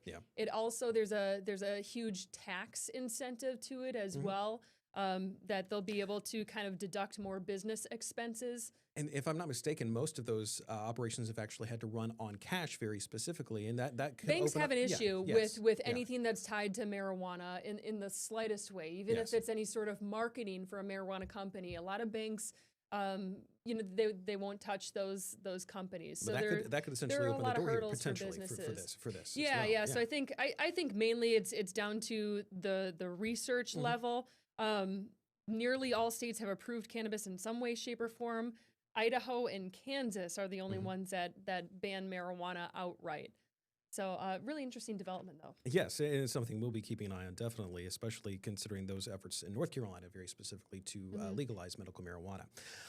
We do need to talk about a couple of weather stories, one of which is very local, and it involves Lake Wylie and the drought impacts on Lake Wylie as well. And the low water levels on Lake Wylie are causing some issues, especially for some of the boats out there. Some of them are having to be towed because they are not realizing they are hitting very, very, very shallow water, and they're getting stuck. So there is a boat rescue company called Seatow. I think they operate, I mean, I think there are franchises, right? Yes. But the one on Lake Norman, it says that they've had a 40% increase in grounded boats, way more than usual. We've talked with companies that repair damaged boats. There's been an increase in boats coming in with damaged props. You know, the issue is that if you don't know the lake like the back of your hand, especially with the reduced water levels, that the depth can change from 10 feet to 1 foot really quickly. And a lot of these boats are getting stuck. And thankfully, we haven't heard of any injuries. But, you know, when you think of a boat going fast and all of a sudden hitting ground, there could be a lot of injuries out there, too. So boaters really need to watch out. You know, Duke Energy reported that Lake Wylie is at 95% full pond level. Their target is 97. You know, Lake Norman isn't doing a whole lot better because you think of all the water. If they reduce it at Lake Man-made Norman, lakes. Yeah. it raises everything else. But it doesn't sound like any body of water around us right now is at what they a preferred level. Yeah, we do have a story on this, by the way, at QCnews.com and also on the Queen City News Plus app. But one of the things actually from the story that we did on this, we actually went out on Lake Wylie and got a demonstration about actually how shallow the conditions are. In one area, water was less than 1 foot deep with water reaching only knee height. This is from our reporter, Jen Cardone. And even with the boat stationary, the motor's lower unit was enough to hold the vessel in place without dropping anchor. Yeah, fun thing though about that story is they told Jen, you know, it's only a foot deep here. You can jump in the water, and it just so happened that where she jumped, it was a little bit deeper than that. And so the sacrifices from reporters that you don't always see on TV, it doesn't always make the stand up.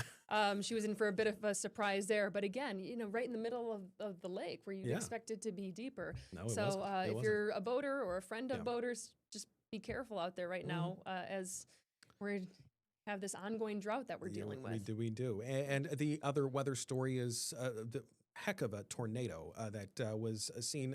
We know of at least one tornado that happened in Oklahoma yesterday. This is in Enid, Oklahoma, which is in the north central part of the state there.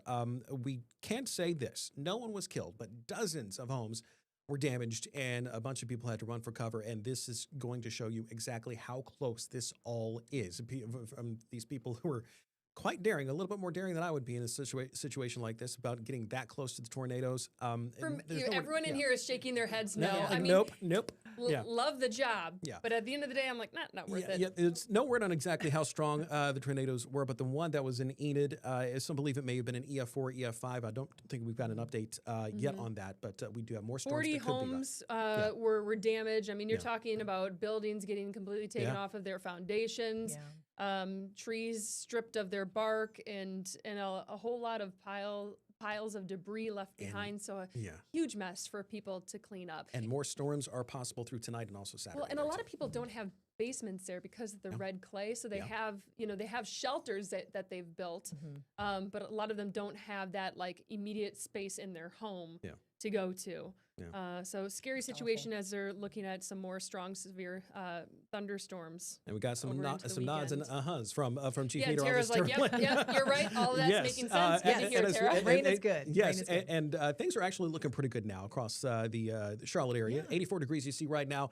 And the thing about it is, though, is that with these drought conditions, Tara, I've noticed like the haze start to creep up just a little bit more and more and more and more. And that wildfire smoke. Yeah. But from Georgia. What's this I hear about? Rain? Rain this weekend? And you know what? Even today, even here this afternoon, it's not much, but we do have a couple little tiny showers dotting the radar. Yeah, so we take a look at it here as we scan around. Most of these have been north and west of Charlotte, northwest Piedmont, up through the mountains and foothills. And a lot of them I've been watching just over the past several minutes, just kind of fading away here. So a couple sprinkles that people are maybe encountering as they're driving up and down 77 up near Lake Norman, Troutman Zone, maybe northern Iredell County. Those showers were a little more substantial earlier. And we still have some slightly heavier pockets of rain there just to the west of Boone and up in the higher elevations. Now, this is all ahead of a cold front, which will be a weaker system by the time it rolls in here. However, just signs, and we're seeing that with those couple of isolated showers today, that the atmosphere is gradually gathering up more moisture, and we will see as that system moves in some showers and a few non-severe thunderstorms coming on in tomorrow. I have to talk about this, though. Air quality code orange alert continues from Mecklenburg up through Cabarrus and Rowan counties, making it unhealthy for people with respiratory issues like asthma, emphysema, younger kids, older active adults to really spend a long period of time outside. And you know what? I noticed this last night after leaving the building after the 10 o'clock news, the smell of a little bit of smoke in the air. So yes, we've been talking about some of that wildfire smoke drifting in with our warm southwest wind coming in from those wildfires in South Georgia. But that will be gradually going away as we head through the weekend, especially as we get some rain in here. A hot one today, mid upper 80s. We're at 83 tomorrow, a little bit cooler behind this front into Sunday. And so when does more of the rain start? We'll still get some dry time early in the morning on Saturday, but as we go through the heart of the afternoon into the evening, scattered showers, a few storms could be in the mix, and some of those could last, especially across the northern tier of the state, into early Sunday. So Sunday afternoon is definitely looking drier. That's going to be the overall drier half of the weekend. Unfortunately, the rain not adding up to a whole lot, couple tenths, maybe upwards of half of an inch or so in parts of the area. We'll take what we can get.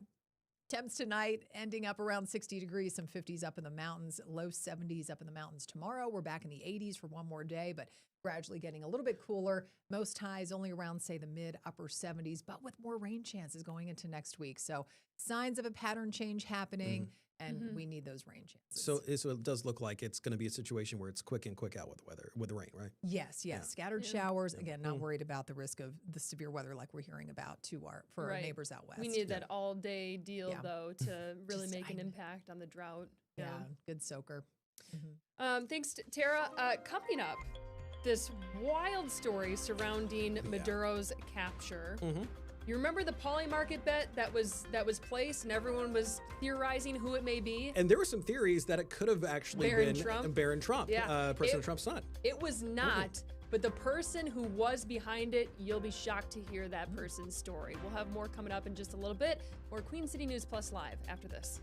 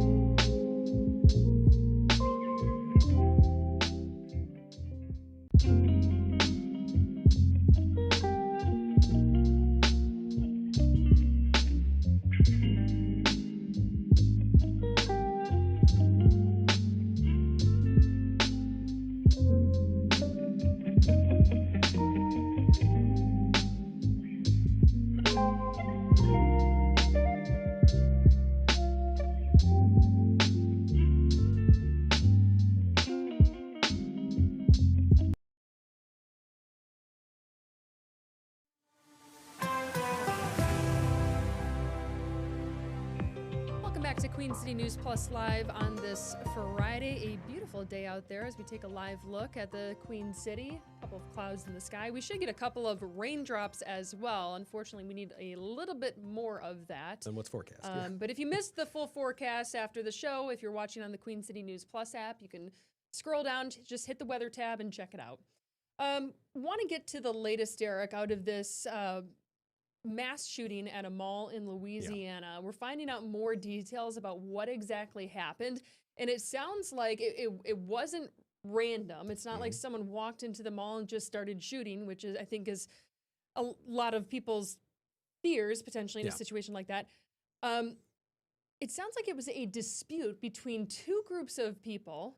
And it was in the food court. It escalated into gunfire. And unfortunately, there were some innocent bystanders that just got caught in the crossfire. Yeah, this happened yesterday in Baton Rouge, Louisiana. One person was killed. We do know that one person is a 17-year-old girl that has been ID'd as the one killed. 5 others injured. And what's interesting here is that officers already actually patrolling that area at that mall where it all happened and was able to respond very, very quickly. But we do know, and as you mentioned, this was a dispute that apparently kind of, for lack of better words here, got out of control.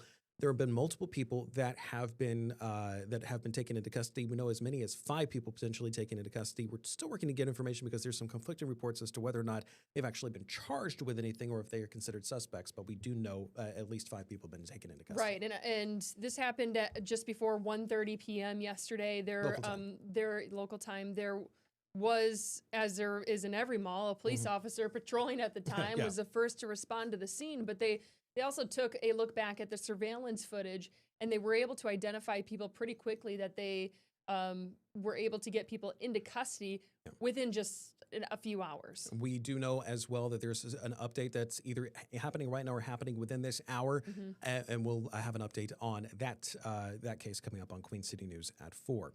The story we were telling you about before the break, though, this one is a wild story. A soldier, North Carolina-based soldier, in fact, now being accused of using some of the classified data that he had about Venezuelan President Nicolas Maduro's capture for his own financial gain, because he put a bet that something would happen on Polymarket, and you know what? That thing happened, and he got $400,000 out of it. The bet was basically for allegedly the capture of Venezuelan President Nicolas Maduro, and the bet was when it would happen, essentially, or if it was going to happen before a certain date. Yes. Gannon Ken Van Dyke is the U.S. soldier that's been charged in this, and they say he used classified intel to win $400,000 in this bet.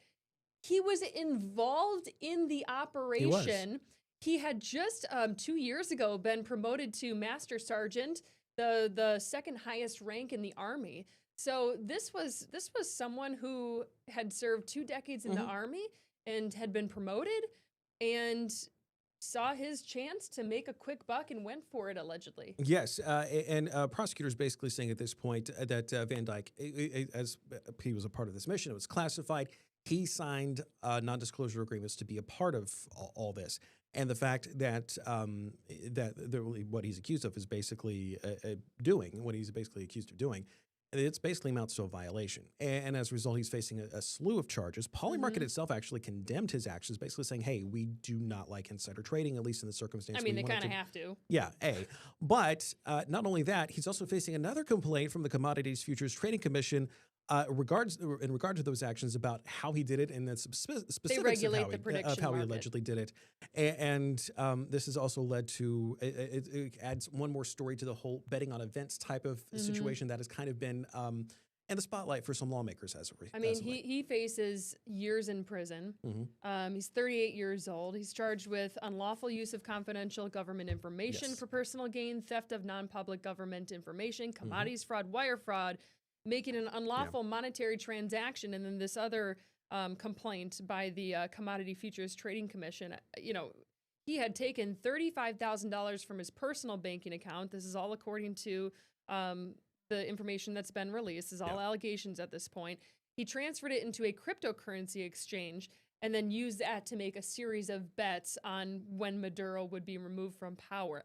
Afterwards, investigators say that he took the money he won, put it into a foreign cryptocurrency vault, and then into a new brokerage, and then asked Polymarket to delete his account because he had lost access to his email. It sounds like a 15-step procedure he did allegedly to but to authorities cover are his getting better tracks. at tracking that stuff, especially when it comes to cryptocurrency. And this was a bet that everyone was talking about when they saw that someone nailed that prediction. Yes, and they suspected clearly that it was someone from the inside who knew what was going on. Yeah.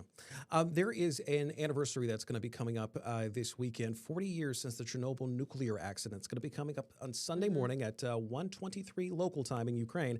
That's when one of the reactors of the Chernobyl nuclear plant basically exploded, caught a major fire there. It led to a bunch of harmful radiation going into the atmosphere, affected a bunch of people, not only in that immediate area, but also across Europe as well.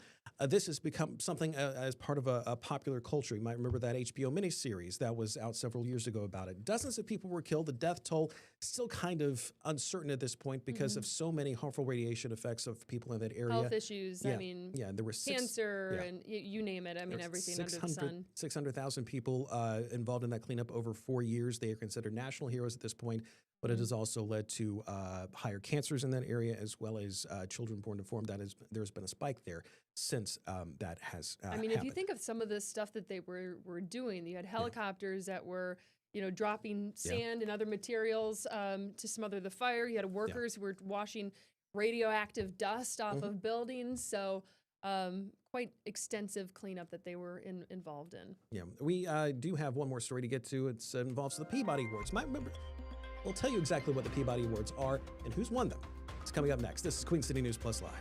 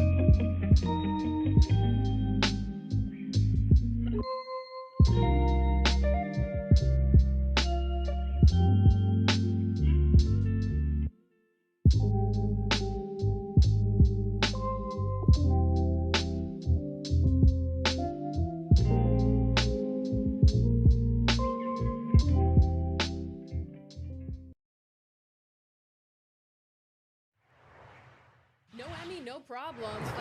Heated Rivalry, which isn't technically eligible for the Primetime Emmys this year, did very well And at so did The Peabody's. Pit. Yes, in case you're looking for some shows to add to your viewing experience, Adolescence on Netflix, Andor and Disney Plus. These Peabody Awards, they actually celebrate excellence in broadcasting, streaming, and digital media, and those are a bunch of stuff that's on there. as well as Pee-wee as himself. That's on HBO Max. Also a very good thing as well. HBO Max won 6 total Peabodys. See you Monday. See ya.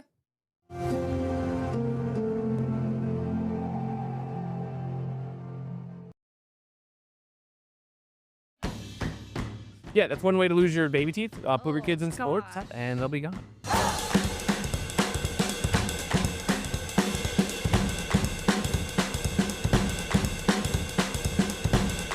Welcome in for another episode of Tired Parents Club. I am your host, Kevin Pinto. We have... And I'm Sierra Langford. Perfect. This is a place we can share, laugh, vent, talk about the ups and downs of raising the littlest versions of ourselves. Today, what are we talking about, Sierra? Well, it's springtime, and many parents are getting their children, whether you have elementary, middle school, high school, even college, they're getting them into spring sports. Woo, sports. Yes, and we're specifically talking about the dark side of sports. Bum, bum, bum. Injuries. It's injuries. So we grew up playing sports. I grew up probably playing sports longer than you. What sports did you end up playing when you were growing up? So growing up, I actually played softball. I did it in elementary school and I did it in middle school, and I kind of had to stop around 8th grade because the ball got too fast for me, Kevin. And I think that happens to us eventually. I played baseball, right? So I was able to keep up until about college. I played like maybe a little bit of a year. Okay, much farther than I got. But it hits us eventually, I think. Unless you're as dedicated as some of those other guys were. We probably weren't as dedicated. I think that's the biggest problem. No, I think there's like a wall, like especially if, I don't know. I feel like you either have it or you don't in baseball or softball. And I definitely got to a point where I'm like, the ball just right by me, could barely see it. It was already in the catcher's mitt. I didn't even realize it was passing me. I was like, it's time for me to step away. That's it. Yeah, no, I mean, I followed it pretty well. It definitely just slowed down. And it's time to retire. And mine was college. What kind of injuries did you see? The injuries I see, man. So mine were usually ankles. We had ankles getting twisted up or whatever, and then I played basketball a lot too. Oh, terrible basketball player. Obviously, I was center. Now I'm 5'8", guys, and back then I was not 5'8". I was like 1'2" or something. Anyway, so but trying to go for rebounds, I would jam my middle finger all the time. And there was one time where I got shoved underneath, and the ball hit my mouth, and my teeth came out. Yeah, so I lost a couple of teeth. How many teeth are we talking? I don't know. There was on the ground. I was on the ground. Teeth were everywhere. I don't remember. My goodness. Yeah, I don't think it hurt that much. Was this your baby teeth? Yeah, or... baby teeth. Oh, thank goodness. That Yeah. No, all of my other teeth came back just fine. So yeah, that's one way to lose your baby teeth. Put your kids in sports, and they'll be gone. Oh gosh, stop. I'm just picturing it. It's ooh. So most of my injuries weren't bad. I never had broken bones. Just like small, like little tendon stuff or whatever. I guess. I'm not a doctor. I don't know what it all means, but we have a doctor on in a little bit to talk about it. Yes. Is there a sport that you really don't? Because we have what, 3-year-old and a 1-year-old. Yes. What sport don't you want your kid to play because you're so concerned about it? Well, don't come for me, guys. Football.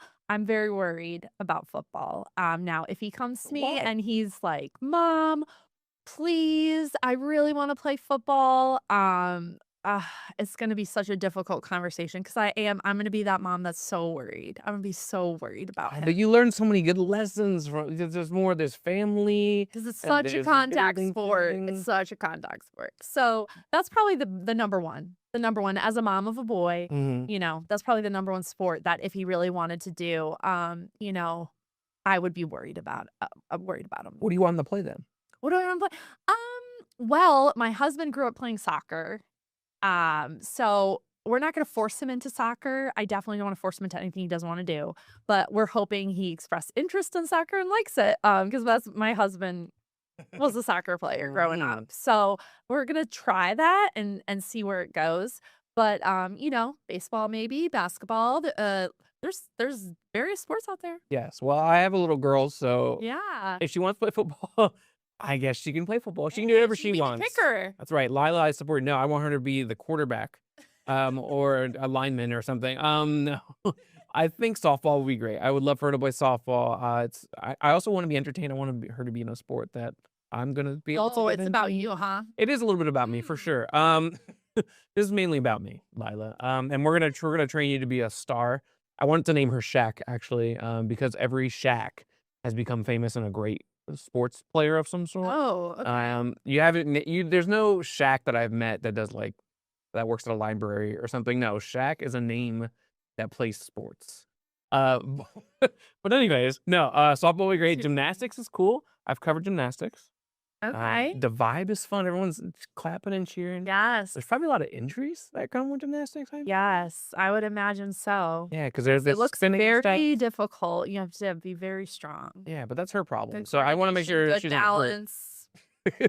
Exactly. All the things that my wife did not give in the traits, in the genes, if you will. But I was more balanced. Yes, I'm going to talk about Jenna. She also knows that she is. Jenna, she's not here to defend herself. That's what this show is about, to pick on our spouses as well. Tired husband. No, my wife is amazing. Shout out to her. Do you know if she experienced any injuries growing Did up? she do? I think she did a little bit of softball and some basketball. I imagine she got hurt a lot. Again, this whole lack of balance thing. She's definitely probably got hurt.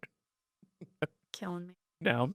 Well, all right. So softball, gymnastics, that's kind of what I'm looking for. I'm not really concerned about injuries.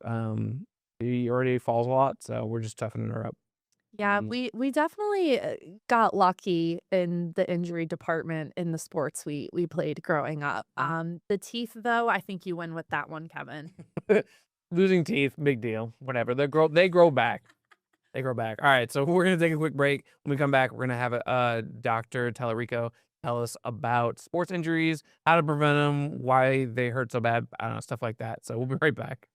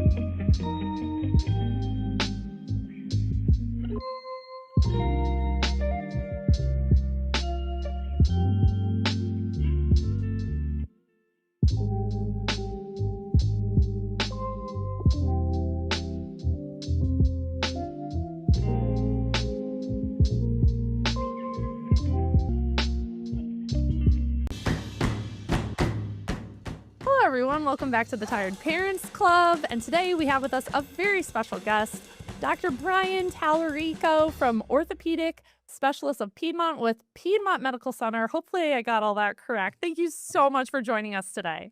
Very well. You did. Yeah, good job. That's perfect.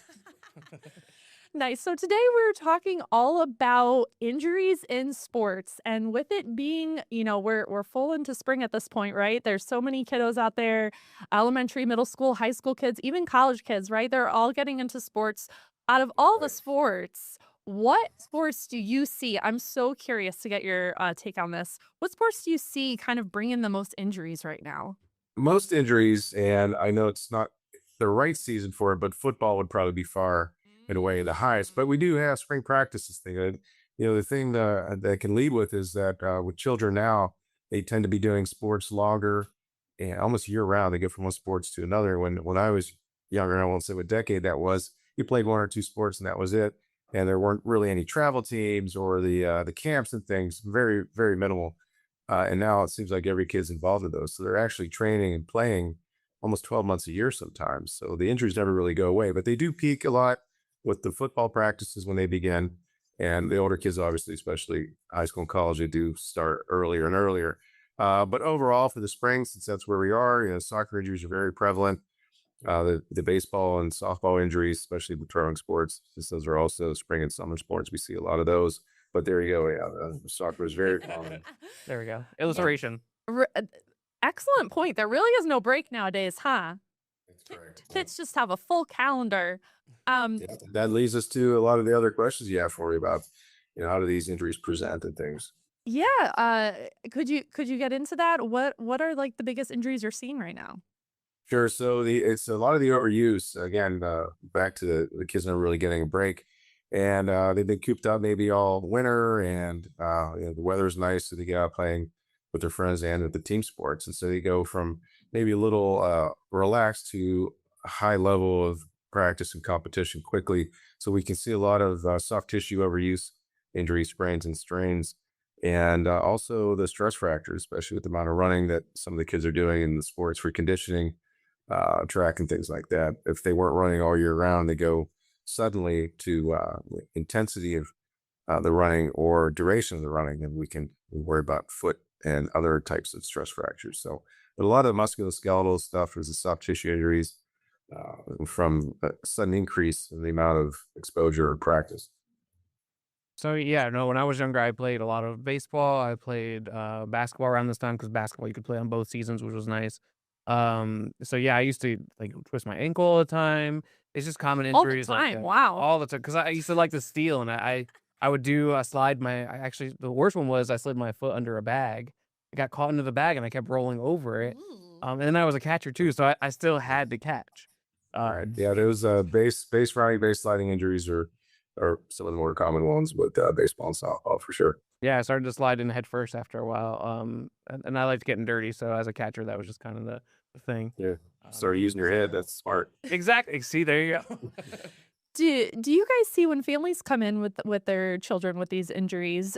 Do you find that parents are taking their kids in right away, or sometimes maybe they're waiting a bit to see like, is this serious? And then they're coming in maybe a few days later and realizing, oh gosh, this is worse than we thought. I think that in the last few years, there's been an uptick in amount of urgent evaluations by orthopedic surgeons in general with athletes. Just because I think of the social media, the exposure. Let's be honest, WebMD, everybody has a doctor in their pocket with their phone. So if a kid is limping or he has a swollen knee, they automatically get in. So there's a little bit of a panic. I'm a parent too. I have 3 kids, all of them played sports. So I get it. I was more of the just put some ice on, rub some dirt in, it'll be fine. Or it's just because of how I was raised and being an orthopedic surgeon. But there was a little bit of anxiety sometimes when your kid's hurt. And so they just wanted to get it looked at. So we do see a lot of injuries. I saw probably 3 or 4 young kids this morning already, under 12 for injuries, some of which due to sports. So they do get in pretty quick because they're worried about whether they'll be able to practice, whether they want to play, or everybody's the next Nolan Ryan or the next Kobe Bryant. So they're worried about their competition level. So they want to make sure nothing's wrong, which is totally fine. I get it. So we're more than happy to see them. That's good to hear. That's a relief. Gotcha. I guess if kids are getting hurt right at this young age or whatever, are they more susceptible to long-term effects, I guess, because they're still continuing to grow, right? So obviously like in football, concussions could probably hurt development, or what are some other injuries that could be Absolutely. worse? It's an excellent question. And, I try to convey my advice, my thoughts to parents that come in about the overwhelming amount of sports that some of these kids are playing. And the frequent flyers I see, the ones that come in with injuries almost every year, I really do worry about that because there is a downstream effect of chronic injury, even if it's sprain, strain, soft tissue stuff. And then, of course, you're a baseball player talking about the little leaguer's elbow and the pitcher's shoulder and things like that. Those can be very bad actors. The league menace injury, the elbow for these kids that are pitching. I don't know what the pitch counts are up to now for a game, but they're trying to do a better job now than even 10 or 15 years ago, eliminating these kids, especially with the throwing. But you're right, multiple concussions at a young age, those kids, obviously, you need to really look long and hard at keeping them out of contact sports. It's a very unfortunate thing, but it is very scary, especially with CTE development later on in life, things like that. And that's something that kids aren't thinking about. I didn't think about that. Obviously, my pitch count. I just wanted to throw if I could. Hey, I guess I never really thought about that. When we were younger, they probably didn't care about pitch counts. I was just saying, no, it wasn't. That wasn't a thing probably till the 2000s, maybe even later. It's just you threw, and if your elbow was sore, you got a bad guy saw it. So, but the good news is that they are looking at that more closely than ever before. So it does.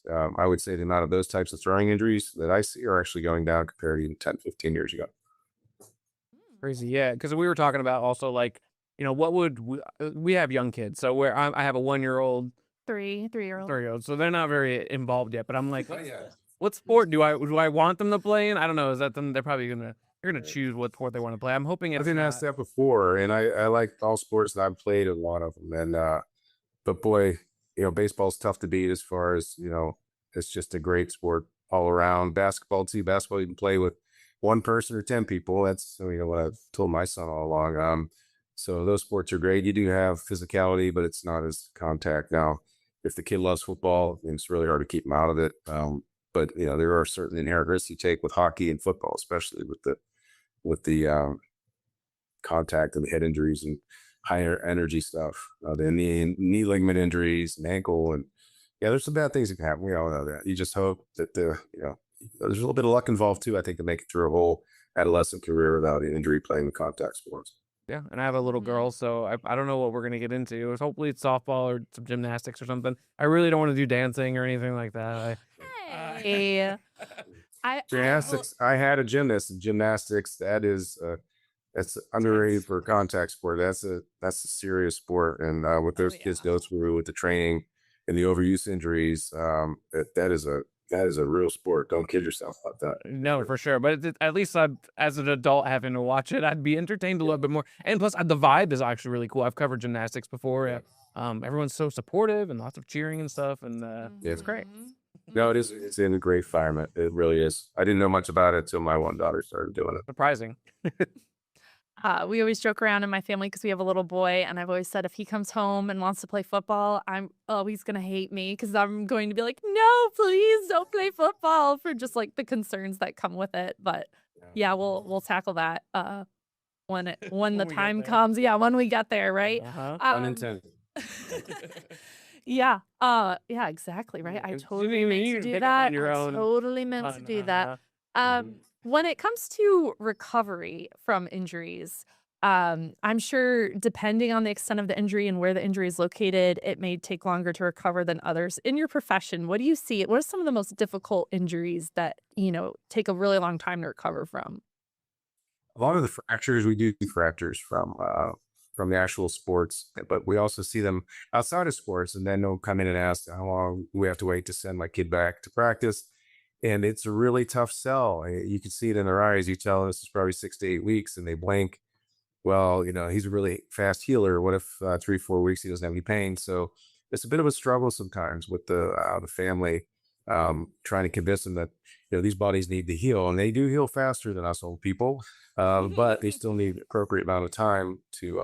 Mother Nature's Mother Nature, physiology's physiology. So to heal fractures or with torn ligaments or pulled muscles, it does take some time, and it's common sense. If you go back before you're healed, you're probably going to have a recurrence of the same injury or start from square one, because that's how I try to sell it. You can go back. I can't force you to do anything. You're asking my opinion as an orthopedic surgeon. If you go back too soon, you're probably going to be back again, and now you're starting from day one, basically. Yeah, because I was the kind of person that I would still play. I wanted to play, and so if I was injured, I don't know. I wouldn't. I didn't want to show it because I wanted to play catcher. I really wanted to play. I didn't want to prove that I was hurt. You would re-injure yourself, Kevin, huh? I would, yeah, and I didn't mind it. Well, I Terrible. and I think that's how a lot of kids are. And a lot of parents kind of are like that, right? They just kind of want to push their kid until, yeah, it becomes a worse injury, I guess. Importance of listening to your doctor and being patient. I guess. All right, thanks for joining us. We're gonna take a quick break.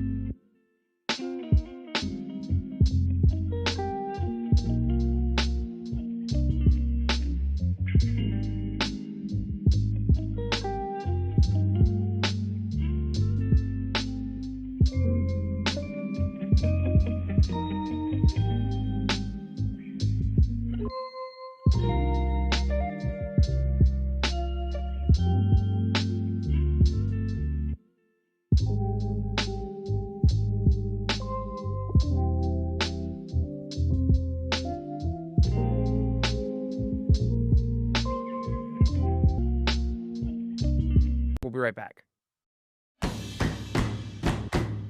Welcome back to Tired Parents Club. We were talking about sports injuries. So one thing we haven't talked about is how can you prevent these injuries? Well, there's two types of injuries in sports, orthopedically speaking. You have the traumatic ones that are just really hard to prevent. They're usually bad luck, a misstep or a tackle or a deceleration. You're with the soccer clip there, the deceleration injury, changing directions, rupturing ACL, things like that. It's just, like I said, sometimes some bad luck. So, but overall, to prevent injuries, it's preparation, and that's why the training is so important, and the warm up is so important, and the conditioning is. The healthier the soft tissues are, the better the bones are. Obviously, the more resistant they are to injury. So you just sometimes can't predict a freak injury or a bad accident. The accidents happen. That's what keeps orthopedic surgeons in business. So, but a lot of kids now are way more in tune with the nutrition, and that's not just them; it's their parents too, and coaches and staff. So there was no such thing when I was a kid, when I was a young athlete. It's just basically maybe Gatorade was out back then, so we would drink Gatorade. But I think the dietary, just the whole thing about sports nutrition is a relatively new thing over the last 10, 20 years that's really helped. I believe that I'm a real proponent of proper nutrition for these athletes. You figure how many calories these kids are burning when they're practicing 2-3 hours a day, especially like the wrestlers and the runners and the football players, the ones that are out in the heat during practice for 3 hours. It's ridiculous how much they burn, and also the fluids. I think that the coaching staff and the athletic staff, they're much better now than back when we were younger. So I think that that's a good thing, and it does help prevent a lot of injuries. But the other thing is just the signs we'll see in these kids if they're starting to limp or if they're favoring a shoulder. I think the parents really have to keep an eye on them because, as you said, the kids will just keep their mouth shut because they want to keep playing. They don't want to let their team down. They want their coaches down. But if there's something wrong with your kid, you gotta pick up on it. You gotta pay attention. If he's limping, if he's asking for Motrin, or kids don't take Motrin or Advil or Aleve or Tylenol like adults do. They just don't. They never ask for it. They're asking for it because their knee hurts or the foot hurts or the shoulder hurts or the back hurts. You really gotta have an open eye for that. You have to get them evaluated because that's not normal. Sprains and strains are one thing. Just being sore from lifting weights or working out with the team is different. But when they're actually hurting, you can see it in their eyes or in the way they carry their body. You really need to intervene and see what's going on.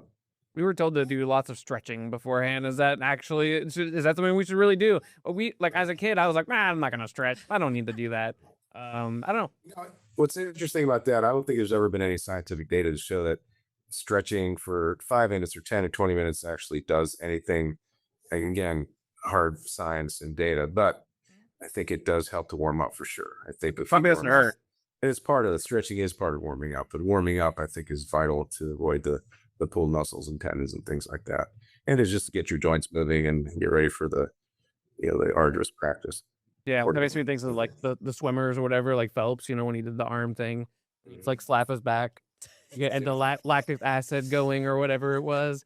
Yeah, I mean, I did that only seeing him do that, and I would play baseball, and I'm like, does that really do anything for me as a baseball player? Whatever, I'll still do it. It made me feel loose. That's all that mattered.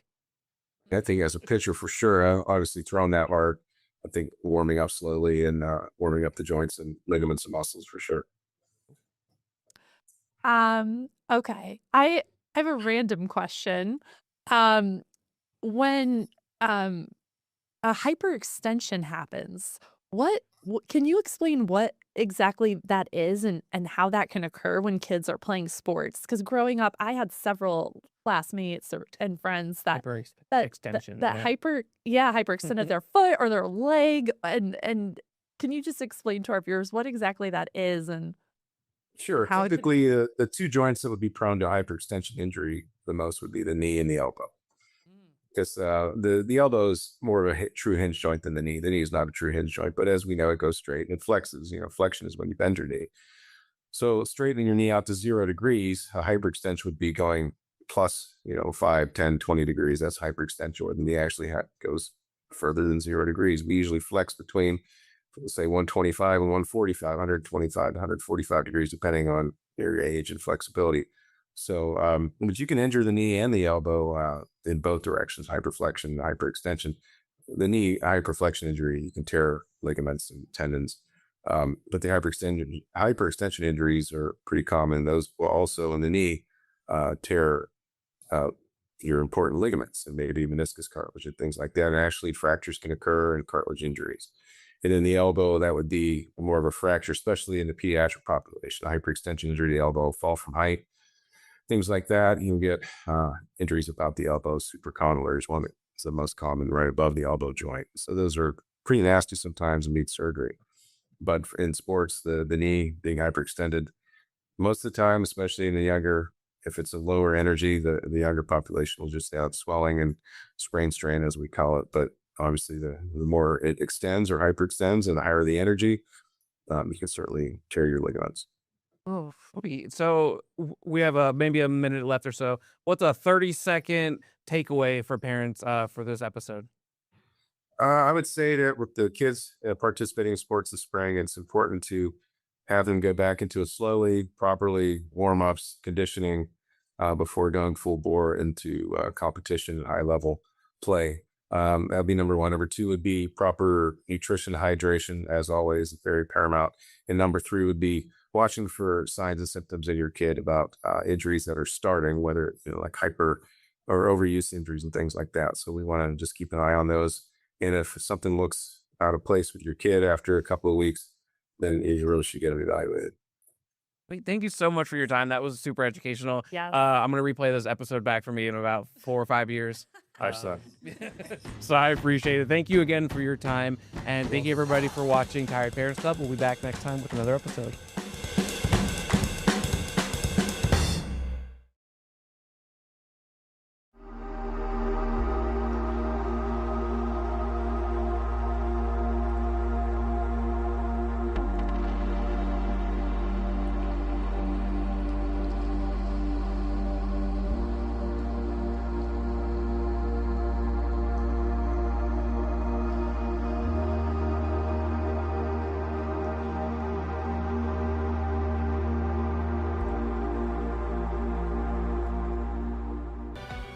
Now in Queen City News, Charlotte-Mecklenburg school leaders make a change to the district calendar, why they're now joining others and making next Friday an optional teacher workday. A warm finish to the week, and believe it or not, we actually have a little bit of rain showing up, mainly in the mountain communities here today. We've got more in the way of showers and storms heading in for part of the weekend. I'm timing it out and just how much rain we will see in my pinpoint weather forecast. And the newest first-round draft pick for the Carolina Panthers is welcome to the Queen City. So how Monroe Freeling is feeling as he returns home to the Carolinas. All right, breaking first today at 4 out of Kannapolis right now. E. coli was detected in the city's water, prompting a boil water advisory for both Kannapolis and Landis. So leaders say crews are currently flushing and treating all city water right now to ensure that the contaminants were eliminated. Officials are urging residents to be able to boil all water that they use unless it's for a shower or a bath until further notice. Flying Buffalo, a Kannapolis business, posted to Facebook saying the city is now notifying restaurants to shut down until the issue is fixed. Well, Kannapolis City Schools also released early today due to this advisory.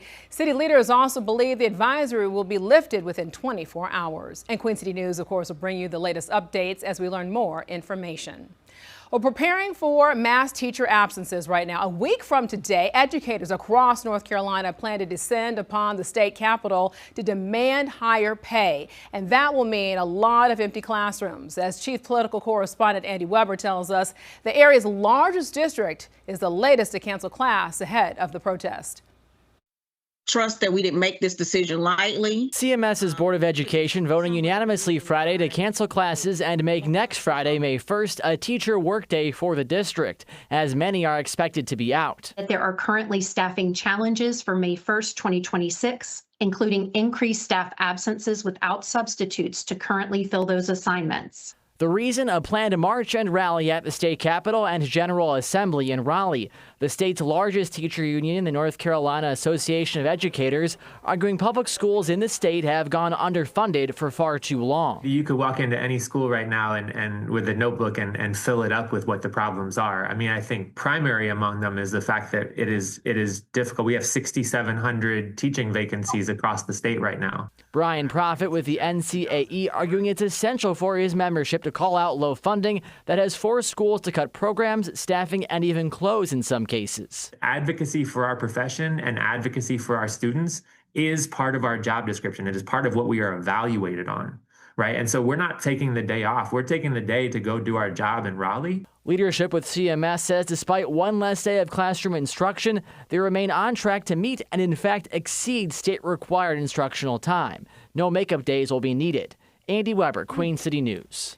Kannapolis City Schools are also adjusting their district calendar, giving teachers an optional work day on the 1st. And then across the state, other districts like Asheville City Schools and also districts in Central and Eastern North Carolina are making the change as well.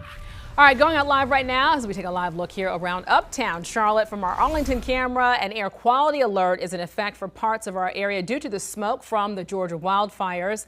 Let's get right over to Chief Meteorologist Tara Lane in the Pinpoint Weather Center. Tara, so that alert expires tonight, and you're also tracking some much needed rain. We are tracking some of that much needed rain, and we actually have just a little bit of that much needed rain showing up here late this afternoon up in the mountain communities. We've had a couple sprinkles or a little bit of light rain from time to time up across parts of the northwest Piedmont from Iredell County and into some of the foothills locations. Most of those showers have fizzled, but these showers are still kind of coming down here. Nothing too heavy, obviously scattered around on either side of Jefferson, that eastern part of Ashe County down through parts of Avery and Watauga County. All those showers are pushing off to the east. So just signs that we're seeing this gradual increase in moisture ahead of the cold front that will bring us more areas of rain tomorrow. Let's address the air quality alerts in effect until about 8 o'clock this evening for Rowan, Cabarrus, and down through Mecklenburg County. We've had that concentration, that buildup of ground level ozone, the warm and stagnant air mass, very little wind and mixing going on. So those of you with respiratory issues like asthma, emphysema, younger kids, older active adults want to continue to limit that time outside through the rest of this evening. But the smoky situation, those of you that have been seeing the haziness and maybe the smell of smoke in the air, that's going to be improving as we get some of those showers rolling in tomorrow. I'll show you a timeline on the arrival of that rain and just how much we will get coming up my Pinpoint Weather weather forecast in a few minutes. All right, thank you, Tara. Well, right now, a 17-year-old is charged in connection with the deadly shooting that killed another teen in Kannapolis. Investigators say that Nehemiah Gibson Rogers turned himself in last night while police responded to a home on Coldwater Lane Monday night and then found the victim, 17-year-old Legend Benjamin, dead from a gunshot wound. Now, Gibson Rogers is now charged with murder and is being held at the Cabarrus County Jail without bond. Iredell County deputies now continue to investigate a break-in at a Mooresville home of late NASCAR driver Greg Biffle. Now, the burglary happened back in January, just weeks after the NASCAR driver and his family and friends died in a plane crash at the Statesville airport. So investigators released this home security video that you're seeing right here, saying that the suspect walked away with $30,000 in cash and a backpack. So yesterday, deputies searched 2 locations, one on McCrary Creek Road in Mooresville, the other on St. James Church Road in Denver, and they say evidence including electronic devices were seized by investigators in Denver. So we're going to bring you the very latest developments both on air and online at qcnews.com. A proposed development that would reshape Mount Holly's downtown area is on hold for now. So the mayor made the tie-breaking vote, bringing the project to a halt. Well, Queen City News reporter Jen Cardone spoke with city leaders and a business that could be impacted by where things go from here. Mount Holly is the home to about 20,000 people. For years now, the city has been trying to make it a destination spot. A lot of people want to get away from the big city, and that's why they come here. Mayor David Moore says that's what's attractive about Mount Holly. Leaders were hopeful a park and amphitheater could do just that. This is a monumental decision for the city of Mount Holly, and we've got to make sure this is right because once it's done, it's over. He made the tie-breaking vote last week to pause a project that would develop about 6.5 acres of land in the heart of downtown, known as the Veterans Park Downtown Redevelopment Project. This is something that has been important to this council, previous city council, and citizens throughout the last 20 years. City manager Jonathan Blanton says the partnership with Streetlights Residential would bring between 96 and 120 townhomes in addition to the attraction. We want a park, and then they kind of added the other things. So we wanted to get more interaction from our citizens and what we thought was going to be best for our community. The project could change the entire landscape of downtown, including East Central Avenue. In fact, it might even mean places like Papa Sammy's have to move, and this wouldn't be the first time. We have to get out, unfortunately, because this is our bread and butter. Sammy Gonzalez, or Papa Sammy, and his wife got their start in Fort Mill back in 2011, but had to move when that property closed. They've been here now for 13 years. I guess then we gotta buy a building. Gonzalez says he found out about the project about 4 years ago. They didn't offer much, so we're gonna see what we can do. While he and his wife weigh their options, the city is doing the same. We've just got to take our time and make sure we do it right. The city is still in talks with the developer to find another way forward. Jen Cardone, Queen City News. So lawmakers in Raleigh are now working to close the property tax loophole they say is being exploited by developers. Some city leaders say it's costing them millions of dollars. So the loophole allows developers to avoid paying property taxes by partnering with an affordable housing nonprofit.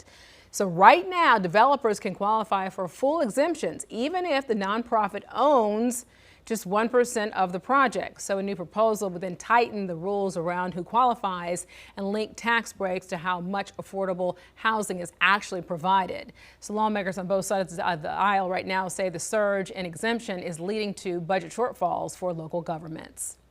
So the Panthers' first-round draft pick, Monroe Freeling, is now settling into the Queen City. Look at that, all the excitement there. Look at Sir Purr right there, welcoming him into the city. So the Black and Blue held a warm welcome for the South Carolina native in Uptown this morning. Defensive tackle out of Georgia is now from the Charleston area, and our Casey Funderburg was there at Bank of America Stadium this afternoon for Freeling's introduction.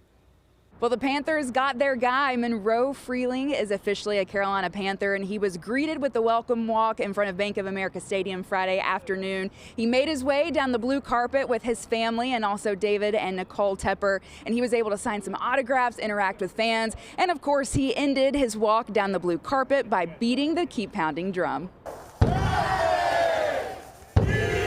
Freeling Freeling was the Panthers' first-round pick at number 19 overall, and he's coming in to fill a need that the Panthers clearly wanted to address for the 2026 season. And during the offseason, they made some moves for the offensive line, but for the most part, the future of what the line was going to look like was still unknown. At 6'7", 315 pounds, Freeling helped the Georgia Bulldogs offense to 32.1 points per game, was a part of an offense ranked third in the NCAA in first downs and first nationally in fourth down. So he brings that extra protection for Bryce Young and the Panthers offense. I think I bring the energy every single day, regardless if it's a practice, a walkthrough, or a game. I bring the energy every single day. So it's actually insane because my older brother, he went to school at Charlotte. So he went to school at Queens in Charlotte. So it's like, that's like a cycle almost. I'm going up there too. And I mean, it's kind of incredible. I mean, I didn't imagine this, and I'm so happy that this is the case. It's like I get to stay up 3 hours from the home and get to basically stay at home. And I didn't do that through the college recruiting process. So I guess I owe it to my Carolina fans. All offseason long, Dan Morgan talked about how they were going to address the Panthers' biggest need when it came to that 19th overall pick. For them, it was a need closest to the ball, so they went with that offensive tackle position. So it'll be exciting to see what Monroe Freeling is able to do and see him working with Bryce Young and the rest of that offensive group. But from Bank of America Stadium, Casey Funderburg, Queen City News. Very cool to see. All right, a space for intellectually disabled residents in Belmont damaged after a transformer catches fire. How the staff's quick thinking prevented further tragedy. Through the medium of Ghouls Night and through art, I've been able to connect with my neighbors. And in the next half hour, a look at Ghouls Night Out in Charlotte. Woo! We see where spooky meets funny in Faces of the Carolinas. You're watching Queen City News at 4. Your time now is 4:11. 84 degrees outside here in the Queen City. And of course, you're watching the most honored and the most local news in Charlotte.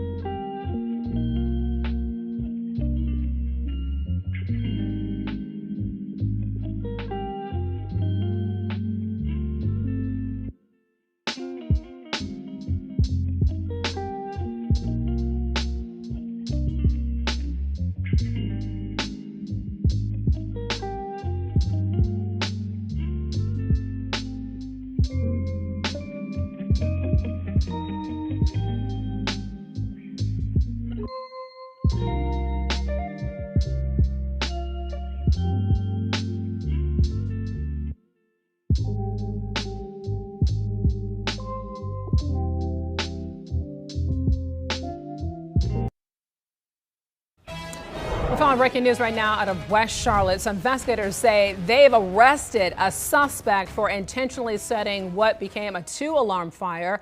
The Charlotte firefighters got the call to a building on Tuckasegee Road at State Street around 5:20 this morning. Again, they have a suspect in custody. That's the breaking news. They had to issue a second alarm to bring more firefighters to the scene. The fire caused about $90,000 in damage right now. No one was hurt, thankfully, but investigators have not released the suspect's name. A facility in Belmont that cares for intellectually disabled children and adults is now leaning on the community right now after a transformer exploded, sparking a fire. So they tell Queen City News reporter Matt Stell that no one was injured in this case, but the fire left behind quite a bit of smoke damage, which has led to several other issues. The fire crew that was out here told us had our staff not acted as quickly as they did, this would have been a very different story. And thankfully, that wasn't the case last Friday at the Holy Angels facility in Belmont.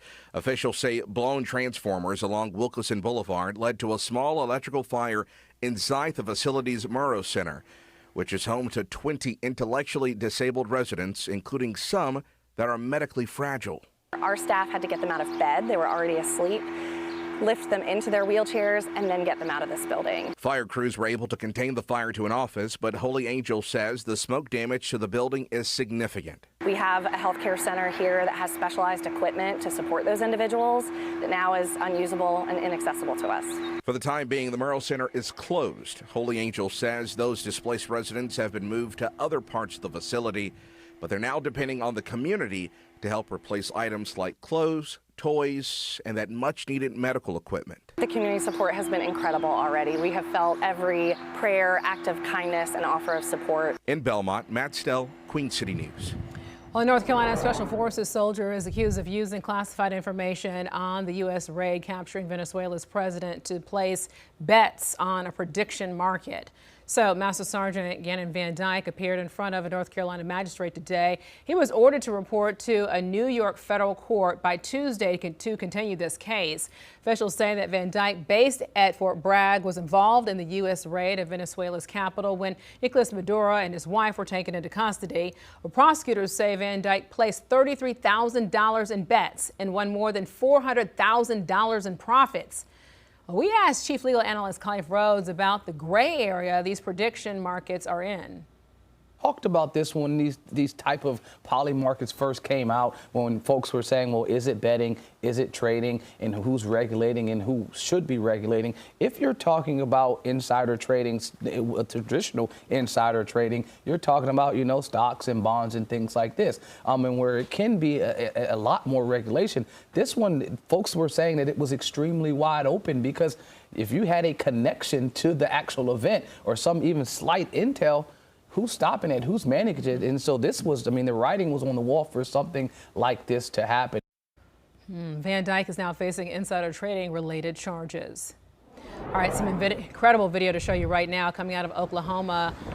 It shows the moment. Look at this. Severe weather just swept through the state. This video is from Enid. And in the northern region of the state, here's where this is all happening. Officials confirm one tornado with a rating of at least an EF3 touched down there, damaging around 50 homes, and then also looking at the trees that are there, just wiping them away. I mean, this is incredible. Look at this. You can just be able to see the funnel, which is so rare to get this kind of video coming in of the multiple other tornadoes that touched down in the state. Fortunately, nobody died, but about a dozen people were hurt. Wow. Nightmares. It really is. I mean, and just to also, as we talk about the weather here at home, I bring in Chief Meteorologist Tara Lane to this conversation. The danger of trying to film that, obviously. Oh, yeah. I mean, you just don't want to be that close to that funnel. Very interesting to be able to see. But talking about our weather here at home, 84 degrees outside. I know, very much. As we take a live look here over at South Park, Charlotte, from our Hyatt camera. So sunny and clear this evening. We're also expecting that to be able to change starting tomorrow afternoon.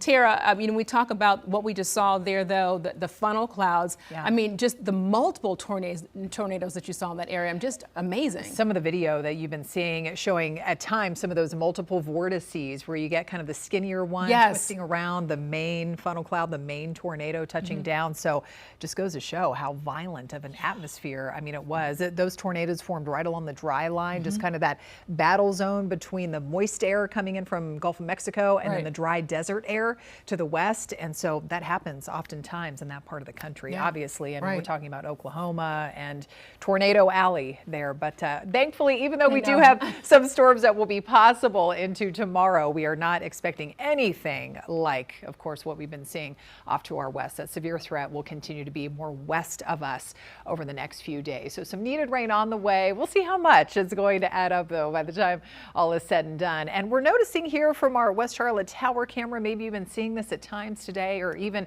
earlier this morning, stepping outside and smelling some smokiness in the air. Yes, it's still tracking that wildfire smoke from the wildfires burning in South Georgia and impacting our air quality today, too. We still have those air quality alerts in effect through about early this evening, 8 p.m. or so for Rowan and Cabarrus and down through Mecklenburg County with that buildup of ground level ozone that's made for that code orange category, so making it slightly unhealthy. What does that mean? That means if you do have breathing problems like asthma, emphysema, also younger kids and older active adults, you want to try and limit that time outside. Let's check out how long this smokiness is going to continue to impact us here. Coming in off that southwest wind, which is helping to give us the warm temperatures with sunshine today too. But notice as we advance in time into tomorrow, we get the front moving in, more of a wind shift and sweeping out some of the smokiness over the rest of the weekend. So good news there. Now the radar imagery as we look around, we actually do have a couple of spot showers out there today, more north and west of Charlotte. Nothing too heavy, obviously. We're just talking about some sprinkles at times,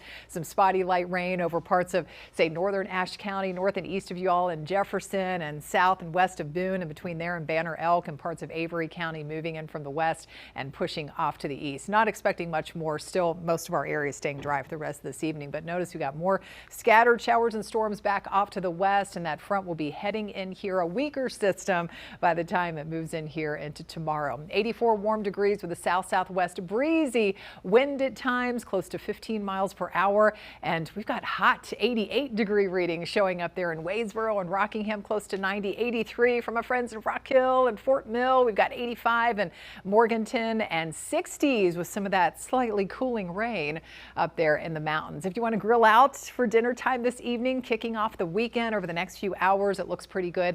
Mostly clear, a few leftover scattered clouds around, mostly dry too, with temperatures continuing to hover in the mid to lower 80s. Speaking of lower 80s, that's where we're going to be tomorrow afternoon, directly ahead of the front, but with some showers and storms rolling in and helping to drop those temperatures when you do, if you do get the rain, and then turning just a bit cooler on Sunday. Sunday is definitely the drier half of the weekend with those highs in the upper 70s. So we check it out here, timing it out on Futurecast. Tomorrow morning, still plenty of dry time. In fact, a lot of you just waking up to full sunshine. You may be saying, okay, where's this rain that we're talking about here? Well, 3 p.m.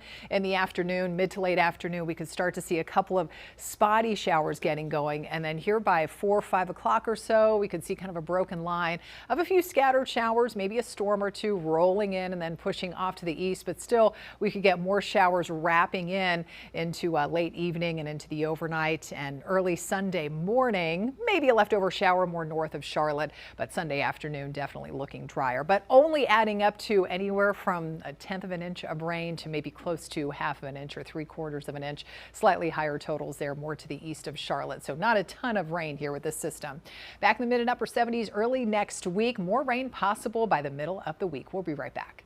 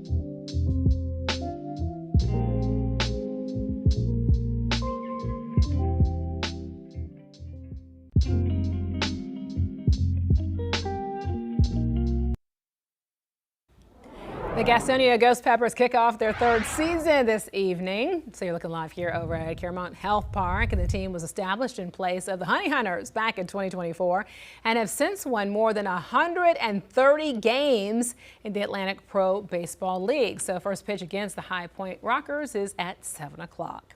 And the Charlotte Checkers are looking to clinch their first round of the Calder Cup playoffs tonight. So after a dominant 8-1 win over the Springfield Thunderbirds Wednesday, the team is back on the ice at Bojangles Coliseum for game number 2. So the puck drops at 7, and it's a best-of-3 series. And if the Checkers lose tonight, game 3 is tomorrow. So Charlotte FC continues its stretch of games away from the Queen City tomorrow. The team is in Tennessee taking on the Nashville SC.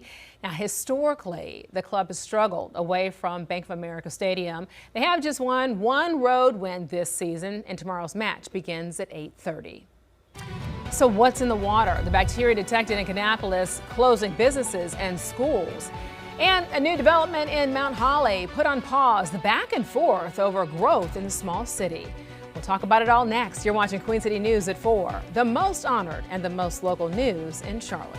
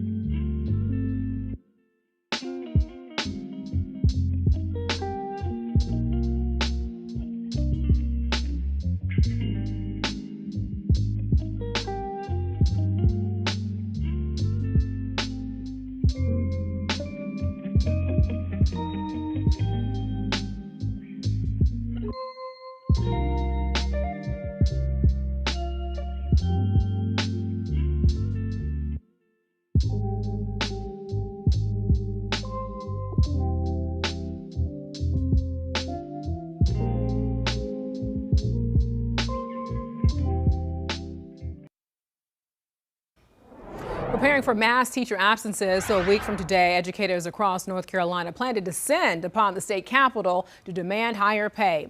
And that will mean a lot of empty classrooms. As chief political correspondent Andy Weber tells us, the area's largest district is the latest to be able to cancel class ahead of the protest. Trust that we didn't make this decision lightly. CMS's Board of Education voting unanimously Friday to cancel classes and make next Friday, May 1st, a teacher workday for the district, as many are expected to be out. There are currently staffing challenges for May 1st, 2026, including increased staff absences without substitutes to currently fill those assignments. The reason, a planned march and rally at the state capitol and General Assembly in Raleigh. The state's largest teacher union, the North Carolina Association of Educators, arguing public schools in the state have gone underfunded for far too long. You could walk into any school right now and with a notebook and fill it up with what the problems are. I mean, I think primary among them is the fact that it is difficult. We have 6,700 teaching vacancies across the state right now. Brian Profit with the NCAE arguing it's essential for his membership to call out low funding that has forced schools to cut programs, staffing, and even close in some cases. Advocacy for our profession and advocacy for our students is part of our job description. It is part of what we are evaluated on, right? And so we're not taking the day off. We're taking the day to go do our job in Raleigh. Leadership with CMS says despite one less day of classroom instruction, they remain on track to meet and in fact exceed state-required instructional time. No makeup days will be needed. Andy Weber, Queen City News. Kannapolis City Schools are also adjusting their district calendar, giving teachers an optional work day on the 1st. So across the state, other districts like Asheville City Schools and districts in central and eastern North Carolina are also making the change as well. A boil water advisory is in effect in Kannapolis and Landis after E. coli was detected in the city of Kannapolis' water. Well, leaders say right now crews are currently flushing and treating all city water to ensure that the contaminants were eliminated. Officials are urging residents to boil all water they use unless it's for a shower or for a bath until further notice. Flying Buffalo, a Kannapolis business posted to Facebook saying that the city is notifying restaurants to shut down until the issue is fixed. Kannapolis City Schools also released early today due to the advisory. The city leaders believe the advisory will be lifted within 24 hours. Of course, Queen City News will bring you the latest updates as we learn more information. All right, going out live right now as we take a live look here over uptown Charlotte from our Arlington camera.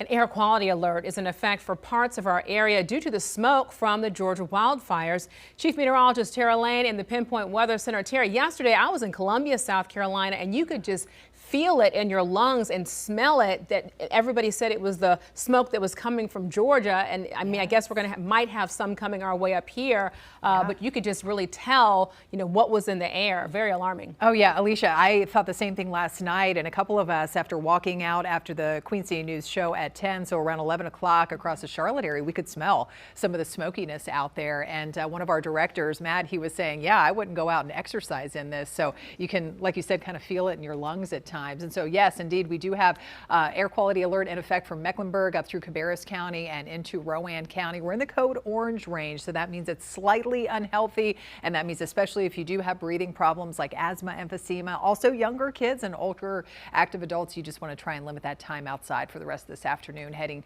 into early evening or so through about 8 p.m. We do actually have a little bit of rain that's been showing up on radar. A couple sprinkles earlier, even across parts of Iredell County, Alexander County. Now most of those are focused up in the higher elevations. As expected, we knew that this could happen here today. And you can see across Ashe County, north and east of Jefferson, a little spot shower there, and some even moderate to even slightly heavy rain at times across parts of southern Watauga and into Avery County. More of this to come as a cold front moves in for tomorrow. I'll show you when to expect it this weekend and just how much we could get. That's coming up in a few minutes. All right, thank you for that, Tara. A proposed development that then would reshape Mount Holly's downtown area is on hold for now. The mayor made the tie-breaking vote, bringing the project to a halt. Queen City News reporter Jen Cardone spoke with a city leader and also several city leaders actually, and a business that could be impacted by where things go from here. Mount Holly is the home to about 20,000 people. For years now, the city has been trying to make it a destination spot. A lot of people want to get away from the big city, and that's why they come here. Mayor David Moore says that's what's attractive about Mount Holly. Leaders were hopeful a park and amphitheater could do just that. This is a monumental decision for the city of Mount Holly, and we've got to make sure this is right because once it's done, it's over. He made the tie-breaking vote last week to pause a project that would develop about 6.5 acres of land in the heart of downtown, known as the Veterans Park Downtown Redevelopment Project. This is something that has been important to this council, previous city council, and citizens throughout the last 20 years. City Manager Jonathan Blanton says the partnership with Streetlights Residential would bring between 96 and 120 townhomes in addition to the attraction. We want a park, and then they kind of added the other things. So we wanted to get more interaction from our citizens and what we thought was going to be best for our community. The project could change the entire landscape of downtown, including East Central Avenue. In fact, it might even mean places like Papa Sammy's have to move, and this wouldn't be the first time. We have to get out, unfortunately, because this is our bread and butter. Sammy Gonzalez, or Papa Sammy, and his wife got their start in Fort Mill back in 2011, but had to move when that property closed. They've been here now for 13 years. I guess then we gotta buy a building. Gonzalez says he found out about the project about 4 years ago. They didn't offer much, so we're gonna see what we can do. While he and his wife weigh their options, the city is doing the same. We've just got to take our time and make sure we do it right. The city is still in talks with the developer to find another way forward. Jen Cardone, Queen City News. Lawmakers in Raleigh are now working to close a property tax loophole that they say is now being exploited by developers. Some city leaders say it's costing them millions of dollars. The loophole allows developers to avoid paying property taxes by partnering with an affordable housing nonprofit. Now, right now, developers can qualify for full exemptions even if the nonprofit owns just 1% of the project. So a new proposal would then tighten the rules around who qualifies and then link tax breaks to how much affordable housing is actually provided. Lawmakers on both sides of the aisle say that the surge in exemptions is leading to budget shortfalls for local governments. It's resulting in an enormous amount of foregone property tax revenue for counties like Wake County and some other counties, and it's really expanding to the point where it's becoming a massive problem. And so all of that tax break benefit goes to the private equity firms that are buying these projects up, as opposed to residents who are living there, and that's what we really want to prevent. So the bill was just filed, but lawmakers say it will move quickly, possibly passing as soon as next week. The Panthers' first round draft pick Monroe Freeling now settling into the Queen City. So Black and Blue now held a welcome for the South Carolina native in Uptown this morning. Look at that, Sir Purr was out, all the fans, so many people coming in to see all the excitement and to welcome him into the Queen City. So the offensive tackle out of Georgia is from the Charleston area, and our Casey Funderburg was there at Bank of America Stadium for Freeling's introduction. Well, the Panthers got their guy. Monroe Freeling is officially a Carolina Panther, and he was greeted with the welcome walk in front of Bank of America Stadium Friday afternoon. He made his way down the blue carpet with his family and also David and Nicole Tepper, and he was able to sign some autographs, interact with fans, and of course he ended his walk down the blue carpet by beating the Keep Pounding drum. Freeling was the Panthers' first-round pick at number 19 overall, and he's coming in to fill a need that the Panthers clearly wanted to address for the 2026 season. And during the offseason, they made some moves for the offensive line, but for the most part, the future of what the line was going to look like was still unknown. At 6'7", 315 pounds, Freeling helped the Georgia Bulldogs offense to 32.1 points per game, was a part of an offense ranked third in the NCAA in first downs and first nationally in fourth down. So he brings that extra protection for Bryce Young and the Panthers offense. I think I bring the energy every single day, regardless if it's a practice, a walkthrough, or a game. I bring the energy every single day. So it's actually insane because my older brother, he went to school at Charlotte. So he went to school at Queens in Charlotte. So it's like, it's like a cycle almost. I'm going up there too. And I mean, it's kind of incredible. I mean, I didn't imagine this, and I'm so happy that this is the case. And it's like I get to stay up 3 hours from the home and get to basically stay at home, and I didn't do that through the college recruiting process. So I guess I owe it to my Carolina fans. All offseason long, Dan Morgan talked about how they were going to address the Panthers' biggest need when it came to that 19th overall pick. For them, it was a need closest to the ball, so they went with that offensive tackle position. So it'll be exciting to see what Monroe Freeling is able to do and see him working with Bryce Young and the rest of that offensive group.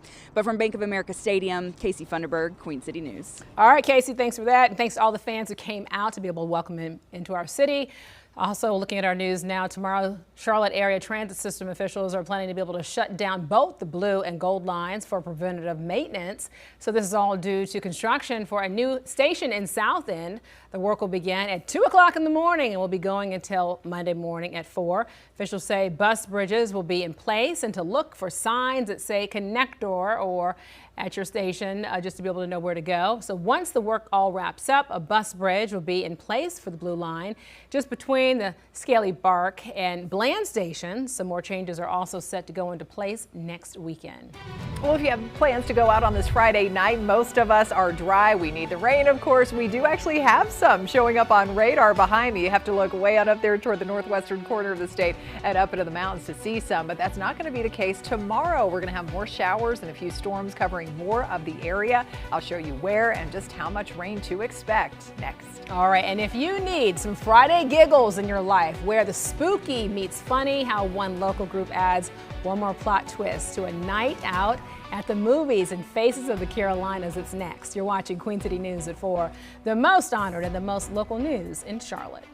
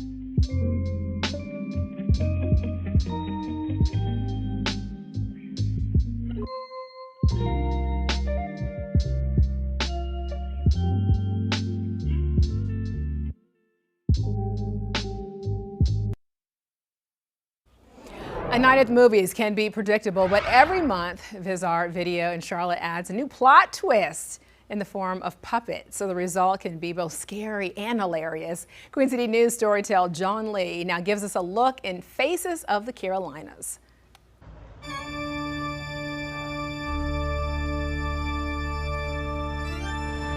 Sometimes to unwind, it helps to rewind. That's the idea of a movie night with a quirky plot twist. I would be so excited and love it. Without further ado, we're going to get our puppets and puppeteers up here. Welcome to Ghouls Night Out at nonprofit VisArt Video. Every month they screen a campy horror movie. It looks bad and sounds bad. Moviegoers see the screen and the smart aleck puppets. What makes it a real screen is the comical running commentary. A lot of people compare the three of us to the Three Stooges. And when I hear that boils my blood. Honestly, it's very, very close to Mystery Science Theater. This night's flick is a VHS selection, Vampire Trailer Park. The performers are caught up in an arms race for laughs. I think the biggest challenge is just holding my arm up and slouching in the seat for the entire length of the movie. What, is this some sort of vampire trailer park? The puppeteers include Mira Phelps with Lawrence. I think people like that it's like interactive. Uncle Scrunkle is Nathan Matthews' left-hand man. So this is the first time I've used this puppet. And Grace Trotta gives life to Carnelie. I think people love being involved. She's on vocal rest. Don't worry about the story. Donations are always welcome. Puppet maker Grayson Nada started Ghouls Night Out a couple of years ago. When a lot of stuff is becoming more like digital and like, you know, like AI art is like gaining in popularity. I think people really like the like human-made elements. The more different it is, the more eclectic it is, the more we love it. Vampire Trailer Park was shot in Florida. All the actors from this movie have died. Because it was such a long time ago, the 90s. Well, the good news, they aren't all dead. Vampires. The Morans live in Charlotte. Kathy plays a psychic, while Patrick was co-producer writer. It's a lot of fun. And you don't believe that? They got to you. The Morans say their idea was groundbreaking. Bulimic vampire movie. Bulimic vampire. Nobody had done it. No, I don't think anyone's done it since. We might be the first. I don't want to lay claim to having the first bulimic vampire movie, but we're certainly one of the first. Yet another hole in the plot of Vampire Trailer Park. Many of the puppeteers have stand-up comedy backgrounds. Coincidence? Bounce ideas off of each other, and I know, it's social for me. I get to leave the house, which is great. I'm kind of an awkward person. It's hard for me to connect with other people, but through the medium of Ghouls Night and through art, I've been able to connect with my neighbors. Act excited. Mr. Matthews is a music teacher. And if we can all share a chuckle over somebody getting his throat slashed, I think that makes, you know, our world a better place. Message of hope. It's really insightful. Whoa, whoa, whoa. Together, they raise their hands to raise morale at a place where everyone laughs with you, not at you. Oh, it's over. Finally, thank God. Good job, everybody. In Charlotte, John Lee, Queen City News. So Ghouls Night Out is on the second Monday of every month at VisArt Video. Vampire Trailer Park is distributed by the VHS preservation group Lunch Meat. Very funny. I mean, you just can't help but to laugh when you see a puppet, right? Yeah. And a storyline. All right, getting to our weather story now with a live look here over South Park, Charlotte from our Hyatt cameras. It's sunny, clear this evening, but we're also expecting that to be able to change starting tomorrow afternoon. So let's bring in Chief Meteorologist Tara Lane. Tara, so we got some rain coming our way, not as much as we need, but we will take whatever we can get at this point. Yes, and we will get some of those scattered showers. Right. And maybe a few storms in the mix. We're not worried about anything severe, just a garden variety, general basic thunderstorm. If you do, maybe hear those rumbles of thunder coming in for the afternoon. So I'll show you a timeline. It's not going to be an all weekend washout or anything. You can see there on the bottom of your screen Saturday. So just tomorrow, we're talking about this rain chance coming in. Sunday, the drier half of the weekend. We could have a couple of showers maybe early in the morning on Sunday, but that's it. And we're seeing a little bit of haziness and smokiness up in the sky today. You can maybe make some of that out looking live from our West Charlotte Tower camera there with the skyscrapers of Uptown, beautiful Uptown Charlotte in the distance. But yeah, the air quality is a concern. We have some of that wildfire smoke that's drifting in from the wildfire situation in South Georgia, Mecklenburg County, Cabarrus, and up into Rowan County. Code orange category up until about 8 p.m. today. So what does that mean? When we say code orange, it means it's a little bit unhealthy, especially if you have respiratory problems like asthma, emphysema, also younger kids and older active adults, to really spend a long period of time outside, maybe make it more difficult to breathe. And you can still see some of that smoke drifting in with our southwest wind through this evening and heading into early tomorrow, and then starting to slide out of here as we get that front and shifting around the wind a little bit and bringing in some of those scattered showers by tomorrow afternoon. So that smoky situation at least improving around here.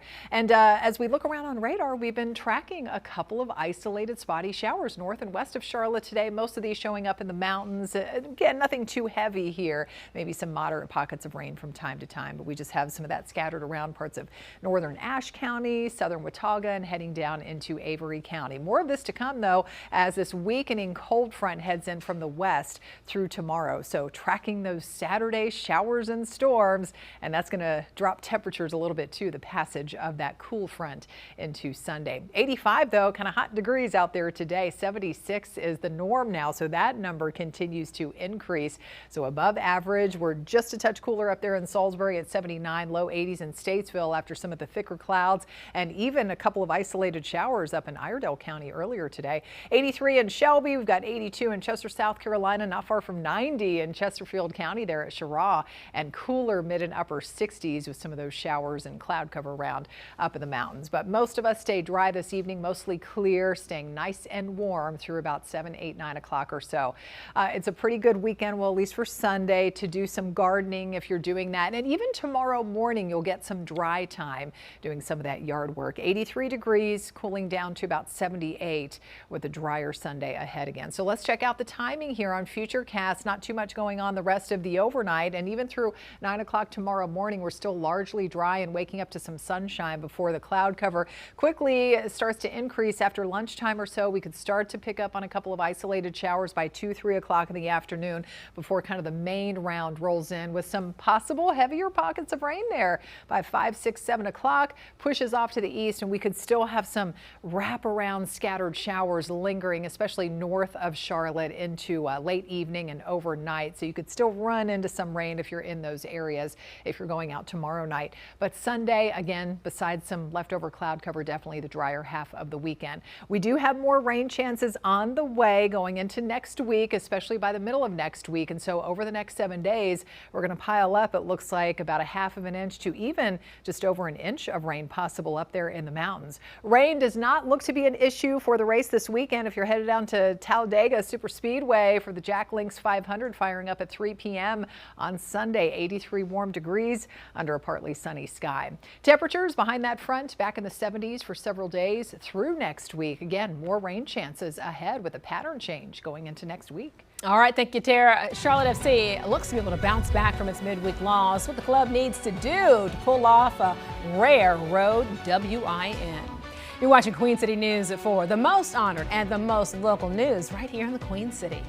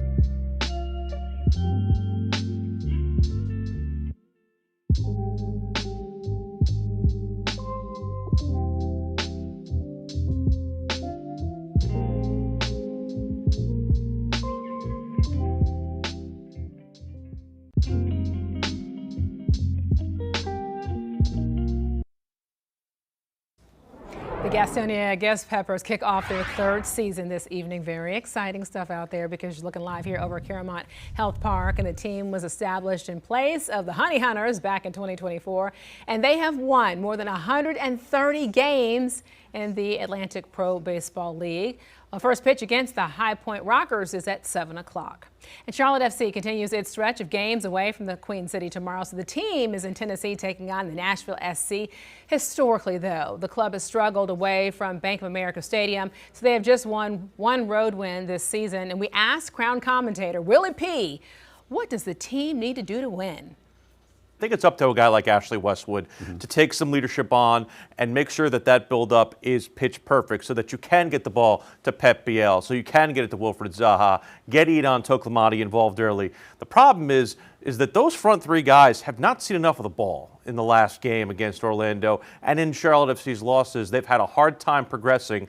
And I also think, too, the one thing that'll be very different about this match than Orlando is that I expect Charlotte to come out with a higher press because they did not get up high against Orlando when you really thought they should have. I expect Dean Smith to come out a little bit more aggressive. Maybe that gets Charlotte FC some more options on the counterattack, gives them the ability to be a little bit more dominant in possession as opposed to what we saw on Wednesday night. All right. Thank you, Willie P. Tomorrow's match begins at 8:30 p.m. We're also heading out to a live look here over at Talladega Super Speedway. Look at this. This is where the Jack Links 500 is this weekend. A lot of action out there, and our Around the Track team is getting you ready for the racing that brings some of the loudest roars from the track in NASCAR. So you can tune into our newest episode Sunday at 12:30. Then catch the Cup Series race with coverage beginning at 1:30, both right here on Queen City News. On Queen City News at 5, what's in the water? The bacteria detected in Kannapolis closing businesses and schools.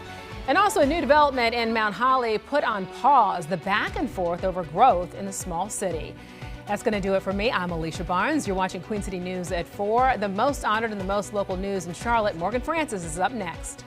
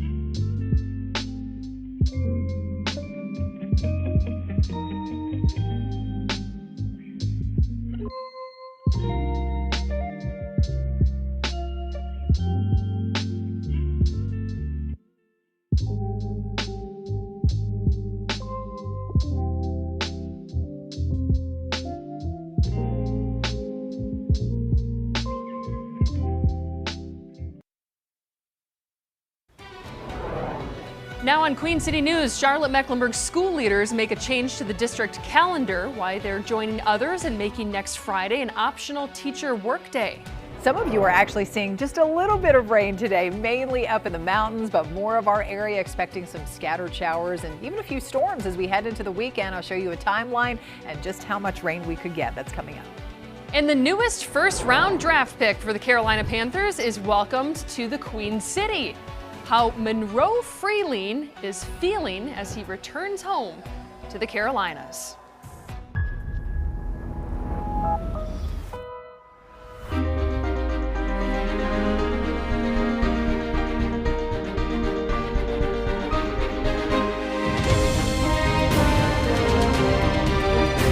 Queen City News starts now.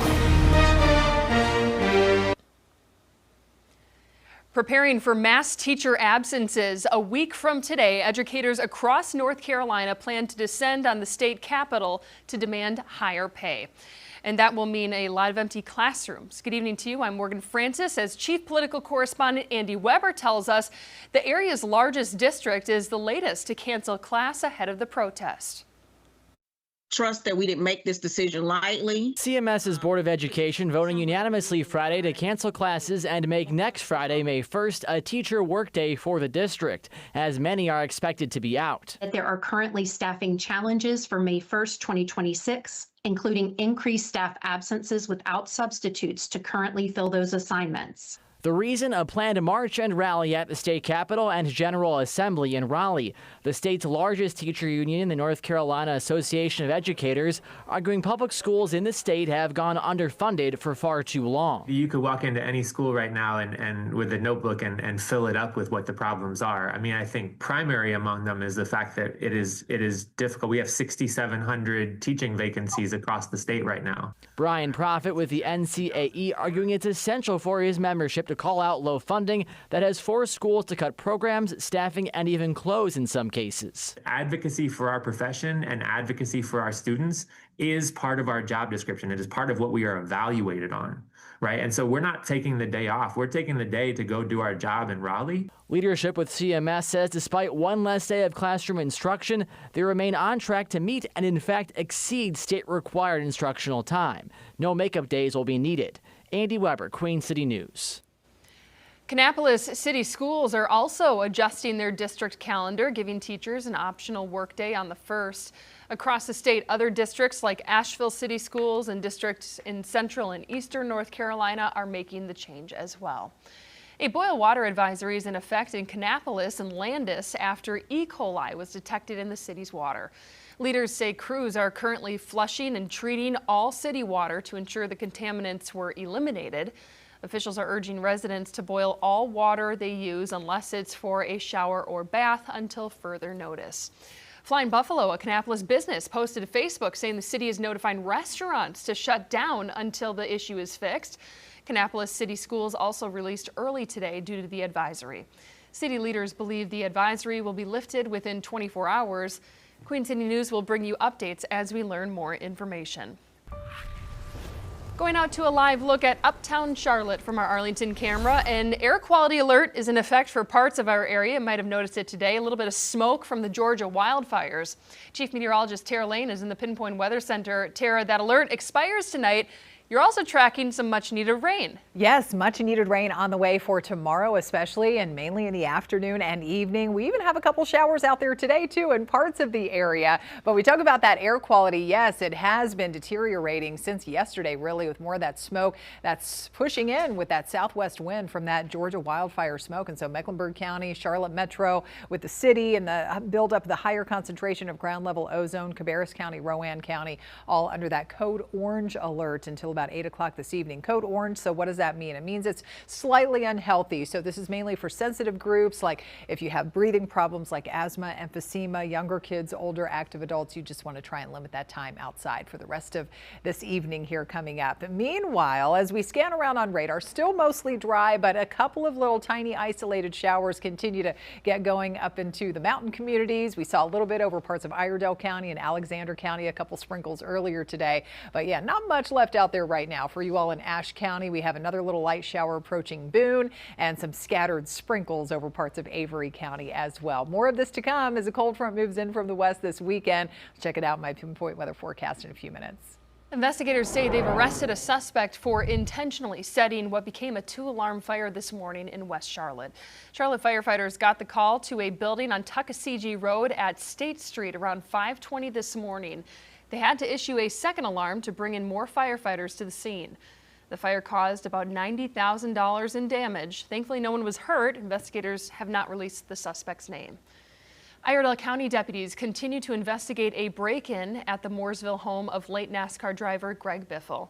The burglary happened back in January, just weeks after the driver and his family and friends died in a plane crash. It happened at the Statesville airport. Investigators released this home security video saying the suspect walked away with $30,000 in cash and a backpack. Yesterday, deputies searched 2 locations, one on McCrary Creek Road in Mooresville and the other on St. James Church Road in Denver. They say evidence, including electronic devices, were seized by investigators in Denver. We'll bring you the latest developments both on air and online at qcnews.com. A proposed development that would reshape Mount Holly's downtown area is on hold for now. The mayor made the tie-breaking vote, bringing the project to a halt. Queen City News reporter Jen Cardone spoke with city leaders and a business that could be impacted if it eventually goes through. Mount Holly is the home to about 20,000 people. For years now, the city has been trying to make it a destination spot. A lot of people want to get away from the big city, and that's why they come here. Mayor David Moore says that's what's attractive about Mount Holly. Leaders were hopeful a park and amphitheater could do just that. This is a monumental decision for the city of Mount Holly, and we've got to make sure this is right because once it's done, it's over. He made the tie-breaking vote last week to pause a project that would develop about 6.5 acres of land in the heart of downtown, known as the Veterans Park Downtown Redevelopment Project. This is something that has been important to this council, previous city council, and citizens throughout the last 20 years. City manager Jonathan Blanton says the partnership with Streetlights Residential would bring between 96 and 120 townhomes in addition to the attraction. We want a park, and then they kind of added the other things. So we wanted to, get more interaction from our citizens and what we thought was going to be best for our community. The project could change the entire landscape of downtown, including East Central Avenue. In fact, it might even mean places like Papa Sammy's have to move, and this wouldn't be the first time. We have to get out, unfortunately, because this is our bread and butter. Sammy Gonzalez, or Papa Sammy, and his wife got their start in Fort Mill back in 2011, but had to move when that property closed. They've been here now for 13 years.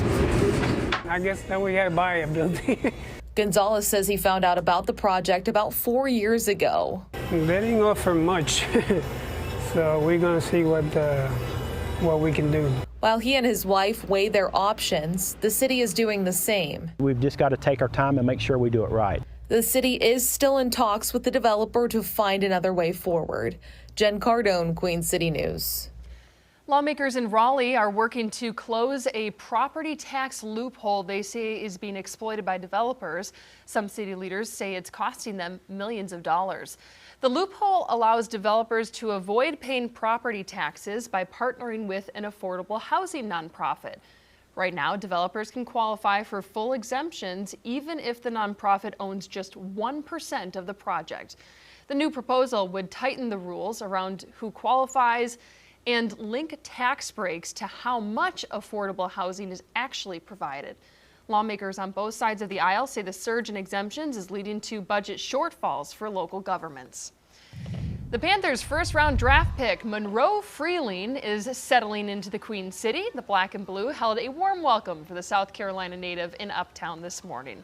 The offensive tackle out of Georgia is from the Charleston area. Our Casey Funderburg was there at Bank of America Stadium for Freeling's introduction.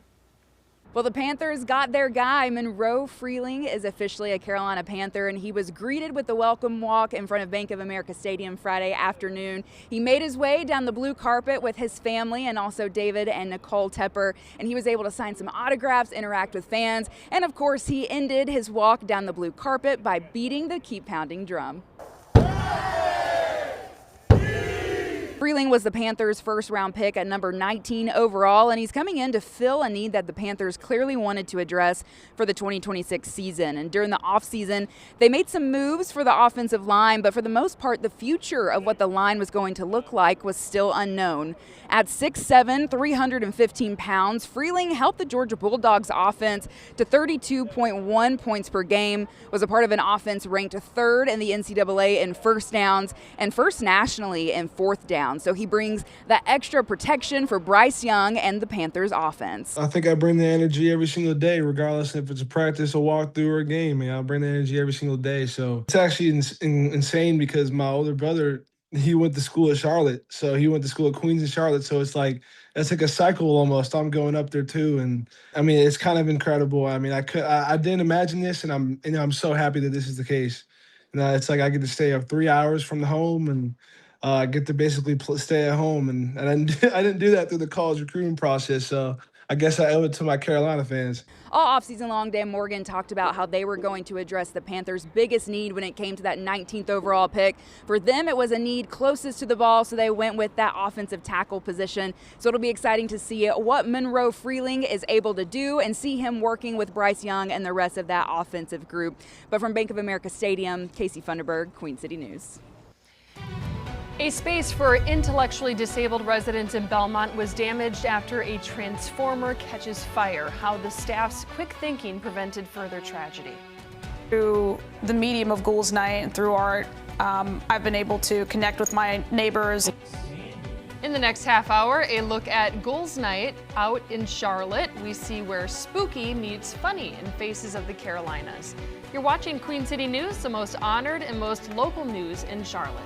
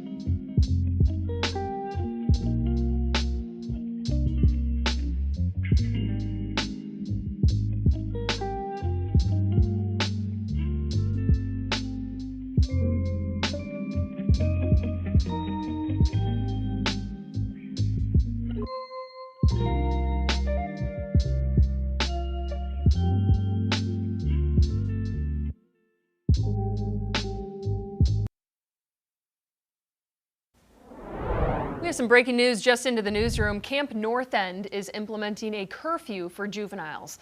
Property owners say teens have been taking over the area the last few weekends and negatively impacting businesses. There will now be a 6 p.m. curfew for minors who aren't with an adult starting this evening. Officials say there will also be more law enforcement officers in the area as well. A facility in Belmont that cares for intellectually disabled children and adults is leaning on the community after a transformer exploded, sparking a fire. They tell Queen City News reporter Matt Stell that no one was injured, but the fire left behind quite a bit of smoke damage, which has led to several other issues. The fire crew that was out here told us, had our staff not acted as quickly as they did, this would have been a very different story. And thankfully, that wasn't the case last Friday at the Holy Angels facility in Belmont. Officials say blown transformers along Wilkeson Boulevard led to a small electrical fire inside the facility's Murrow Center, which is home to 20 intellectually disabled residents, including some that are medically fragile. Our staff had to get them out of bed. They were already asleep, lift them into their wheelchairs, and then get them out of this building. Fire crews were able to contain the fire to an office, but Holy Angel says the smoke damage to the building is significant. We have a healthcare center here that has specialized equipment to support those individuals that now is unusable and inaccessible to us. For the time being, the Murrow Center is closed. Holy Angel says those displaced residents have been moved to other parts of the facility, but they're now depending on the community to help replace items like clothes, toys, and that much-needed medical equipment. The community support has been incredible already. We have felt every prayer, act of kindness, and offer of support. In Belmont, Matt Stell, Queen City News. A North Carolina Special Forces soldier is accused of using classified information on the U.S. raid capturing Venezuela's president to place bets on a prediction market. Master Sergeant Gannon Van Dyke appeared in front of a North Carolina magistrate today. He was ordered to report to a New York federal court by Tuesday to continue his case. Officials say Van Dyke, based at Fort Bragg, was involved in the U.S. raid of Venezuela's capital when Nicolas Maduro and his wife were taken into custody. Prosecutors say Van Dyke placed $33,000 in bets and won more than $400,000 in profits. We asked Chief Legal Analyst Khalif Rhodes about the gray area these prediction markets are in.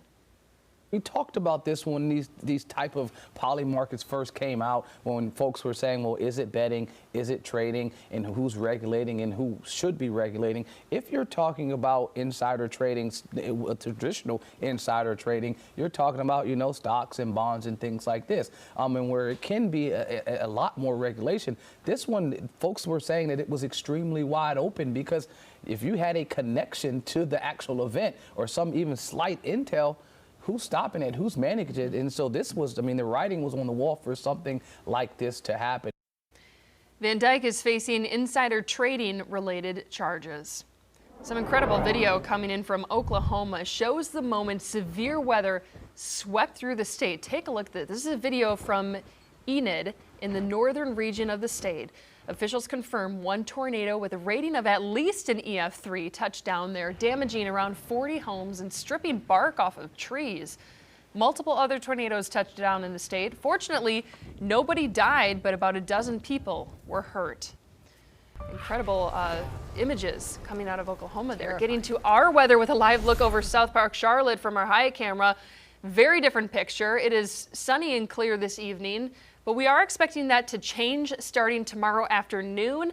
And that's a good thing, because we need some rain. Here's Chief Meteorologist Tara Lane. We're expecting to see some rain and storms move into the area.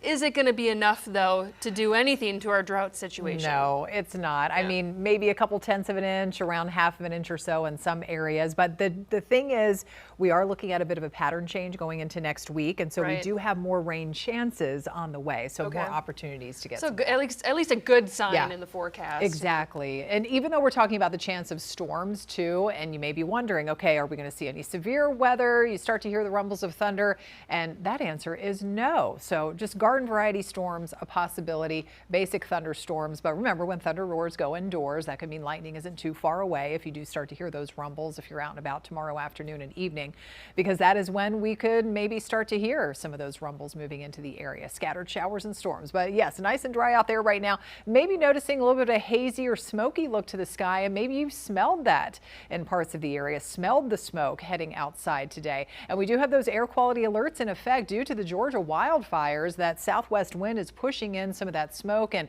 kind of deteriorating some of the air quality a little bit here, especially across the city, Queen City, Mecklenburg County, up into Cabarrus and Rowan County. County under that code orange air quality alert until about 8 o'clock this evening. So what does that mean? Code orange, slightly unhealthy. So this is not unhealthy for everyone, but younger kids, older active adults, and especially if you do have respiratory issues like asthma, emphysema, you just want to limit that time outside for the rest of this evening. And you can see some of that smoke plume continuing to drift in from the south and west. But then notice as we advance into tomorrow and especially Sunday, get that front moving in, some scattered showers and storms, and that's going to help clear some of that out. So improving air quality expected here into the weekend. As we scan around on radar, we have been noticing a couple little tiny isolated showers today. It's not much from Iredell County and up into parts of the foothills. All of that showers activity across those areas have kind of fallen apart, but we still have some spotty light rain that continues to hold together anywhere from Boone and down through parts of Avery County, heading toward the mountains of Burke and Caldwell counties and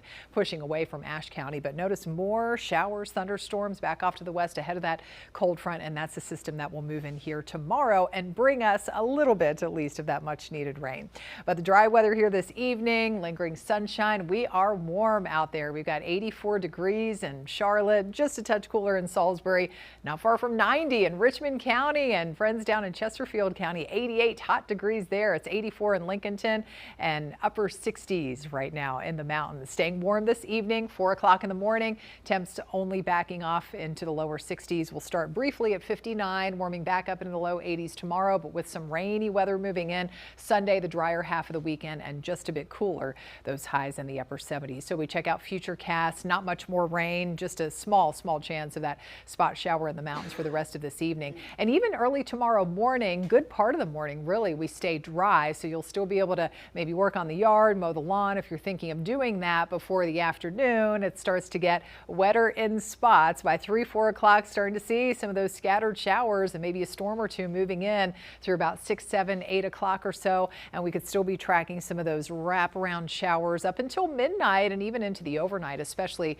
areas north and east of Charlotte through early Sunday morning. But everything clears out for Sunday afternoon, so that's the drier half of the weekend. Rainfall forecast here with this system coming in. As I said, only a couple tenths of an inch, maybe around a quarter of an inch in the Charlotte area. Some isolated higher amounts, around 3/4 of an inch possible there off to the east into Richmond and Chesterfield County. Again, behind the front, we're just a bit cooler, but closer to normal, mid-upper 70s going into next week with more shower chances on the way. All right, Tara, thanks for that. Charlotte FC looks to bounce back from its midweek loss. What the club needs to do to pull off a rare road win. You're watching Queen City News, the most honored and local news in Charlotte.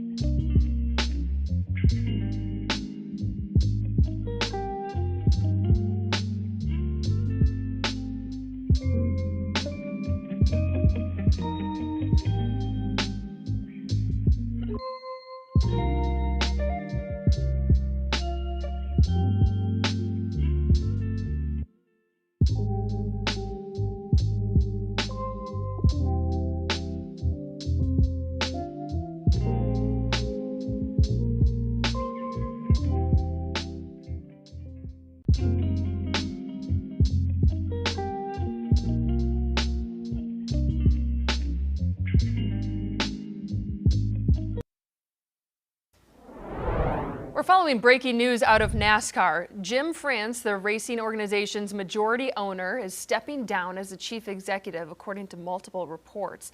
France has been NASCAR's chairman and CEO since 2019. He'll stay on as chairman, and his majority ownership will not change. It will be the first time in the organization's history someone outside the France family has not been its top executive. France's hardline stance on revenue sharing led to last year's antitrust lawsuit filed by Michael Jordan's 2311 Racing and Front Row Motorsports. They settled the lawsuit in December in the team's favor. Steve O'Donnell was named president in March of last year. He's been with NASCAR for 30 years, starting in its marketing department. Charlotte FC continues its stretch of games away from the Queen City tomorrow. The team is in Tennessee taking on Nashville SC. Historically, the club has struggled away from Bank of America Stadium. They have just one road win this season. We asked Crown commentator Willie P. what the team needs to do to win. I think it's up to a guy like Ashley Westwood to take some leadership on and make sure that that buildup is pitch perfect so that you can get the ball to Pep Biel, so you can get it to Wilfred Zaha, get Edon Toklamati involved early. The problem is that those front three guys have not seen enough of the ball in the last game against Orlando, and in Charlotte FC's losses, they've had a hard time progressing. And I also think, too, the one thing that'll be very different about this match than Orlando is that I expect Charlotte to come out with a higher press, because they did not get up high against Orlando when you really thought they should have. I expect Dean Smith to come out a little bit more aggressive. Maybe that gets Charlotte FC some more options on the counterattack, gives them the ability to be a little bit more dominant in possession as opposed to what we saw on Wednesday night. Tomorrow's match begins at 8:30 p.m. What is in the water? The bacteria detected in Kannapolis closing businesses and schools. And a new development in Mount Holly put on pause the back and forth over growth in the small city. You're watching Queen City News, the most honored and most local news in Charlotte.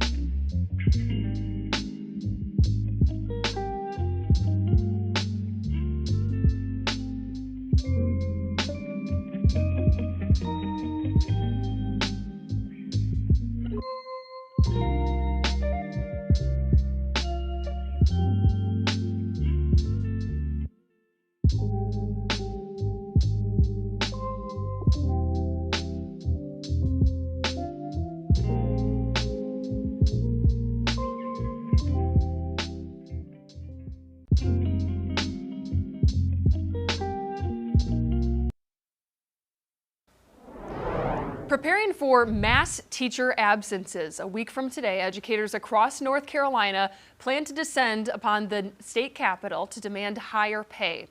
And that will mean a lot of empty classrooms. As Chief Political Correspondent Andy Weber tells us, the area's largest district is the latest to cancel class ahead of the protest.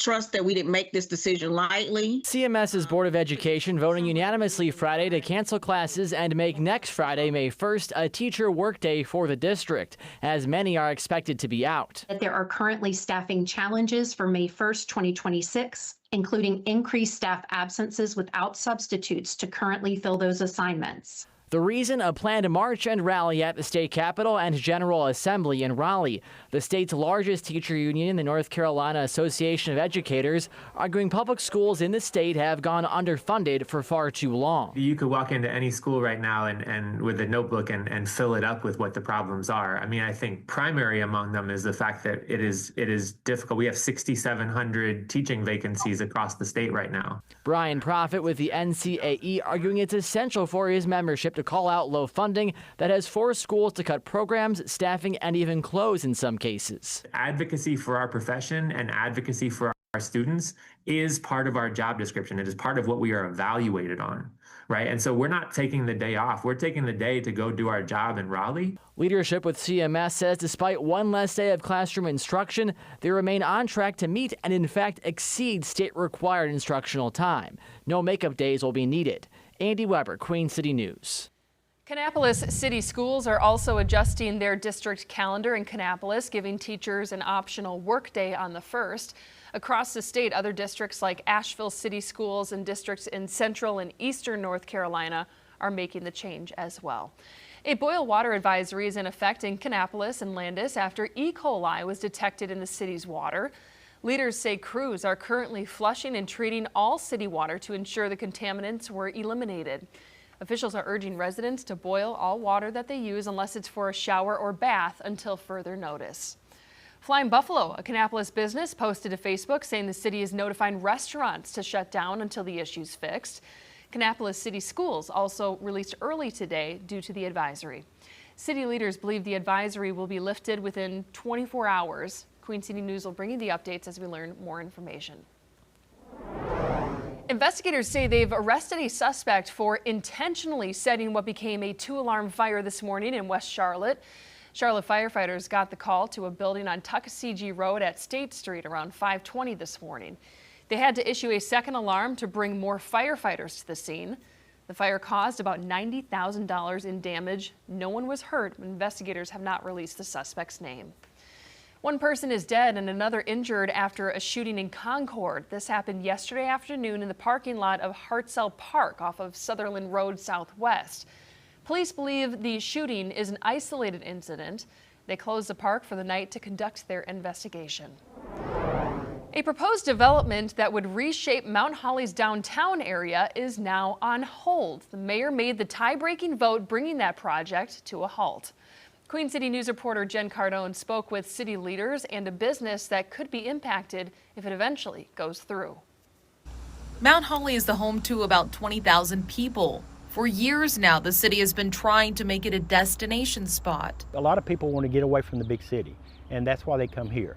Mayor David Moore says that's what's attractive about Mount Holly. Leaders were hopeful a park and amphitheater could do just that. This is a monumental decision for the city of Mount Holly, and we've got to make sure this is right because once it's done, it's over. He made the tie-breaking vote last week to pause a project that would develop about 6.5 acres of land in the heart of downtown, known as the Veterans Park Downtown Redevelopment Project. This is something that has been important to this council, previous city council, and citizens throughout the last 20 years. City Manager Jonathan Blanton says the partnership with Streetlights Residential would bring between 96 and 120 townhomes in addition to the attraction. We want a park, and then they kind of added the other things. So we wanted to get more interaction from our citizens and what we thought was going to be best for our community. The project could change the entire landscape of downtown, including East Central Avenue. In fact, it might even mean places like Papa Sammy's have to move, and this wouldn't be the first time. We have to get out, unfortunately, because this is our bread and butter. Sammy Gonzalez, or Papa Sammy, and his wife got their start in Fort Mill back in 2011, but had to move when that property closed. They've been here now for 13 years. I guess then we got to buy a building. Gonzalez says he found out about the project about 4 years ago. They didn't offer much, so we're going to see what we can do. While he and his wife weigh their options, the city is doing the same. We've just got to take our time and make sure we do it right. The city is still in talks with the developer to find another way forward. Jen Cardone, Queen City News. Lawmakers in Raleigh are working to close a property tax loophole they say is being exploited by developers. Some city leaders say it's costing them millions of dollars. The loophole allows developers to avoid paying property taxes by partnering with an affordable housing nonprofit. Right now, developers can qualify for full exemptions even if the nonprofit owns just 1% of the project. A new proposal would tighten the rules around who qualifies and link tax breaks to how much affordable housing is actually provided. Lawmakers on both sides of the aisle say the surge in exemptions is leading to budget shortfalls for local governments. It's resulting in an enormous amount of foregone property tax revenue for counties like Wake County and some other counties, and it's really expanding to the point where it's becoming a massive problem. And so all of that tax break benefit goes to the private equity firms that are buying these projects up, as opposed to residents who are living there, and that's what we really want to prevent. The bill was just filed, but lawmakers say it will move quickly, possibly passing as soon as next week. The Panthers' first-round draft pick, Monroe Freeling, is settling into the Queen City. The Black and Blue held a warm welcome for the South Carolina native in Uptown this morning. The offensive tackle out of Georgia is from the Charleston area. Our Casey Funderburg was there at Bank of America Stadium for Freeling's introduction. Well, the Panthers got their guy. Monroe Freeling is officially a Carolina Panther, and he was greeted with the welcome walk in front of Bank of America Stadium Friday afternoon. He made his way down the blue carpet with his family and also David and Nicole Tepper, and he was able to sign some autographs, interact with fans, and of course, he ended his walk down the blue carpet by beating the Keep Pounding drum. Freeling was the Panthers' first-round pick at number 19 overall, and he's coming in to fill a need that the Panthers clearly wanted to address for the 2026 season. And during the offseason, they made some moves for the offensive line, but for the most part, the future of what the line was going to look like was still unknown. At 6'7", 315 pounds, Freeling helped the Georgia Bulldogs offense to 32.1 points per game, was a part of an offense ranked third in the NCAA in first downs and first nationally in fourth down. So he brings that extra protection for Bryce Young and the Panthers offense. I think I bring the energy every single day, regardless if it's a practice, a walkthrough, or a game. I bring the energy every single day. So it's actually insane because my older brother, he went to school at Charlotte. So he went to school at Queens in Charlotte. So it's like a cycle almost. I'm going up there too. And I mean, it's kind of incredible. I mean, I didn't imagine this, and I'm so happy that this is the case.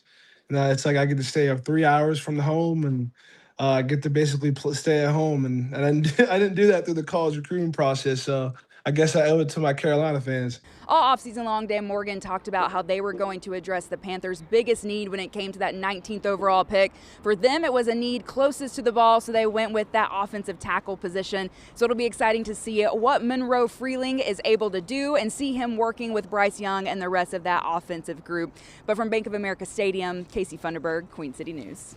Casey, thanks for that. Tomorrow, Charlotte area transit system officials are planning to shut down both the blue and gold lines for preventative maintenance. This is all due to construction for a new station in South End. The work will begin at 2 a.m. and will be going until Monday morning at 4. Officials say bus bridges will be in place and to look for signs that say connector at your station. Once the work wraps up, a bus bridge will be in place for the Blue Line just between the Scaly Bark and Bland stations. More changes are set to go in place next weekend.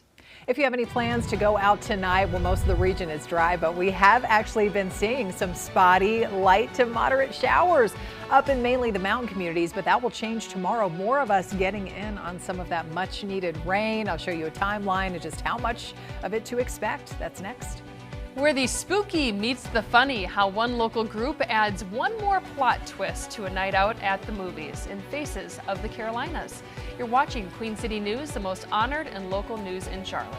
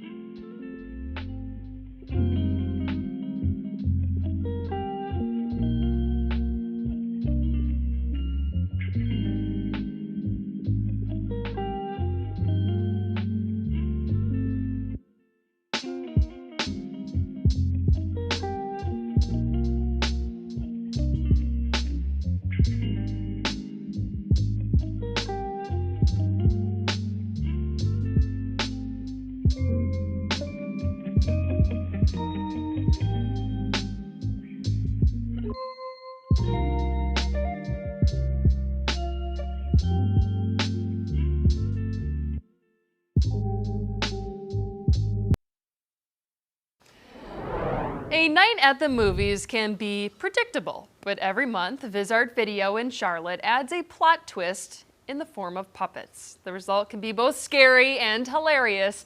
Queen City News storyteller John Lee gives us a look in Faces of the Carolinas.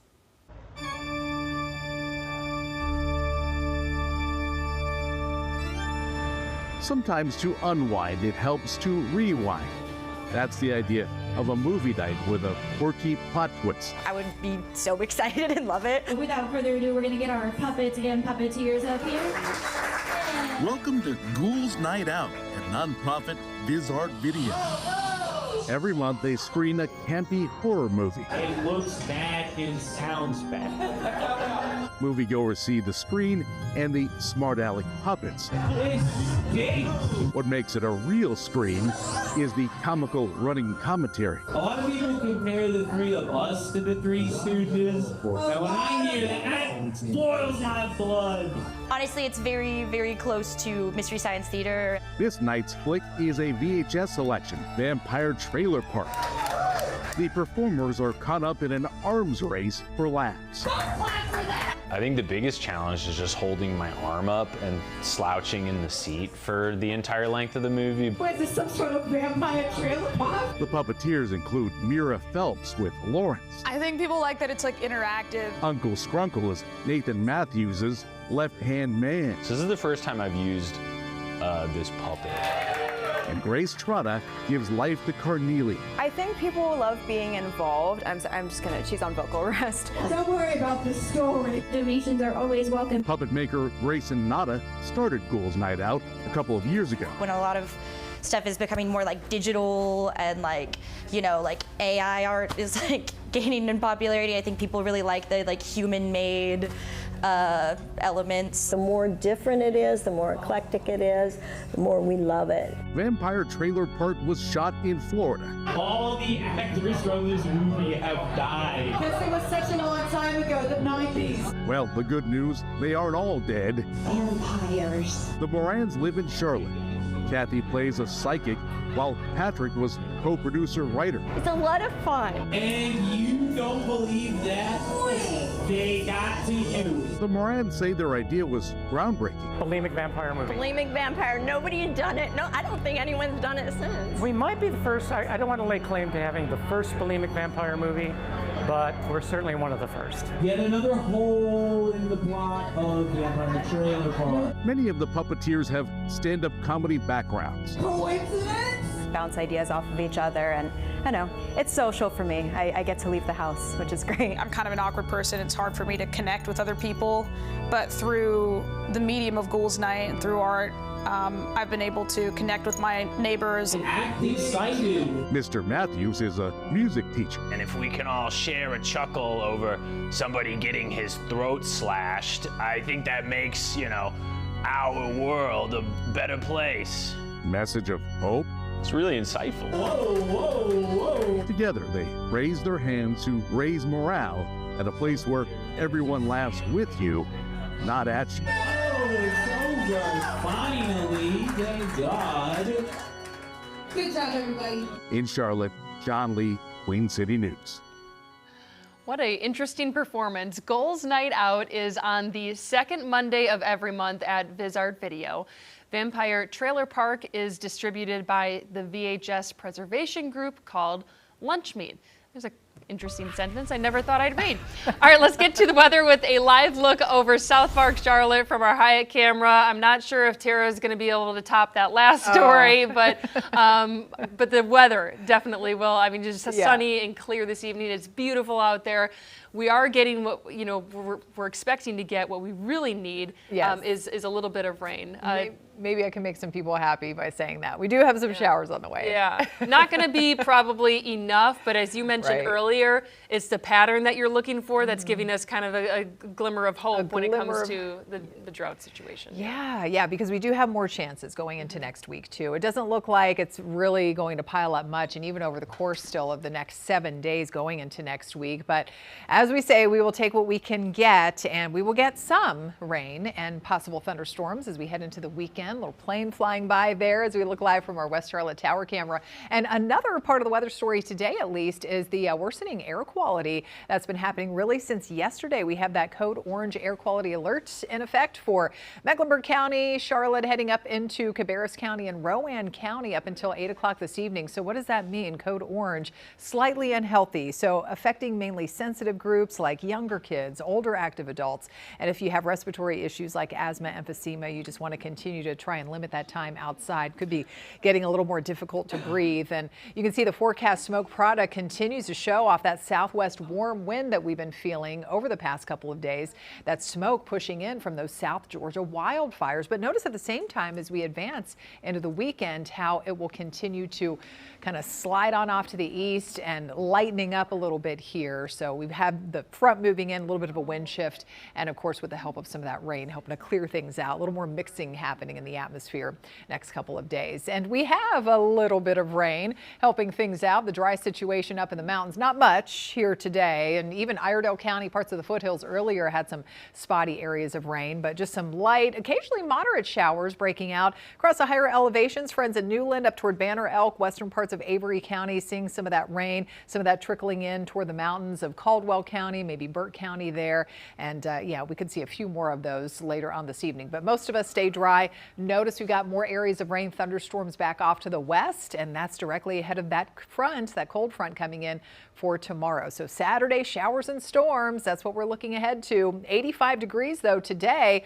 with the sunshine and mostly dry weather. Temperatures close to 10 degrees above average, still far and away from the record high today, which is 96 from back in the mid 1920s. 56 was a low temperature this morning. Not too bad, comfortably cool outside.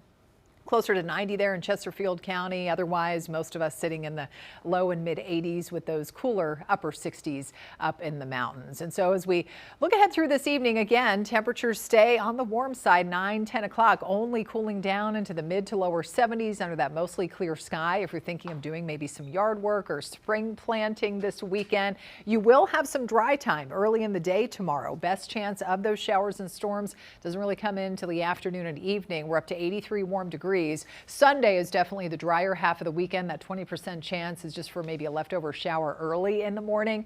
Afternoon, again, drier and just a bit cooler with highs backing off into the upper 70s. So we check out Futurecast and you can see dry conditions into tomorrow morning. Most areas just looking at plentiful sunshine to start the day before the sky clouds up. And by 3, 4 o'clock, we start to see more rounds of some heavier even showers or storms rolling in from the west with that front. And some wraparound showers could still be occurring there up until midnight or so tomorrow night, especially north of Charlotte before everything starts to move out behind the front for Sunday. Just some leftover clouds around. But as I said, more rain chances to come, especially by the middle of next week. So over the next 7 days, rainfall piling up a little more, 1/2 of an inch to 3/4 of an inch in most of the Piedmont, down into South Carolina with some higher totals possible, even over an inch up in the mountain communities. So that's a nice sight to see. More showers on the way into next week. Temperatures, though, after tomorrow, backing off mainly in the mid and upper 70s the next several days. All right, Tara, thank you. Charlotte FC looks to bounce back from its midweek loss, what the club needs to do to pull off a rare road win. You're watching Queen City News, the most honored and most local news in Charlotte.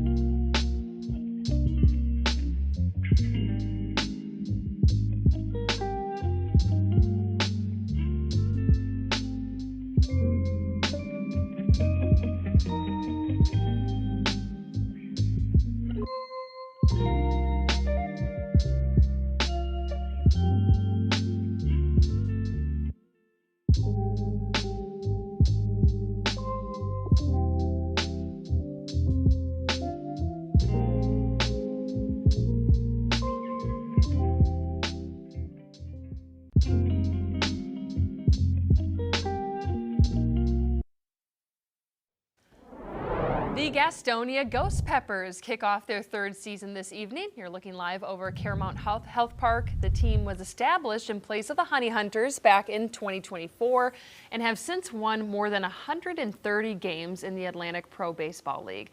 First pitch against the High Point Rockers is at 7 o'clock. Charlotte FC continues its stretch of games away from the Queen City tomorrow. The team is in Tennessee taking on Nashville SC. Historically, the club has struggled away from Bank of America Stadium. They have just one road win this season. We asked commentator Willie Pete what the team needs to do to win. I think it's up to a guy like Ashley Westwood to take some leadership on and make sure that that build-up is pitch perfect so that you can get the ball to Pep Biel, so you can get it to Wilfred Zaha, get Edon Toklamati involved early. The problem is that those front three guys have not seen enough of the ball in the last game against Orlando, and in Charlotte FC's losses, they've had a hard time progressing. And I also think, too, the one thing that'll be very different about this match than Orlando is that I expect Charlotte to come out with a higher press, because they did not get up high against Orlando when you really thought they should have. I expect Dean Smith to come out a little bit more aggressive. Maybe that gets Charlotte FC some more options on the counterattack, gives them the ability to be a little bit more dominant in possession as opposed to what we saw on Wednesday night. Tomorrow's match begins at 8:30 p.m. We are heading out to a live look over the Talladega Super Speedway, where the Jack Links 500 is this weekend.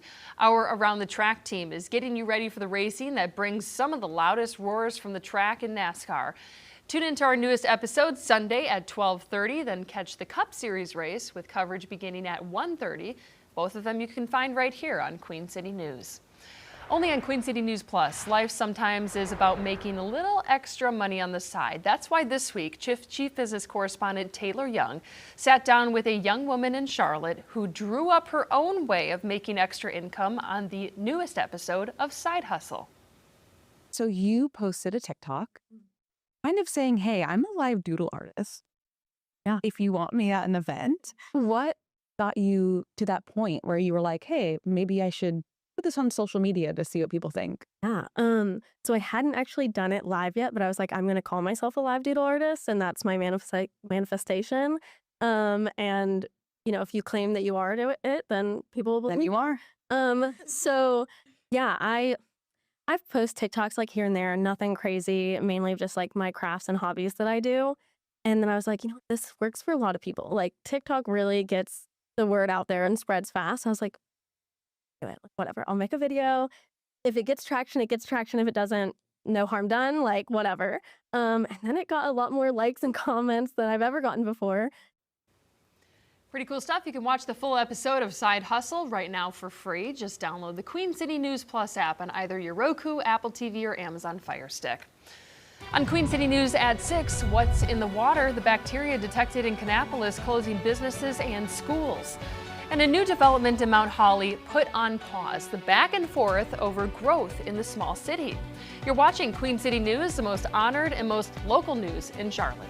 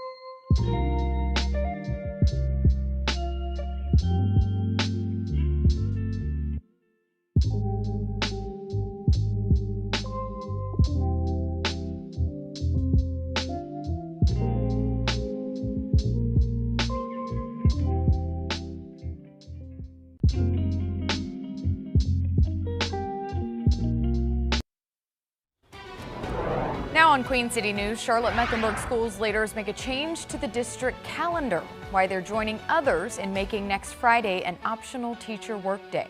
A nice sight to see. We've actually had just a little bit of rain in parts of the area today, mainly up in the mountains. Still some of those showers occurring here early this evening. More of us getting in on some scattered showers and a few storms tomorrow. I'll show you a timeline and just how much rain we could get in our area. That's coming up. And the newest first-round draft pick for the Carolina Panthers is welcome to the Queen City. How Monroe Freeling is feeling as he returns home to the Carolinas. Good evening. I'm Caroline Boyer. Queen City News at 6 starts right now.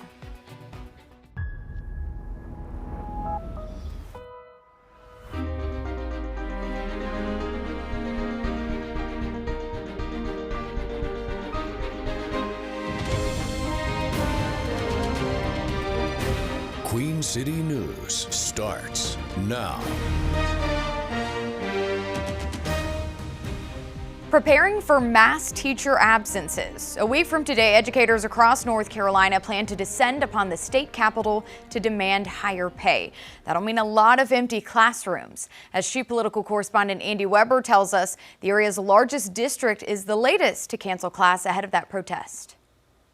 Trust that we didn't make this decision lightly. CMS's Board of Education voting unanimously Friday to cancel classes and make next Friday, May 1st, a teacher workday for the district, as many are expected to be out. There are currently staffing challenges for May 1st, 2026, including increased staff absences without substitutes to currently fill those assignments. The reason, a planned march and rally at the state capitol and General Assembly in Raleigh. The state's largest teacher union, the North Carolina Association of Educators, arguing public schools in the state have gone underfunded for far too long. You could walk into any school right now and with a notebook and fill it up with what the problems are. I mean, I think primary among them is the fact that it is difficult. We have 6,700 teaching vacancies across the state right now. Brian Proffitt with the NCAE arguing it's essential for his membership to call out low funding that has forced schools to cut programs, staffing, and even close in some cases. Advocacy for our profession and advocacy for our students is part of our job description. It is part of what we are evaluated on, right? And so we're not taking the day off. We're taking the day to go do our job in Raleigh. Leadership with CMS says despite one less day of classroom instruction, they remain on track to meet and in fact exceed state-required instructional time. No makeup days will be needed. Andy Weber, Queen City News. Kannapolis City Schools is also adjusting its district calendar, giving teachers an optional workday on the 1st. Other districts like Asheville City Schools and districts in Central and Eastern North Carolina are making those changes as well. A boil water advisory is in effect in Kannapolis and Landis after E. coli was detected in the city of Kannapolis' water. Leaders say crews are currently flushing and treating all city water to ensure the contaminants were eliminated. Officials are urging residents to boil all water they use unless it's for a shower or bath until further notice. Flying Buffalo, a Kannapolis business, posted on Facebook saying the city is notifying restaurants to shut down until the issue is fixed. Kannapolis City Schools also released early today because of the advisory. City leaders believe that advisory will be lifted within 24 hours. Queen City News will bring you updates as we learn more information.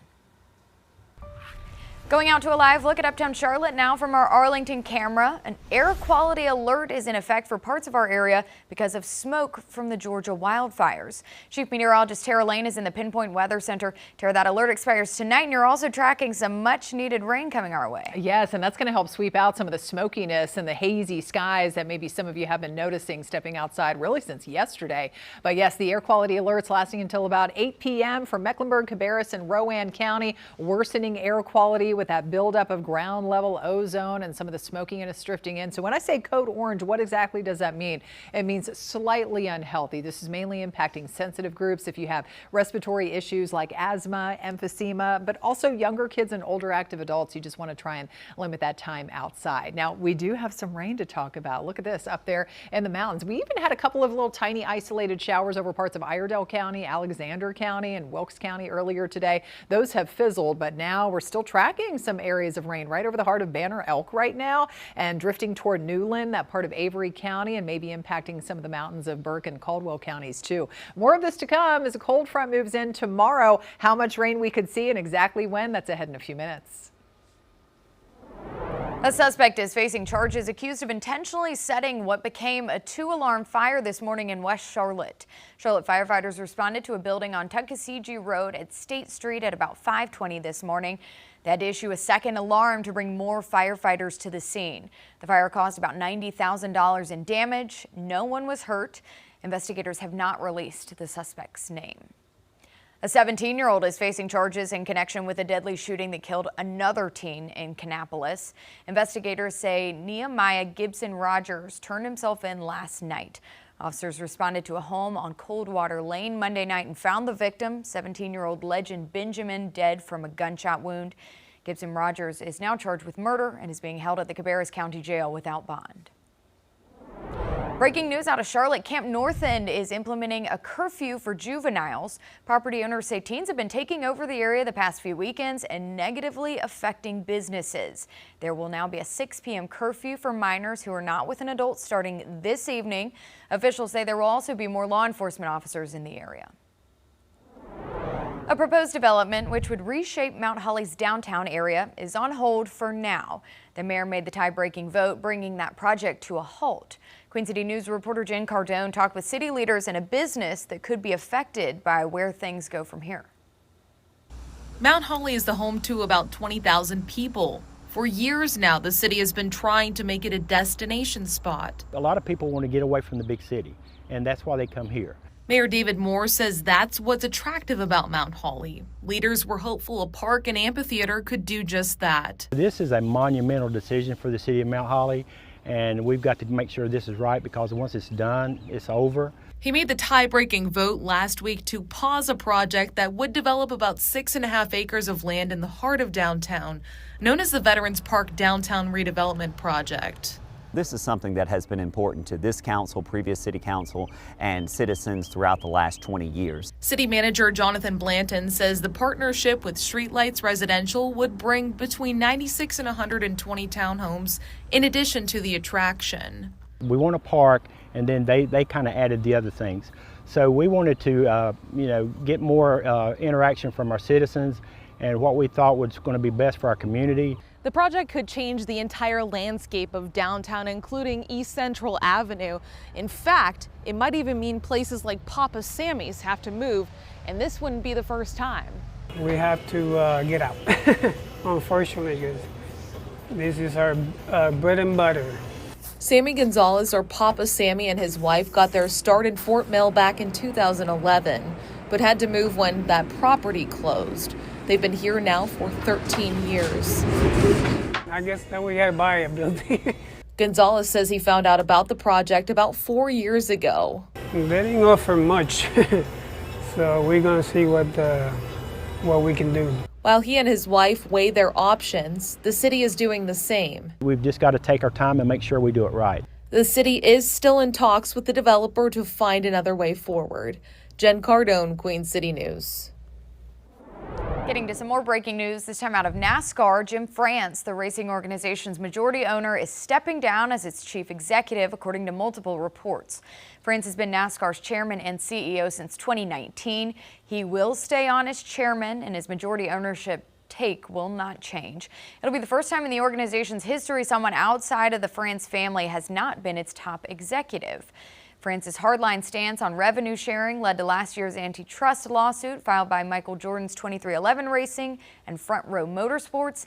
They settled the lawsuit in December in the team's favor. Steve O'Donnell has been with NASCAR for 30 years, starting in its marketing department. He was named president in March of last year. The Panthers' first-round draft pick, Monroe Freeling, is settling into the Queen City. The Black and Blue held a warm welcome for the South Carolina native in Uptown this morning. The offensive tackle out of Georgia is from the Charleston area. Our Casey Funderburg was at Bank of America Stadium for Freeling's introduction. Well, the Panthers got their guy. Monroe Freeling is officially a Carolina Panther, and he was greeted with the welcome walk in front of Bank of America Stadium Friday afternoon. He made his way down the blue carpet with his family and also David and Nicole Tepper, and he was able to sign some autographs, interact with fans, and of course, he ended his walk down the blue carpet by beating the Keep Pounding drum. Freeling was the Panthers' first-round pick at number 19 overall, and he's coming in to fill a need that the Panthers clearly wanted to address for the 2026 season. And during the offseason, they made some moves for the offensive line, but for the most part, the future of what the line was going to look like was still unknown. At 6'7", 315 pounds, Freeling helped the Georgia Bulldogs offense to 32.1 points per game, was a part of an offense ranked third in the NCAA in first downs and first nationally in fourth down. So he brings that extra protection for Bryce Young and the Panthers offense. I think I bring the energy every single day, regardless if it's a practice, a walkthrough, or a game. I bring the energy every single day. So it's actually insane because my older brother, he went to school at Charlotte. So he went to school at Queens in Charlotte. So it's like, it's like a cycle almost. I'm going up there too. And I mean, it's kind of incredible. I mean, I didn't imagine this, and I'm so happy that this is the case. It's like I get to stay up 3 hours from the home, and I get to basically stay at home. And I didn't do that through the college recruiting process. So I guess I owe it to my Carolina fans. All offseason long, Dan Morgan talked about how they were going to address the Panthers' biggest need when it came to that 19th overall pick. For them, it was a need closest to the ball, so they went with that offensive tackle position. So it'll be exciting to see what Monroe Freeling is able to do and see him working with Bryce Young and the rest of that offensive group. But from Bank of America Stadium, Casey Funderburg, Queen City News. And we are welcoming some rain into the area. Yes, we have a couple of scattered showers up in the mountains here this evening so far, and we're going to get more of that rain overspreading more of the region as we head into the weekend. I'm timing it out next. A space for intellectually disabled people in Belmont damaged after a transformer catches fire. How the staff's quick thinking prevented further tragedy. Through the medium of Ghouls Night and through art, I've been able to connect with my neighbors. And in the next half hour, a look at Ghouls Night Out in Charlotte. We see where spooky meets fun in Faces of the Carolinas. You're watching Queen City News, the most honored and the most local news in Charlotte.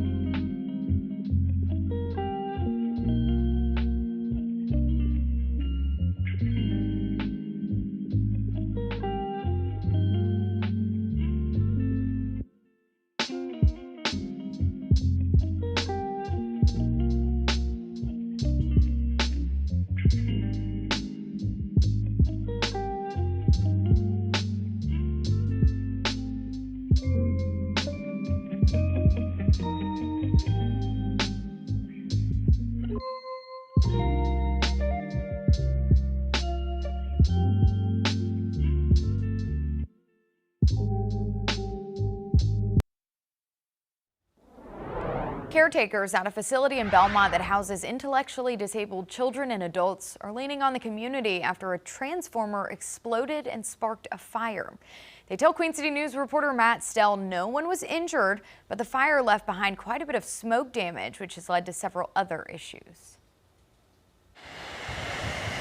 The fire crew that was out here told us had our staff not acted as quickly as they did, this would have been a very different story. And thankfully, that wasn't the case last Friday at the Holy Angels facility in Belmont.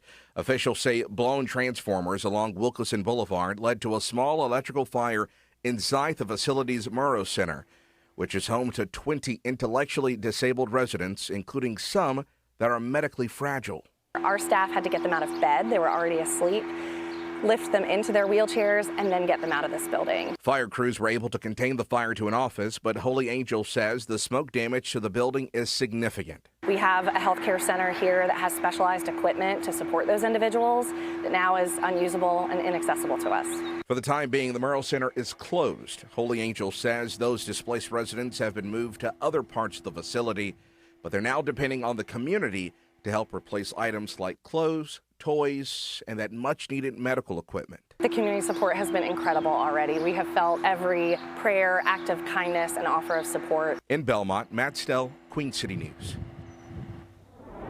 A North Carolina Special Forces soldier is accused of using classified information on the U.S. raid capturing Venezuela's president to place bets on a prediction market. Master Sergeant Gannon Van Dyke appeared in front of a North Carolina magistrate today. He was ordered to report to a New York federal court by Tuesday to continue his case. Officials say Van Dyke, based at Fort Bragg, was involved in the U.S. raid of Venezuela's capital when Nicolas Maduro and his wife were taken into custody. Prosecutors say Van Dyke placed $33,000 in bets and won more than $400,000 in profits. We asked Chief Legal Analyst Khalif Rhodes about the gray area these prediction markets are in.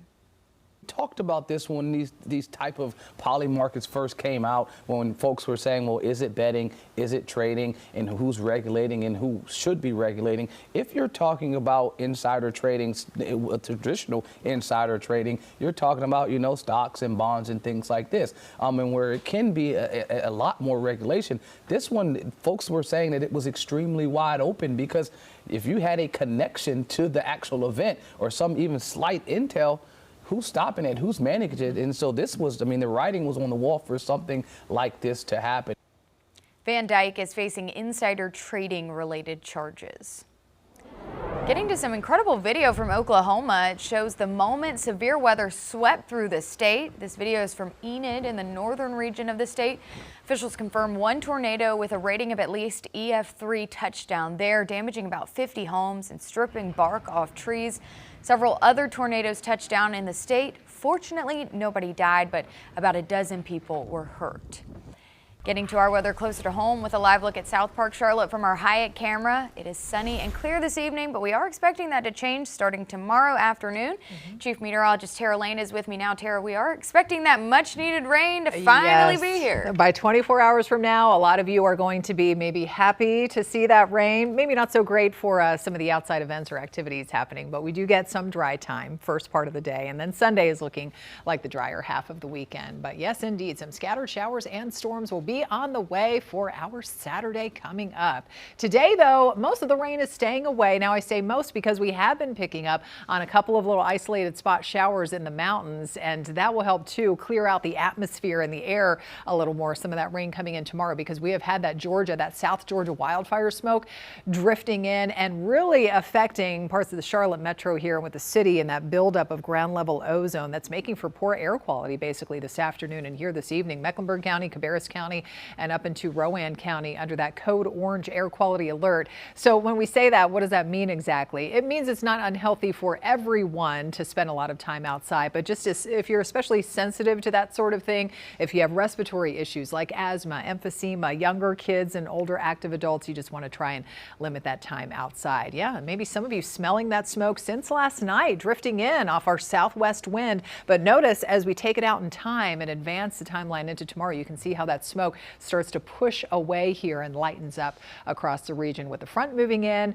and we have some of that rain moving in at the same time. As we look around right now, most of us are dry, scanning around on radar, just looking at some of those little tiny showers and putting out some pretty decent rain at times, especially with that shower around Newland right now, just to the south of there in that part of Avery County. And these showers generally pushing off to the east. They may hold together and make it into the mountains of Burke or Caldwell counties, maybe around Jonas Ridge area, but otherwise most of us staying dry. dry. But we do have more rain, thunderstorms back off to the west along with that front, and that is the same system that is headed our way for tomorrow. So Saturday showers and storms, that's what we have on the menu.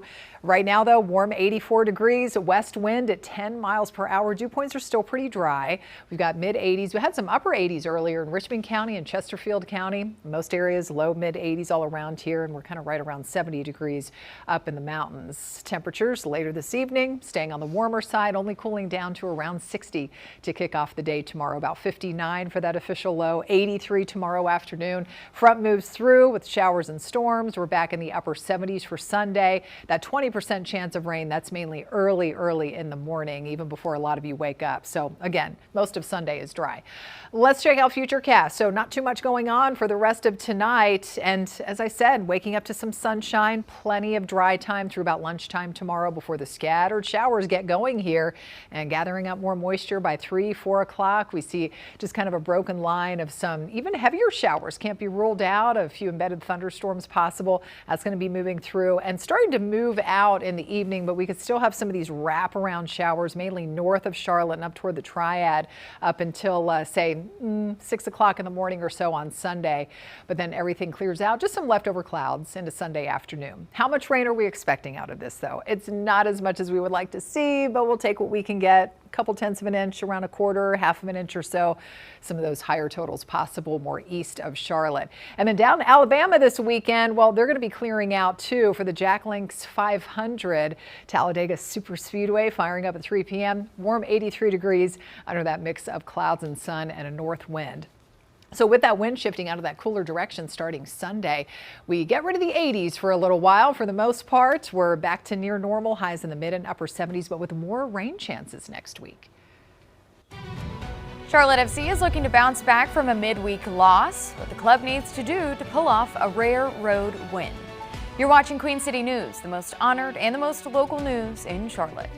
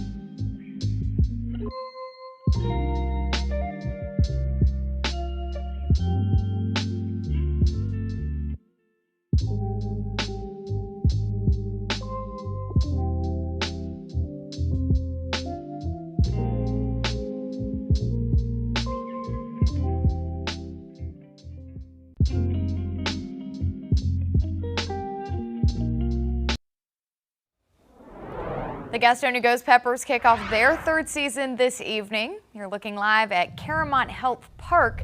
The team was established in place of the Honey Hunters back in 2024 and has since won more than 130 games in the Atlantic Pro Baseball League. First pitch against the High Point Rockers is at 7. The Charlotte Checkers are looking to clinch their first round of the Calder Cup playoffs tonight.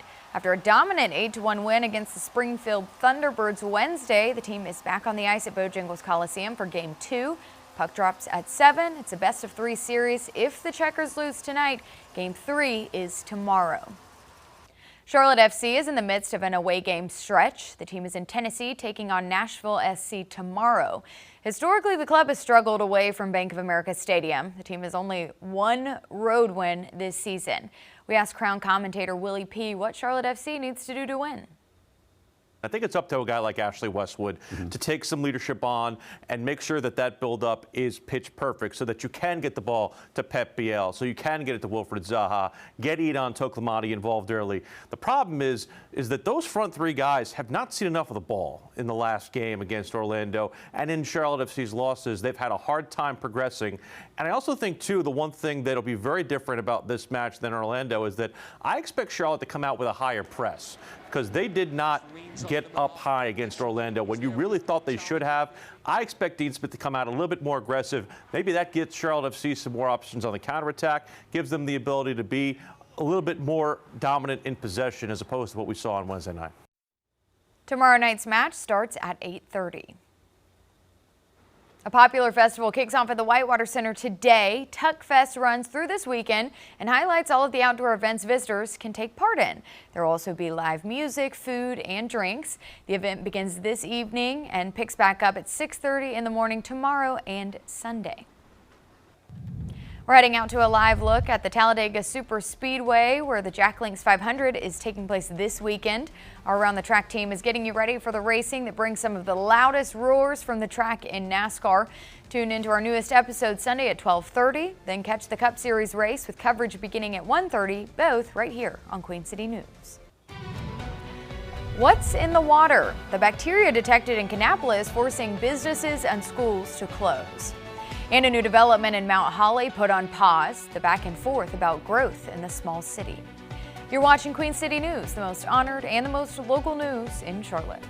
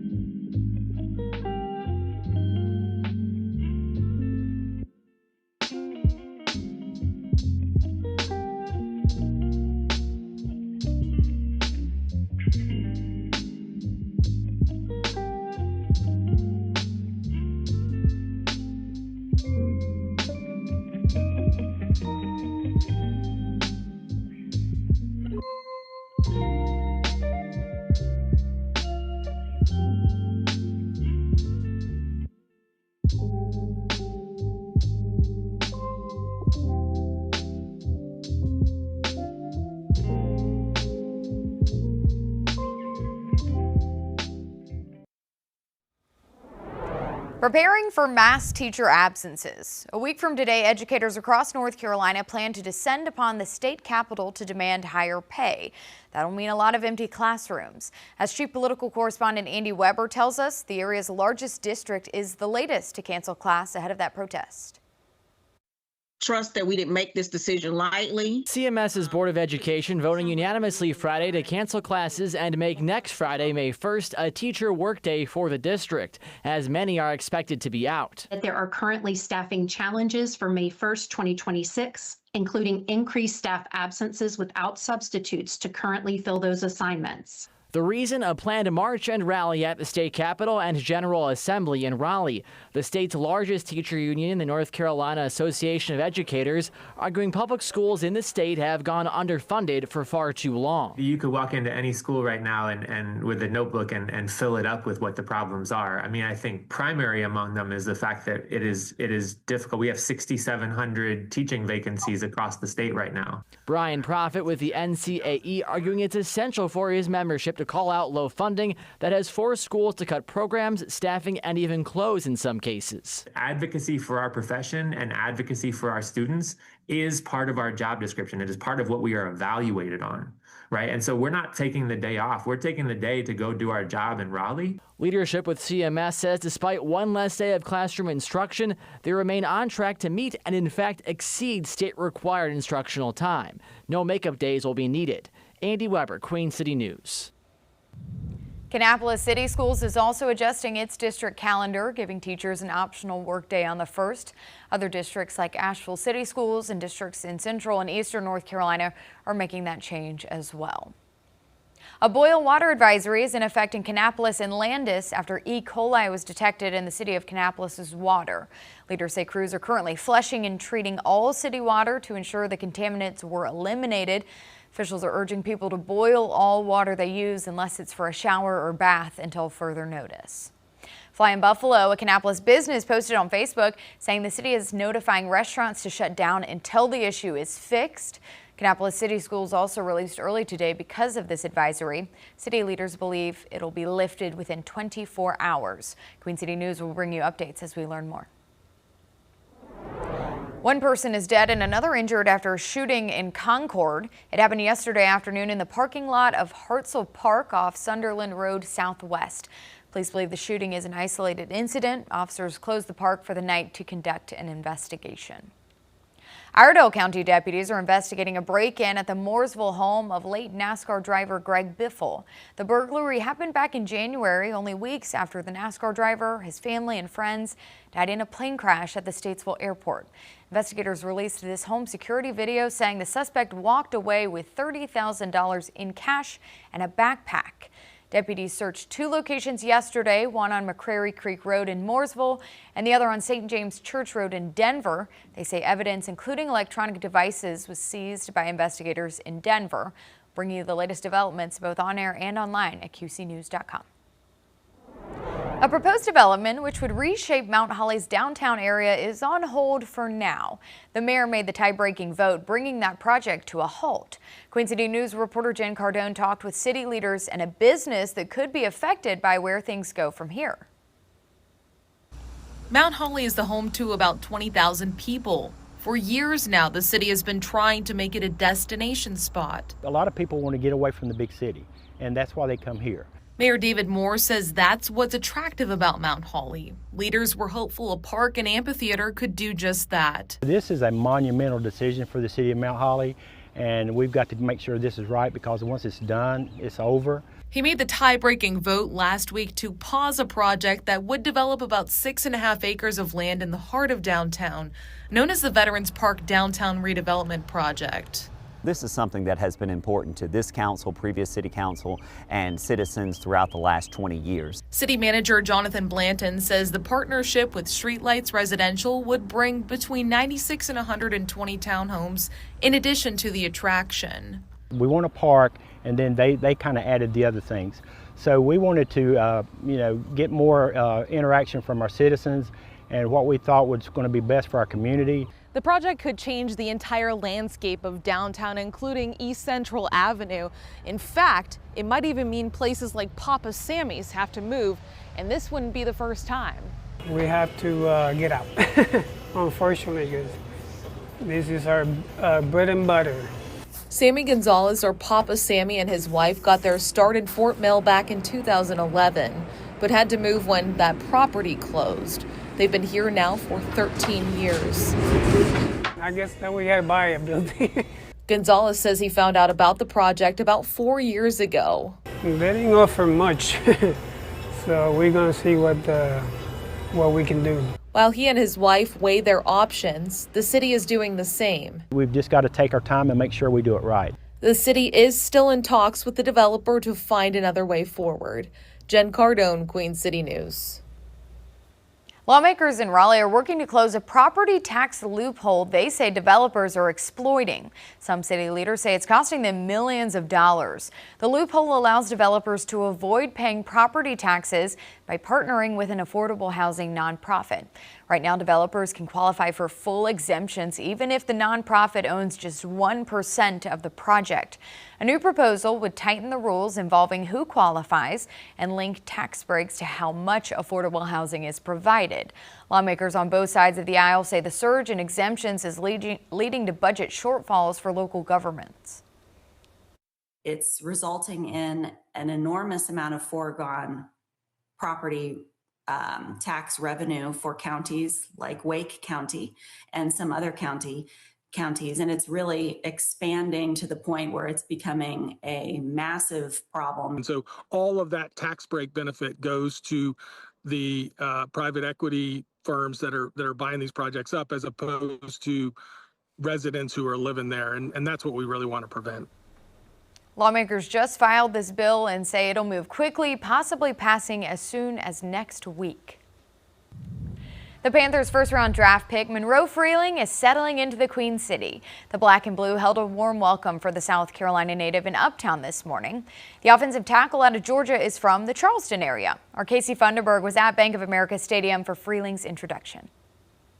Well, the Panthers got their guy. Monroe Freeling is officially a Carolina Panther, and he was greeted with the welcome walk in front of Bank of America Stadium Friday afternoon. He made his way down the blue carpet with his family and also David and Nicole Tepper, and he was able to sign some autographs, interact with fans, and of course, he ended his walk down the blue carpet by beating the Keep Pounding drum. Freeling was the Panthers' first-round pick at number 19 overall, and he's coming in to fill a need that the Panthers clearly wanted to address for the 2026 season. And during the offseason, they made some moves for the offensive line, but for the most part, the future of what the line was going to look like was still unknown. At 6'7", 315 pounds, Freeling helped the Georgia Bulldogs offense to 32.1 points per game, was a part of an offense ranked third in the NCAA in first downs and first nationally in fourth downs. So he brings that extra protection for Bryce Young and the Panthers offense. I think I bring the energy every single day, regardless if it's a practice, a walkthrough, or a game. I bring the energy every single day. So it's actually insane because my older brother, he went to school at Charlotte. So he went to school at Queens in Charlotte. So it's like a cycle almost. I'm going up there too. And I mean, it's kind of incredible. I mean, I didn't imagine this, and I'm so happy that this is the case. It's like I get to stay up 3 hours from the home and get to basically stay at home. And I didn't do that through the college recruiting process. So I guess I owe it to my Carolina fans. All offseason long, Dan Morgan talked about how they were going to address the Panthers' biggest need when it came to that 19th overall pick.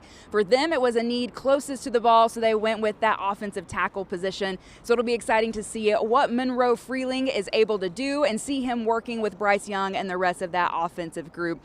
But from Bank of America Stadium, Casey Funderburg, Queen City News.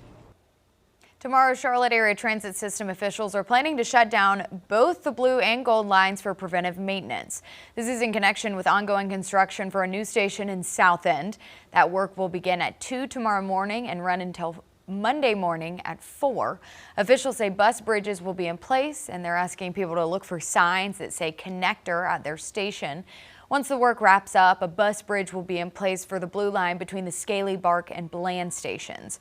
More changes are set to start next weekend.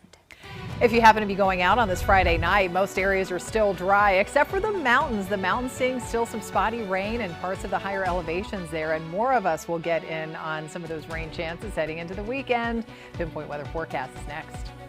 where the spooky meets the funny. How one local group adds one more plot twist to a night out at the movies in Faces of the Carolinas. You're watching Queen City News, the most honored and the most local news in Charlotte.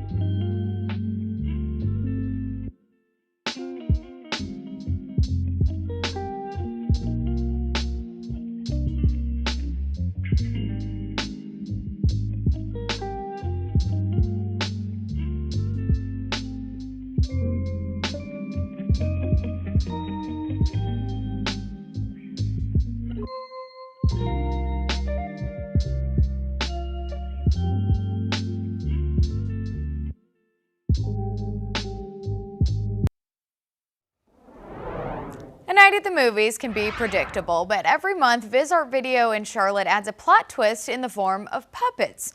The result can be both scary and hilarious. Queen City News storyteller John Lee gives us a look in Faces of the Carolinas.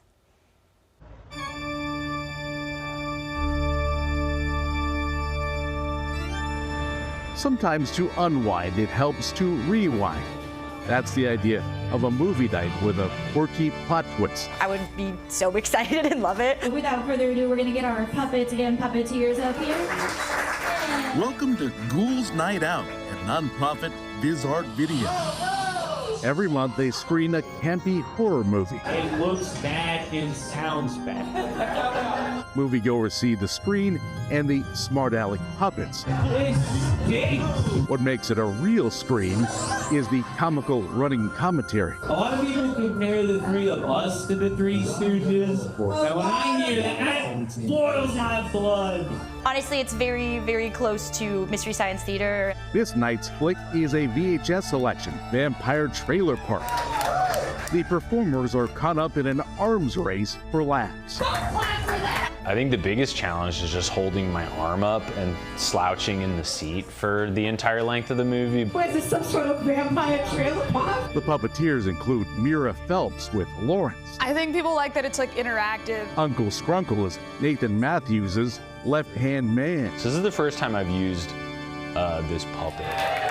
And Grace Trotta gives life to Carnelie. I think people love being involved.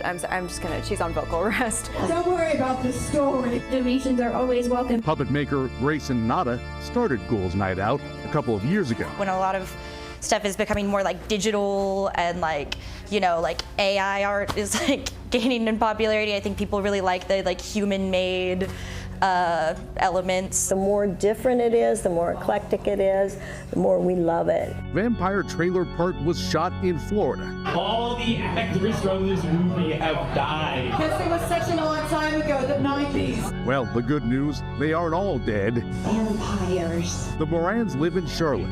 Kathy plays a psychic, while Patrick was co-producer writer. It's a lot of fun. And you don't believe that? They got to you. The Morans say their idea was groundbreaking. Bulimic vampire movie. Bulimic vampire. Nobody had done it. No, I don't think anyone's done it since. We might be the first. I don't want to lay claim to having the first bulimic vampire movie, but we're certainly one of the first. Yet another hole in the plot of Vampire Trailer Park. Many of the puppeteers have stand-up comedy backgrounds. Coincidence? Bounce ideas off of each other, and I know, it's social for me. I get to leave the house, which is great. I'm kind of an awkward person. It's hard for me to connect with other people, but through the medium of Ghouls Night and through art, I've been able to connect with my neighbors. Act excited. Mr. Matthews is a music teacher. And if we can all share a chuckle over somebody getting his throat slashed, I think that makes, our world a better place.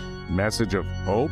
It's really insightful. Whoa, whoa, whoa. Together, they raise their hands to raise morale at a place where everyone laughs with you, not at you. Oh, it's over. Finally, thank God. Good job, everybody. In Charlotte, John Lee, Queen City News. Ghouls Night Out is on the second Monday of every month at VizArt Video. Vampire Trailer Park is distributed by the VHS preservation group Lynchmeat. Getting to our weather with a live look at South Park, Charlotte from our Hyatt camera. Sunny and clear this evening, but we are expecting that to change starting tomorrow afternoon.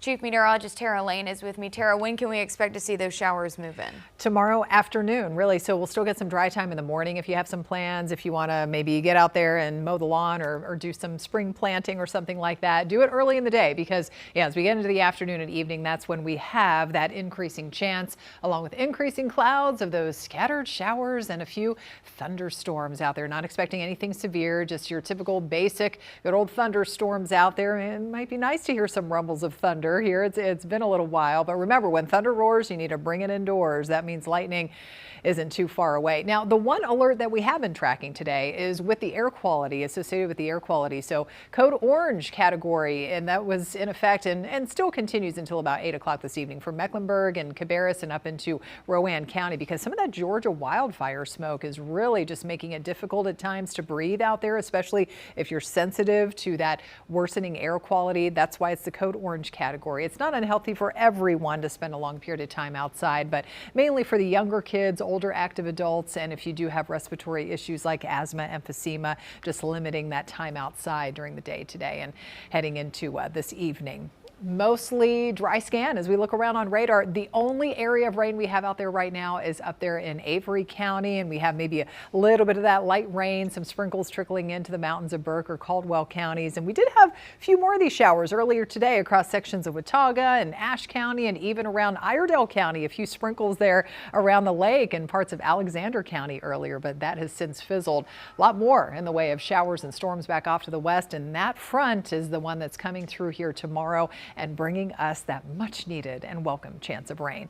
Right now, though, with that lingering sunshine, it is still warm outside. We've got 84 degrees, west wind at about 10 miles per hour. We had some hotter spots close to 90 earlier out in Richmond and Chesterfield County, but mid 80s out there right now, just a tad cooler. Chester's at 81 along with Shelby and Hickory, upper 60s up in the mountain community. So a lovely Friday evening for most areas. Again, mountains still seeing that chance of a couple of isolated spot showers, but most of us stay dry under that clear sky. Temperatures only backing off into the lower 70s by 10 or 11 o'clock. We have another day with highs in the 80s tomorrow, directly ahead of the front. Again, if you want to do some yard work outside, best time to do it is either early tomorrow morning up through about lunchtime or so, maybe early afternoon for some of you. And then on Sunday is going to be the drier half of the weekend and just a bit cooler by a few degrees. Highs are back in the upper 70s. So Futurecast shows the mostly dry conditions still into the overnight.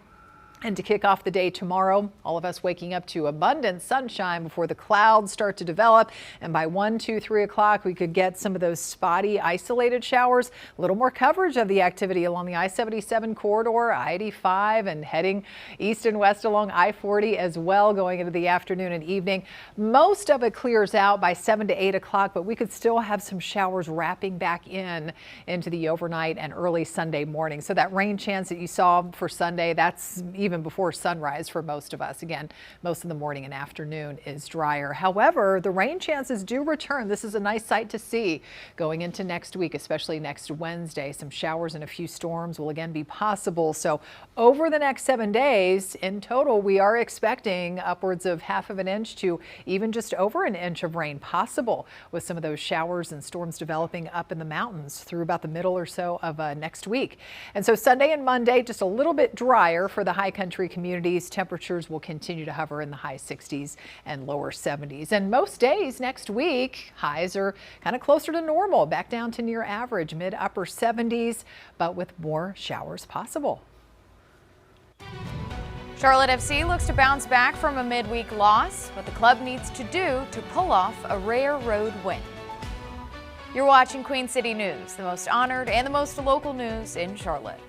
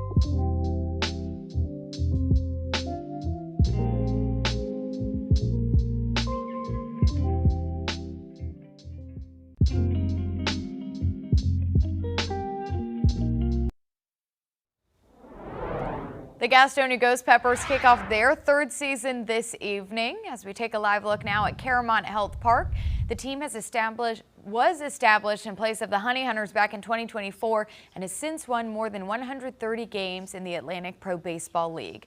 First pitch against the High Point Rockers is at 7. The Charlotte Checkers are looking to clinch their first round of the Calder Cup playoffs tonight. After a dominant 8-1 win against the Springfield Thunderbirds Wednesday, the team is back on the ice at Bojangles Coliseum for Game 2. Puck drops at 7. It's a best-of-3 series. If the Checkers lose tonight, Game 3 is tomorrow.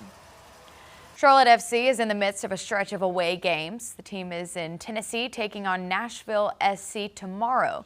Historically, the club has struggled away from Bank of America Stadium. The team has only one road win this season. We asked Crown commentator Willie P. what Charlotte FC needs to do to win. I think it's up to a guy like Ashley Westwood to take some leadership on and make sure that that buildup is pitch perfect so that you can get the ball to Pep Biel, so you can get it to Wilfred Zaha, get Edon Toklamati involved early. The problem is that those front three guys have not seen enough of the ball in the last game against Orlando, and in Charlotte FC's losses, they've had a hard time progressing.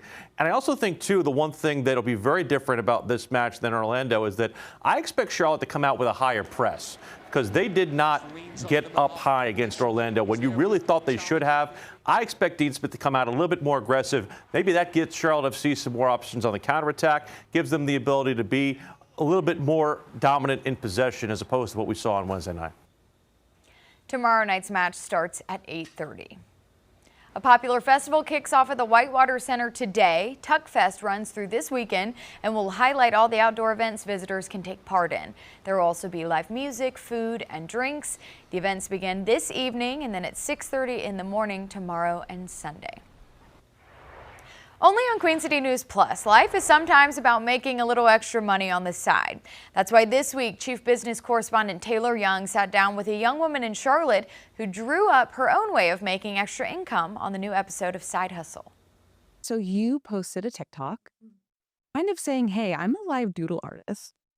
Yeah. If you want me at an event, what got you to that point where you were like, hey, maybe I should put this on social media to see what people think? Yeah. So I hadn't actually done it live yet, but I was like, I'm going to call myself a live doodle artist, and that's my manifestation. And you know, if you claim that you are it, then people will believe. Then you are.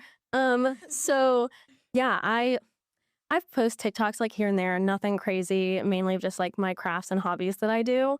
And then I was like, you know, this works for a lot of people. Like TikTok really gets the word out there and spreads fast. I was like, whatever, I'll make a video. If it gets traction, it gets traction. If it doesn't, no harm done, like whatever. And then it got a lot more likes and comments than I've ever gotten before.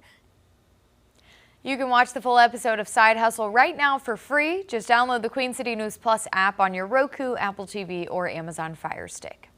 You're watching Queen City News, the most honored and the most local news in Charlotte.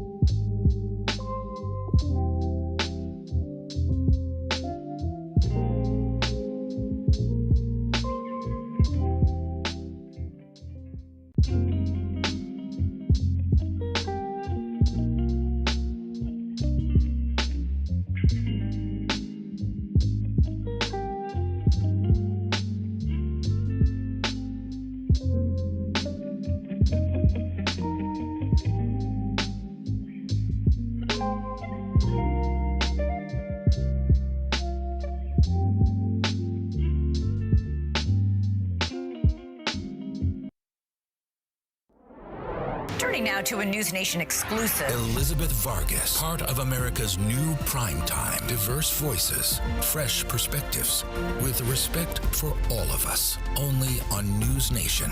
News for all Americans. To find News Nation on your screen, go to newsnationnow.com.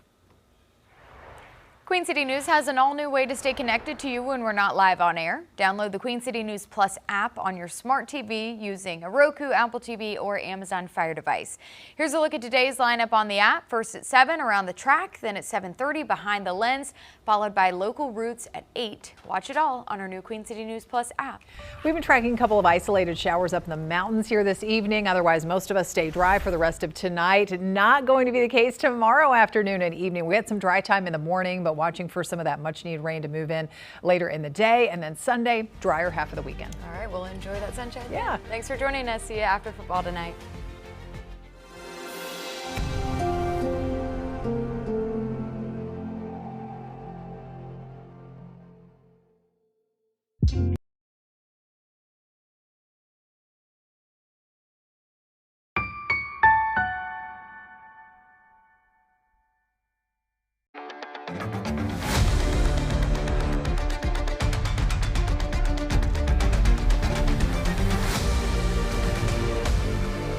Sweet Home Alabama, at least that's what we're singing this weekend as we head to the 10th race of the 2026 season at a place known to promise a weekend full of action.